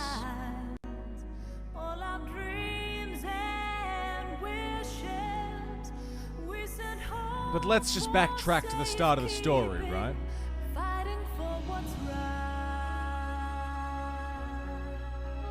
It's 6 years after Snake Eater.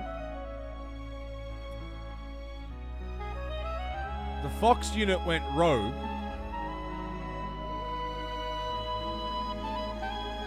Not working for the CIA anymore.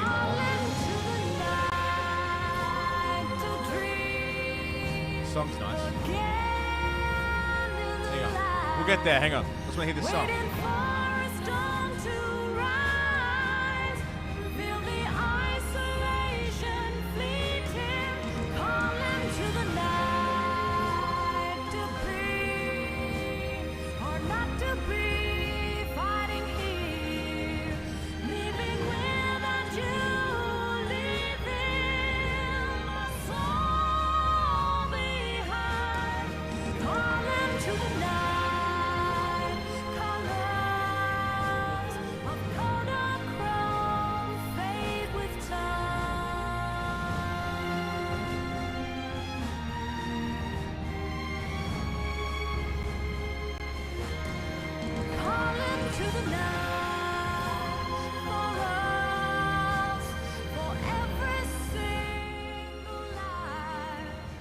Very interesting.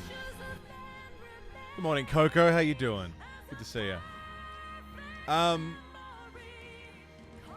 Calling to the night. Right. So it's 6 years after Snake Eater. Fox goes rogue, breaks their thing with the CIA. So they're not working for CIA anymore. Snake's a code name.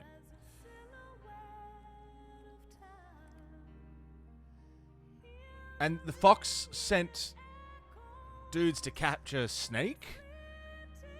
And that's who Cunningham was. Was a member of Fox. The Fox unit. Who was interrogating Snake and torturing Snake at the start. Alright. Cunningham was asking about the legacy. Because, you know, the US has both halves now, of course. Thanks to Ocelot. Do we know his real name? Jack. This is his real name. They're in South America.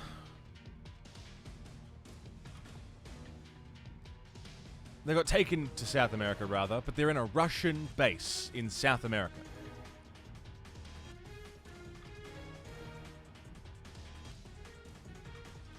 We don't know his last name. It's just Jack. Lost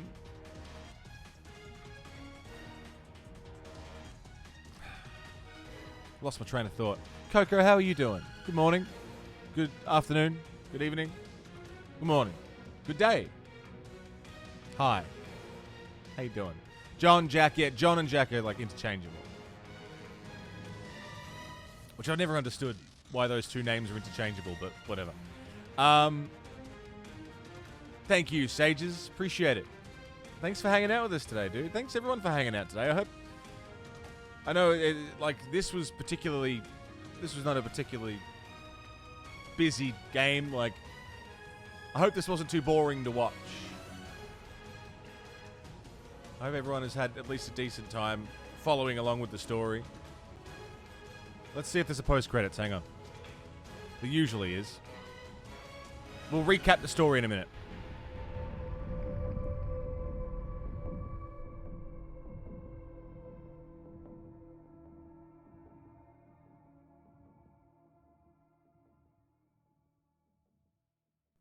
Phone call? Ah, I fucking knew it.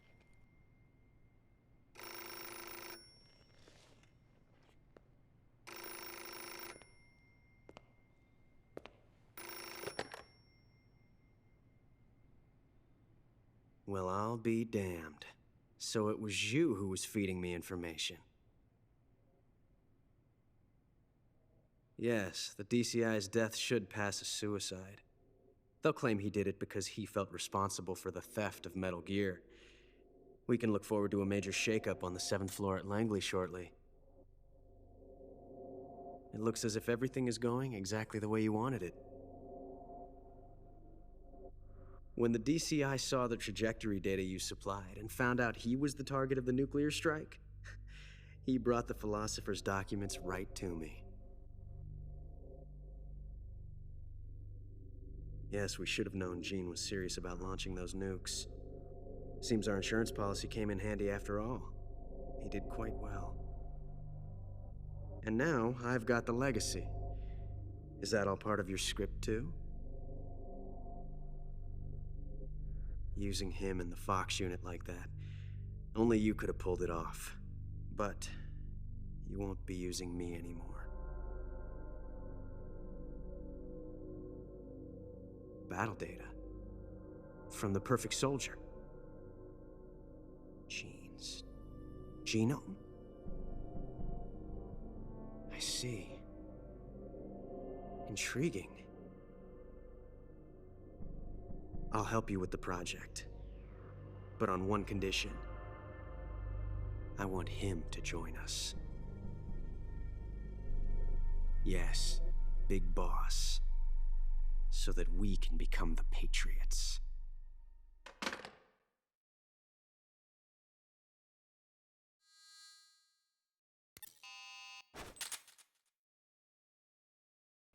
Fucking hell. Okay. So. First of all, 16 hours, 8 saves, 62 restarts, 64 times alert mode triggered, 4 people killed. 4. It says 39 comrades killed. I don't know what that means.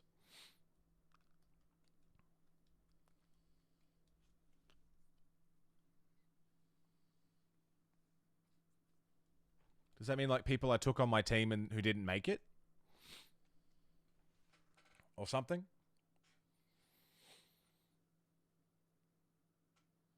All right. 4 humans killed. Gene, Cunningham, and 2 guards.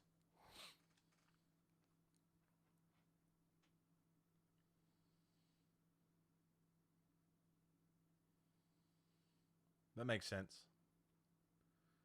That one guy that fell off the roof, off the cliff rather, if that counts, and probably someone too close to an exploding truck when we had to do the sabotage stuff, also makes sense. Or 2 guys near a truck that got exploded and that guy off the cliff didn't count. He fell off, wasn't my fault. So let's recap the story. So we figured out where we are, why we're there, what's going on with the Fox unit. We tried to contact Zero. You know what might make this easier, actually, just so I don't have to remember?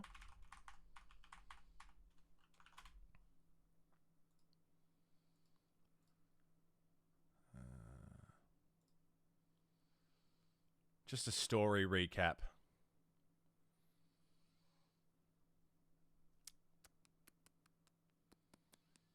Here we go. In 1970, 6 years after the events of Snake Eater, Naked Snake's former team, Fox Unit, has broken their allegiance with the CIA and gone rogue. Yes, we got that much. Snake is also targeted by the Fox Unit, which has sent Renegade Fox Unit soldiers to capture him. The game begins with the torture and interrogation of Snake by one of the Fox members, Lieutenant Cunningham. Yes. Lieutenant Cunningham is trying to locate the missing half of the Philosopher's legacy, with the United States government having already acquired the other half from the Soviet Union at the end of Snake Eater. Yes.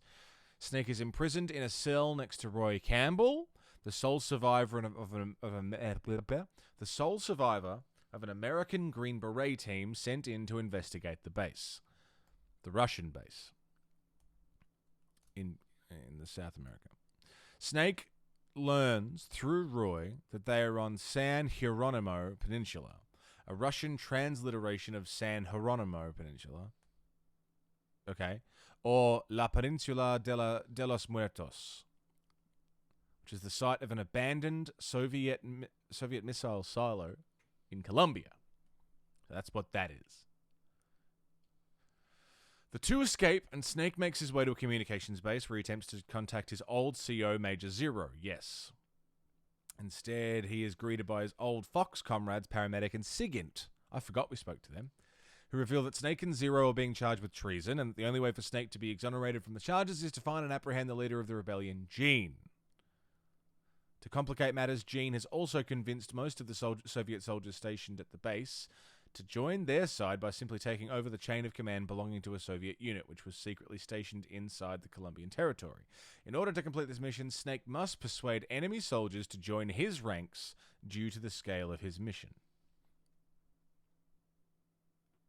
Snake and his squad defeat the top members of the Fox unit and eventually make their way into Gene's guest house. Snake learns many things along the way. Cunningham was working for the Pentagon and wanted Snake to push Gene into launching the nuke at the So again, Snake's being used into launching a nuke at the Soviet Union to tarnish the CIA's reputation and prolong the Cold War. That's what the Pentagon wanted. Gene was aware of this plan from the beginning due to information from Ocelot. Gene really wanted to launch a nuke at America to destroy the Philosophers and make his nation of soldiers armies heaven. The Philosophers being all of the world powers that funneled all that money together. Basically, to keep the status quo with their power, with their money that they have hoarded. So Gene wanted to blow up America and essentially take all the money that they've saved and reset the world with a new world order, not the countries that are in charge, but new countries. Well, his country, rather, which is Army's Heaven. And Army's Heaven was Gene's idea. Gene's nation of soldiers, basically. Snake destroys an experimental model of the ICBMG, the Metal Gear model codenamed Raja, and eventually defeats Gene, destroying the finished ICBMG model afterward. After Gene is defeated, he gives Snake the funds, equipment, personnel, and all other information regarding Army's Heaven. I missed that. I missed that part. Did we all see that part? I must not have been paying attention. After Gene is defeated, he gives Snake the funds, equipment, personnel, and all other information regarding Army's Heaven. On his return home, Snake is awarded for his actions. He then establishes Foxhound afterwards. Is that what was happening? Were you ever paying attention? Literally all the rest of the other time? Elsewhere, Ocelot kills the DCI, the Director of Central Intelligence. Takes documents containing the identities of the philosophers in an effort to end them. So Ocelot is on the side of ending the philosophers.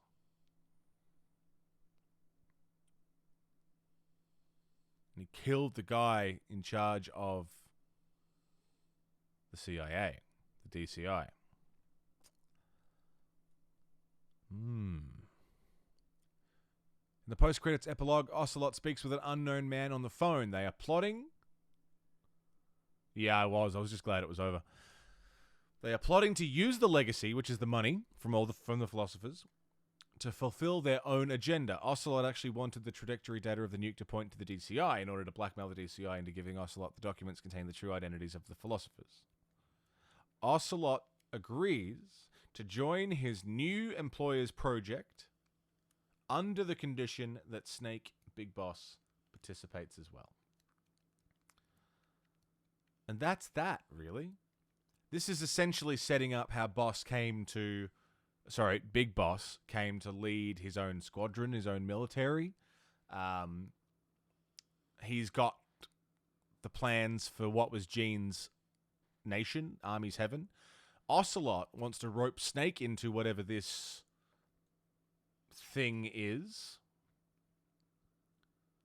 Right? So, Ocelot and Stranger want to reset the world using all that money. Have things how they see fit. Find out who the philosophers are. End them. And create a new thing. That's Ocelot's doing. And he knows Big Boss, because, I mean, Big Boss was roped into this whole situation. This whole thing was just a bid for power. We're saying the philosophers work here. The philosophers don't know shit. The philosophers are messing all sorts of stuff up. You know, they can make good plans, but they want the Cold War to keep going for money, for status quo, for power, who knows. But they want the Cold War to continue. Obviously, it didn't.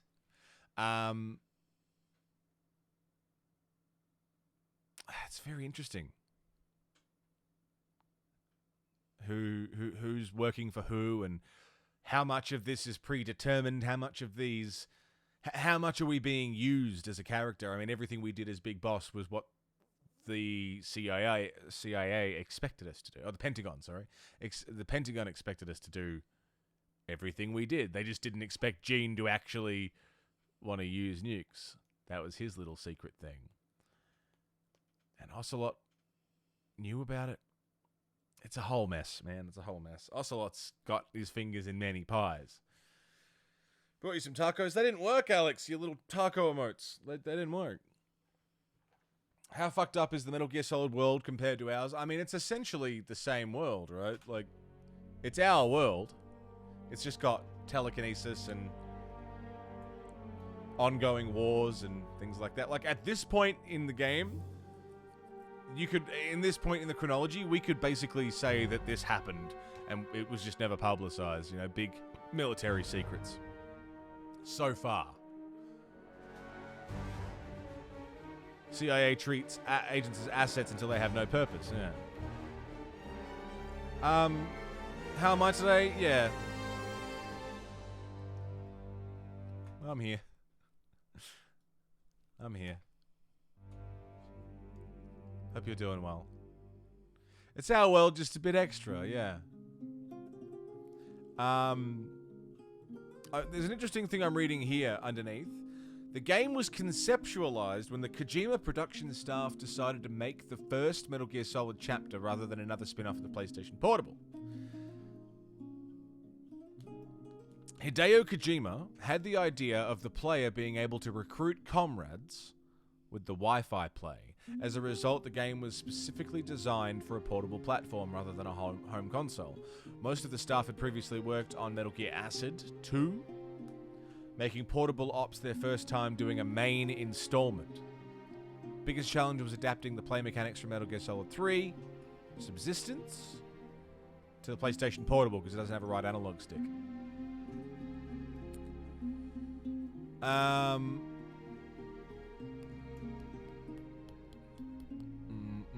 Placement in the series canon.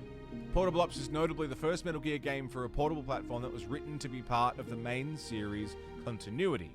However, the game was not directed or written by Hideo Kojima, who at the time was leading the development of Metal Gear Solid 4, but by a separate team led by Masahiro Yamamoto, and written by Japanese language novelist Gakuto Mikumo. Sorry. I'm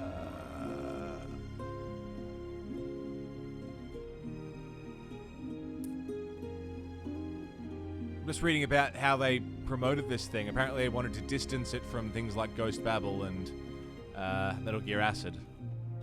This was intended to be... hang on. This is interesting. Where is it? I just saw it. One promotional video on the official English website referring to Portable Ops as a true action-based chapter in the Metal Gear saga. This would carry over with the promotion of the 20th anniversary campaign, which Portable Ops was packaged alongside the 3 mainline Metal Gear Solid games at the time as part of a box set in Japan. And then later on again with the release of Metal Gear Solid 4. And in the Metal Gear Solid 4 database, which was a downloadable encyclopedia for the PS3 covering the lore of the Metal Gear series up to that point, things that happened in this game were mentioned in that. Kojima also claimed that Metal Gear Portable Ops was a necessary component to Metal Gear Solid 4. To the extent that he refused to finish the story for 4 until after Portable Ops' story was finished. This would change when Kojima started the development of Peace Walker. This was written and directed by Kojima, much like the numbered console entries of the series. Set 4 years after the event of Portable Ops, is written as a direct sequel to 3, and the events of Portable Ops are only mentioned briefly by one character. Kojima describes Peace Walker as a true mainline installment of the series, contrasting it with Peace Walker and the Acid series, which he regards as spin-offs. So it's canon, but only kind of. It happened, sort of. Everything that we just saw probably happened. You know what I mean? It's one of those, like, this was meant to be a very important entry into the series, and then kind of wasn't. They don't dismiss this game as being part of the canon, but it does seem like they're brushing over it, kind of like, you know, Metal Gear Solid 2, Metal Gear Solid 3, Portable Ops, Peace Walker! Like, it's mentioned, it's there, it exists, but you could probably skip it. Like Devil May Cry 2. It's there, it happened, but if you don't do it, you're going to get the information elsewhere anyway. I will say, I'm glad we added it to this playthrough, because I really do feel more connected to Big Boss as a character after seeing how this militia began. How Big Boss went from lone wolf to running an army. I do think that the story of this game was worth seeing. I think the gameplay, for a portable console, the PSP, the fact that each area was a contained area in the game, they weren't fluid, but you could go in and out of an area. You could go in and learn every nook and cranny of one particular section and go back and do the side missions and do everything that you need to do there and get comfortable with that. You know, if you're playing your PSP on the train or on the bus, you can load up a mission, quickly smash it out, back out of the mission once you're done, and save and quit because it's time to go to work or you got to wherever you got to. It's a very good pick up, put down kind of game. You could do a couple of missions in bed before you go to sleep or whatever, you know? Like, it's one of those.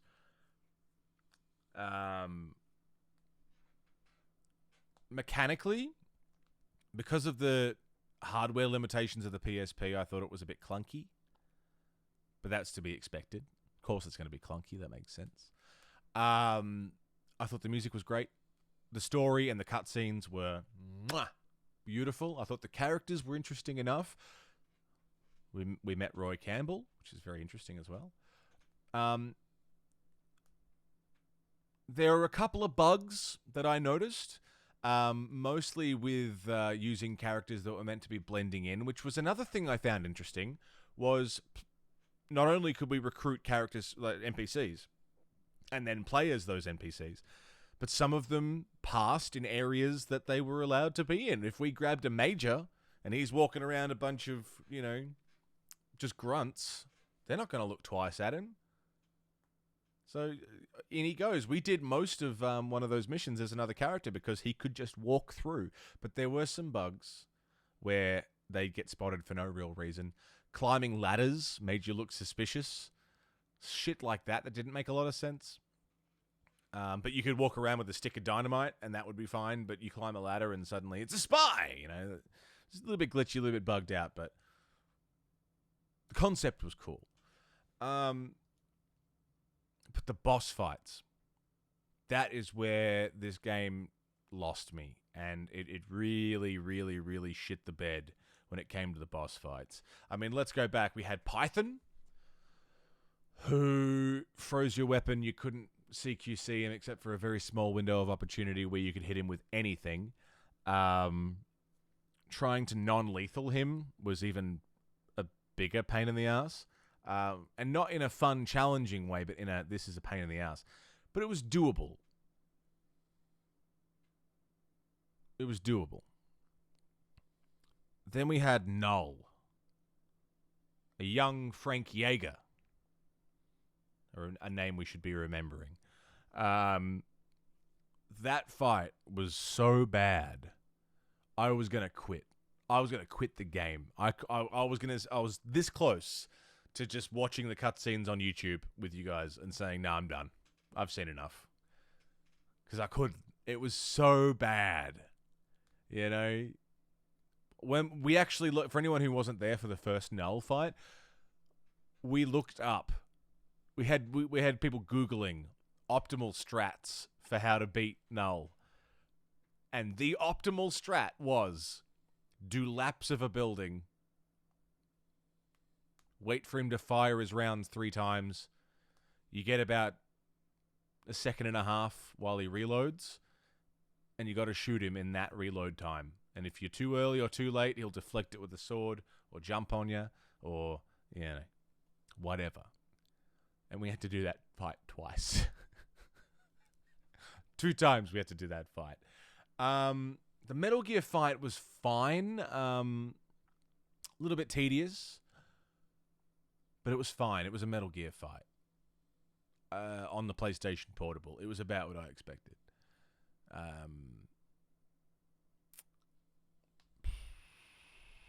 What other bosses were there? Gene, that was it. Oh, and Cunningham. Cunningham, we were talking about it earlier. That was today, the Cunningham fight. He was perfectly located where you couldn't shoot him without going lethally. You'd have to lethal hit until he stumbled, and then you could get him with the tranq for the non-lethal hit. But by the time you got enough lethal hits to knock him down so you could get him with the non-lethal hit, he'd be dead before you could actually finish him off non-lethally. So that's what sort of started the whole fuck it, I don't care if we kill characters thing anymore, which is why this is a 4 and not a 2. Because I just stopped caring at that point. And then Gene, who was broken and annoying, and again, gunshots weren't working, hitboxes were terrible. The music was fine, but there wasn't any... You remember Snake Eater? How there was like 4 or 5 ways to defeat every boss in the game. Every boss in that game had a few ways you could beat them. And you could experiment and have fun and try and learn how to do it. But with this, it was just one way. You kill them, or you spend, which is going to take ages, you spend 2 hours trying to kill them, or 4 hours trying to non-lethal kill them. It just wasn't worth it. But once my saltiness for the boss fights disappears, yeah, Arcadis, I'm with you. I think that was a lack of Kojima saying, yeah, this is dumb. But all of that aside, the gameplay overall for a PSP entry to the franchise, pretty good. Pretty damn good. The story is what really highlighted this game, because I really felt like we were seeing the growth of Big Boss as a character. The Big Boss that we knew in Snake Eater, Jack, just a soldier, naked snake, to Big Boss. This felt like a turning point. Now, I don't know what happens in Peace Walker. Peace Walker might cover it better. Peace Walker might reiterate what we just saw. I don't know. But this felt like a turning point. Really felt like we were learning why Big Boss is the way he is. But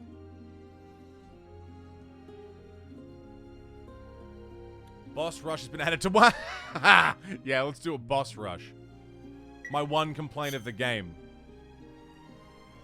Let's do them all again. And that's it. That's Portable Ops. I personally would probably play this again.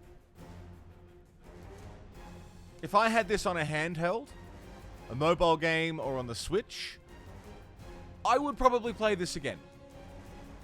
Because as much as the boss fights suck ass, the rest of the game was pretty cool, and I'd love to go through each area and see what secrets there are to find, what other little codec calls can be had. We kind of skipped through those.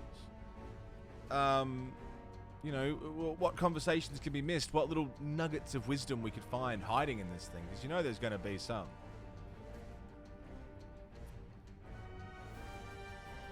Now,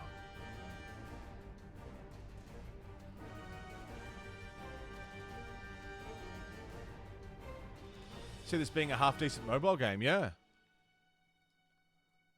I think it would make a half-decent mobile game.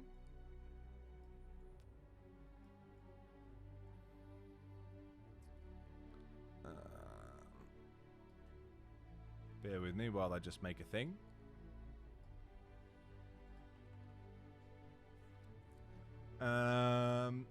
That was Portable Ops. So if I pull this bad boy up,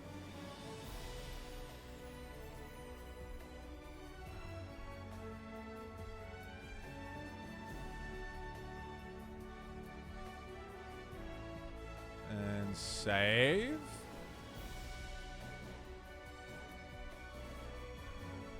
Take it easy, Finn. Thanks for hanging out, man.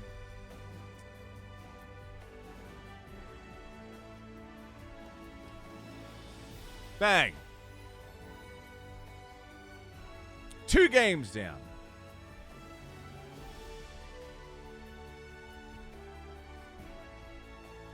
9 to go. If they took this game, set it up for modern mobile, upgraded the graphics just a little bit, even just a little bit, it still looks fine. They wouldn't even need to.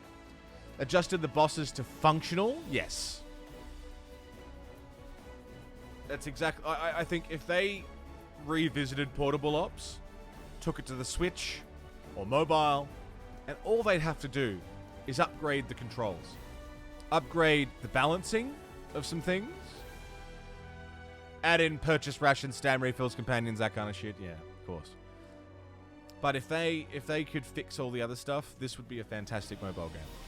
Which, again, sucks to say, because mobile games are as much games as a fucking poker machine is, but...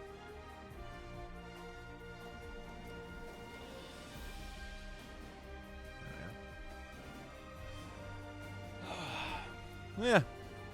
2 down, 9 to go. It's a hell of a start, my friends. What day is it today? Today is August 29th. That's not the question I needed answered. I wanted the day, which is Saturday. So I'm on tomorrow and the next day. And then I take my weekly 2 days off. I reckon we could get a decent chunk done of Peace Walker, which is the next game in our series playthrough, our chronology playthrough. Peace Walker up next. Hoping for good things. Hoping for good things anyway. Thank you, everybody, so much for joining us today. Thanks for your company. Thanks for coming by. I really appreciate it. I appreciate everyone popping in and having a chat with us, keeping me company. Everyone who subbed, resubbed, gifted subbed, used your Prime subs. We had Mill coming in today, my longest sub of 38 months.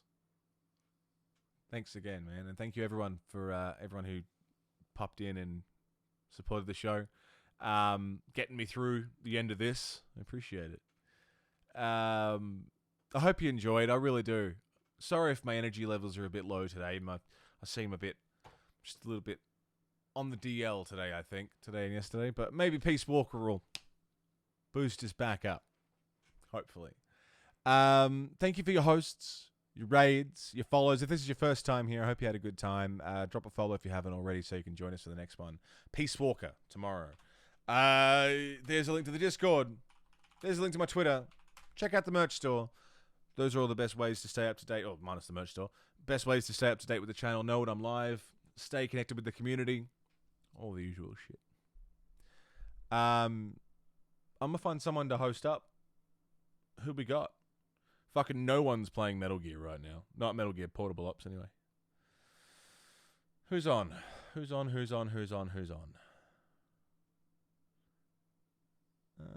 Rainbow Gamer Girl's playing Fall Guys for charity. That could be fun. Tiredness is kicking in. No, I'm not tired. Yeah, let's go hang out with Rainbow Gamer Girl. They're lovely. Sit tight. I'll send you over there. Thank you so much, everybody. Thank you again, as always. And until next time, you've been watching The Monolith. So stay safe. Don't die. I'll see you tonight. Take care, friends.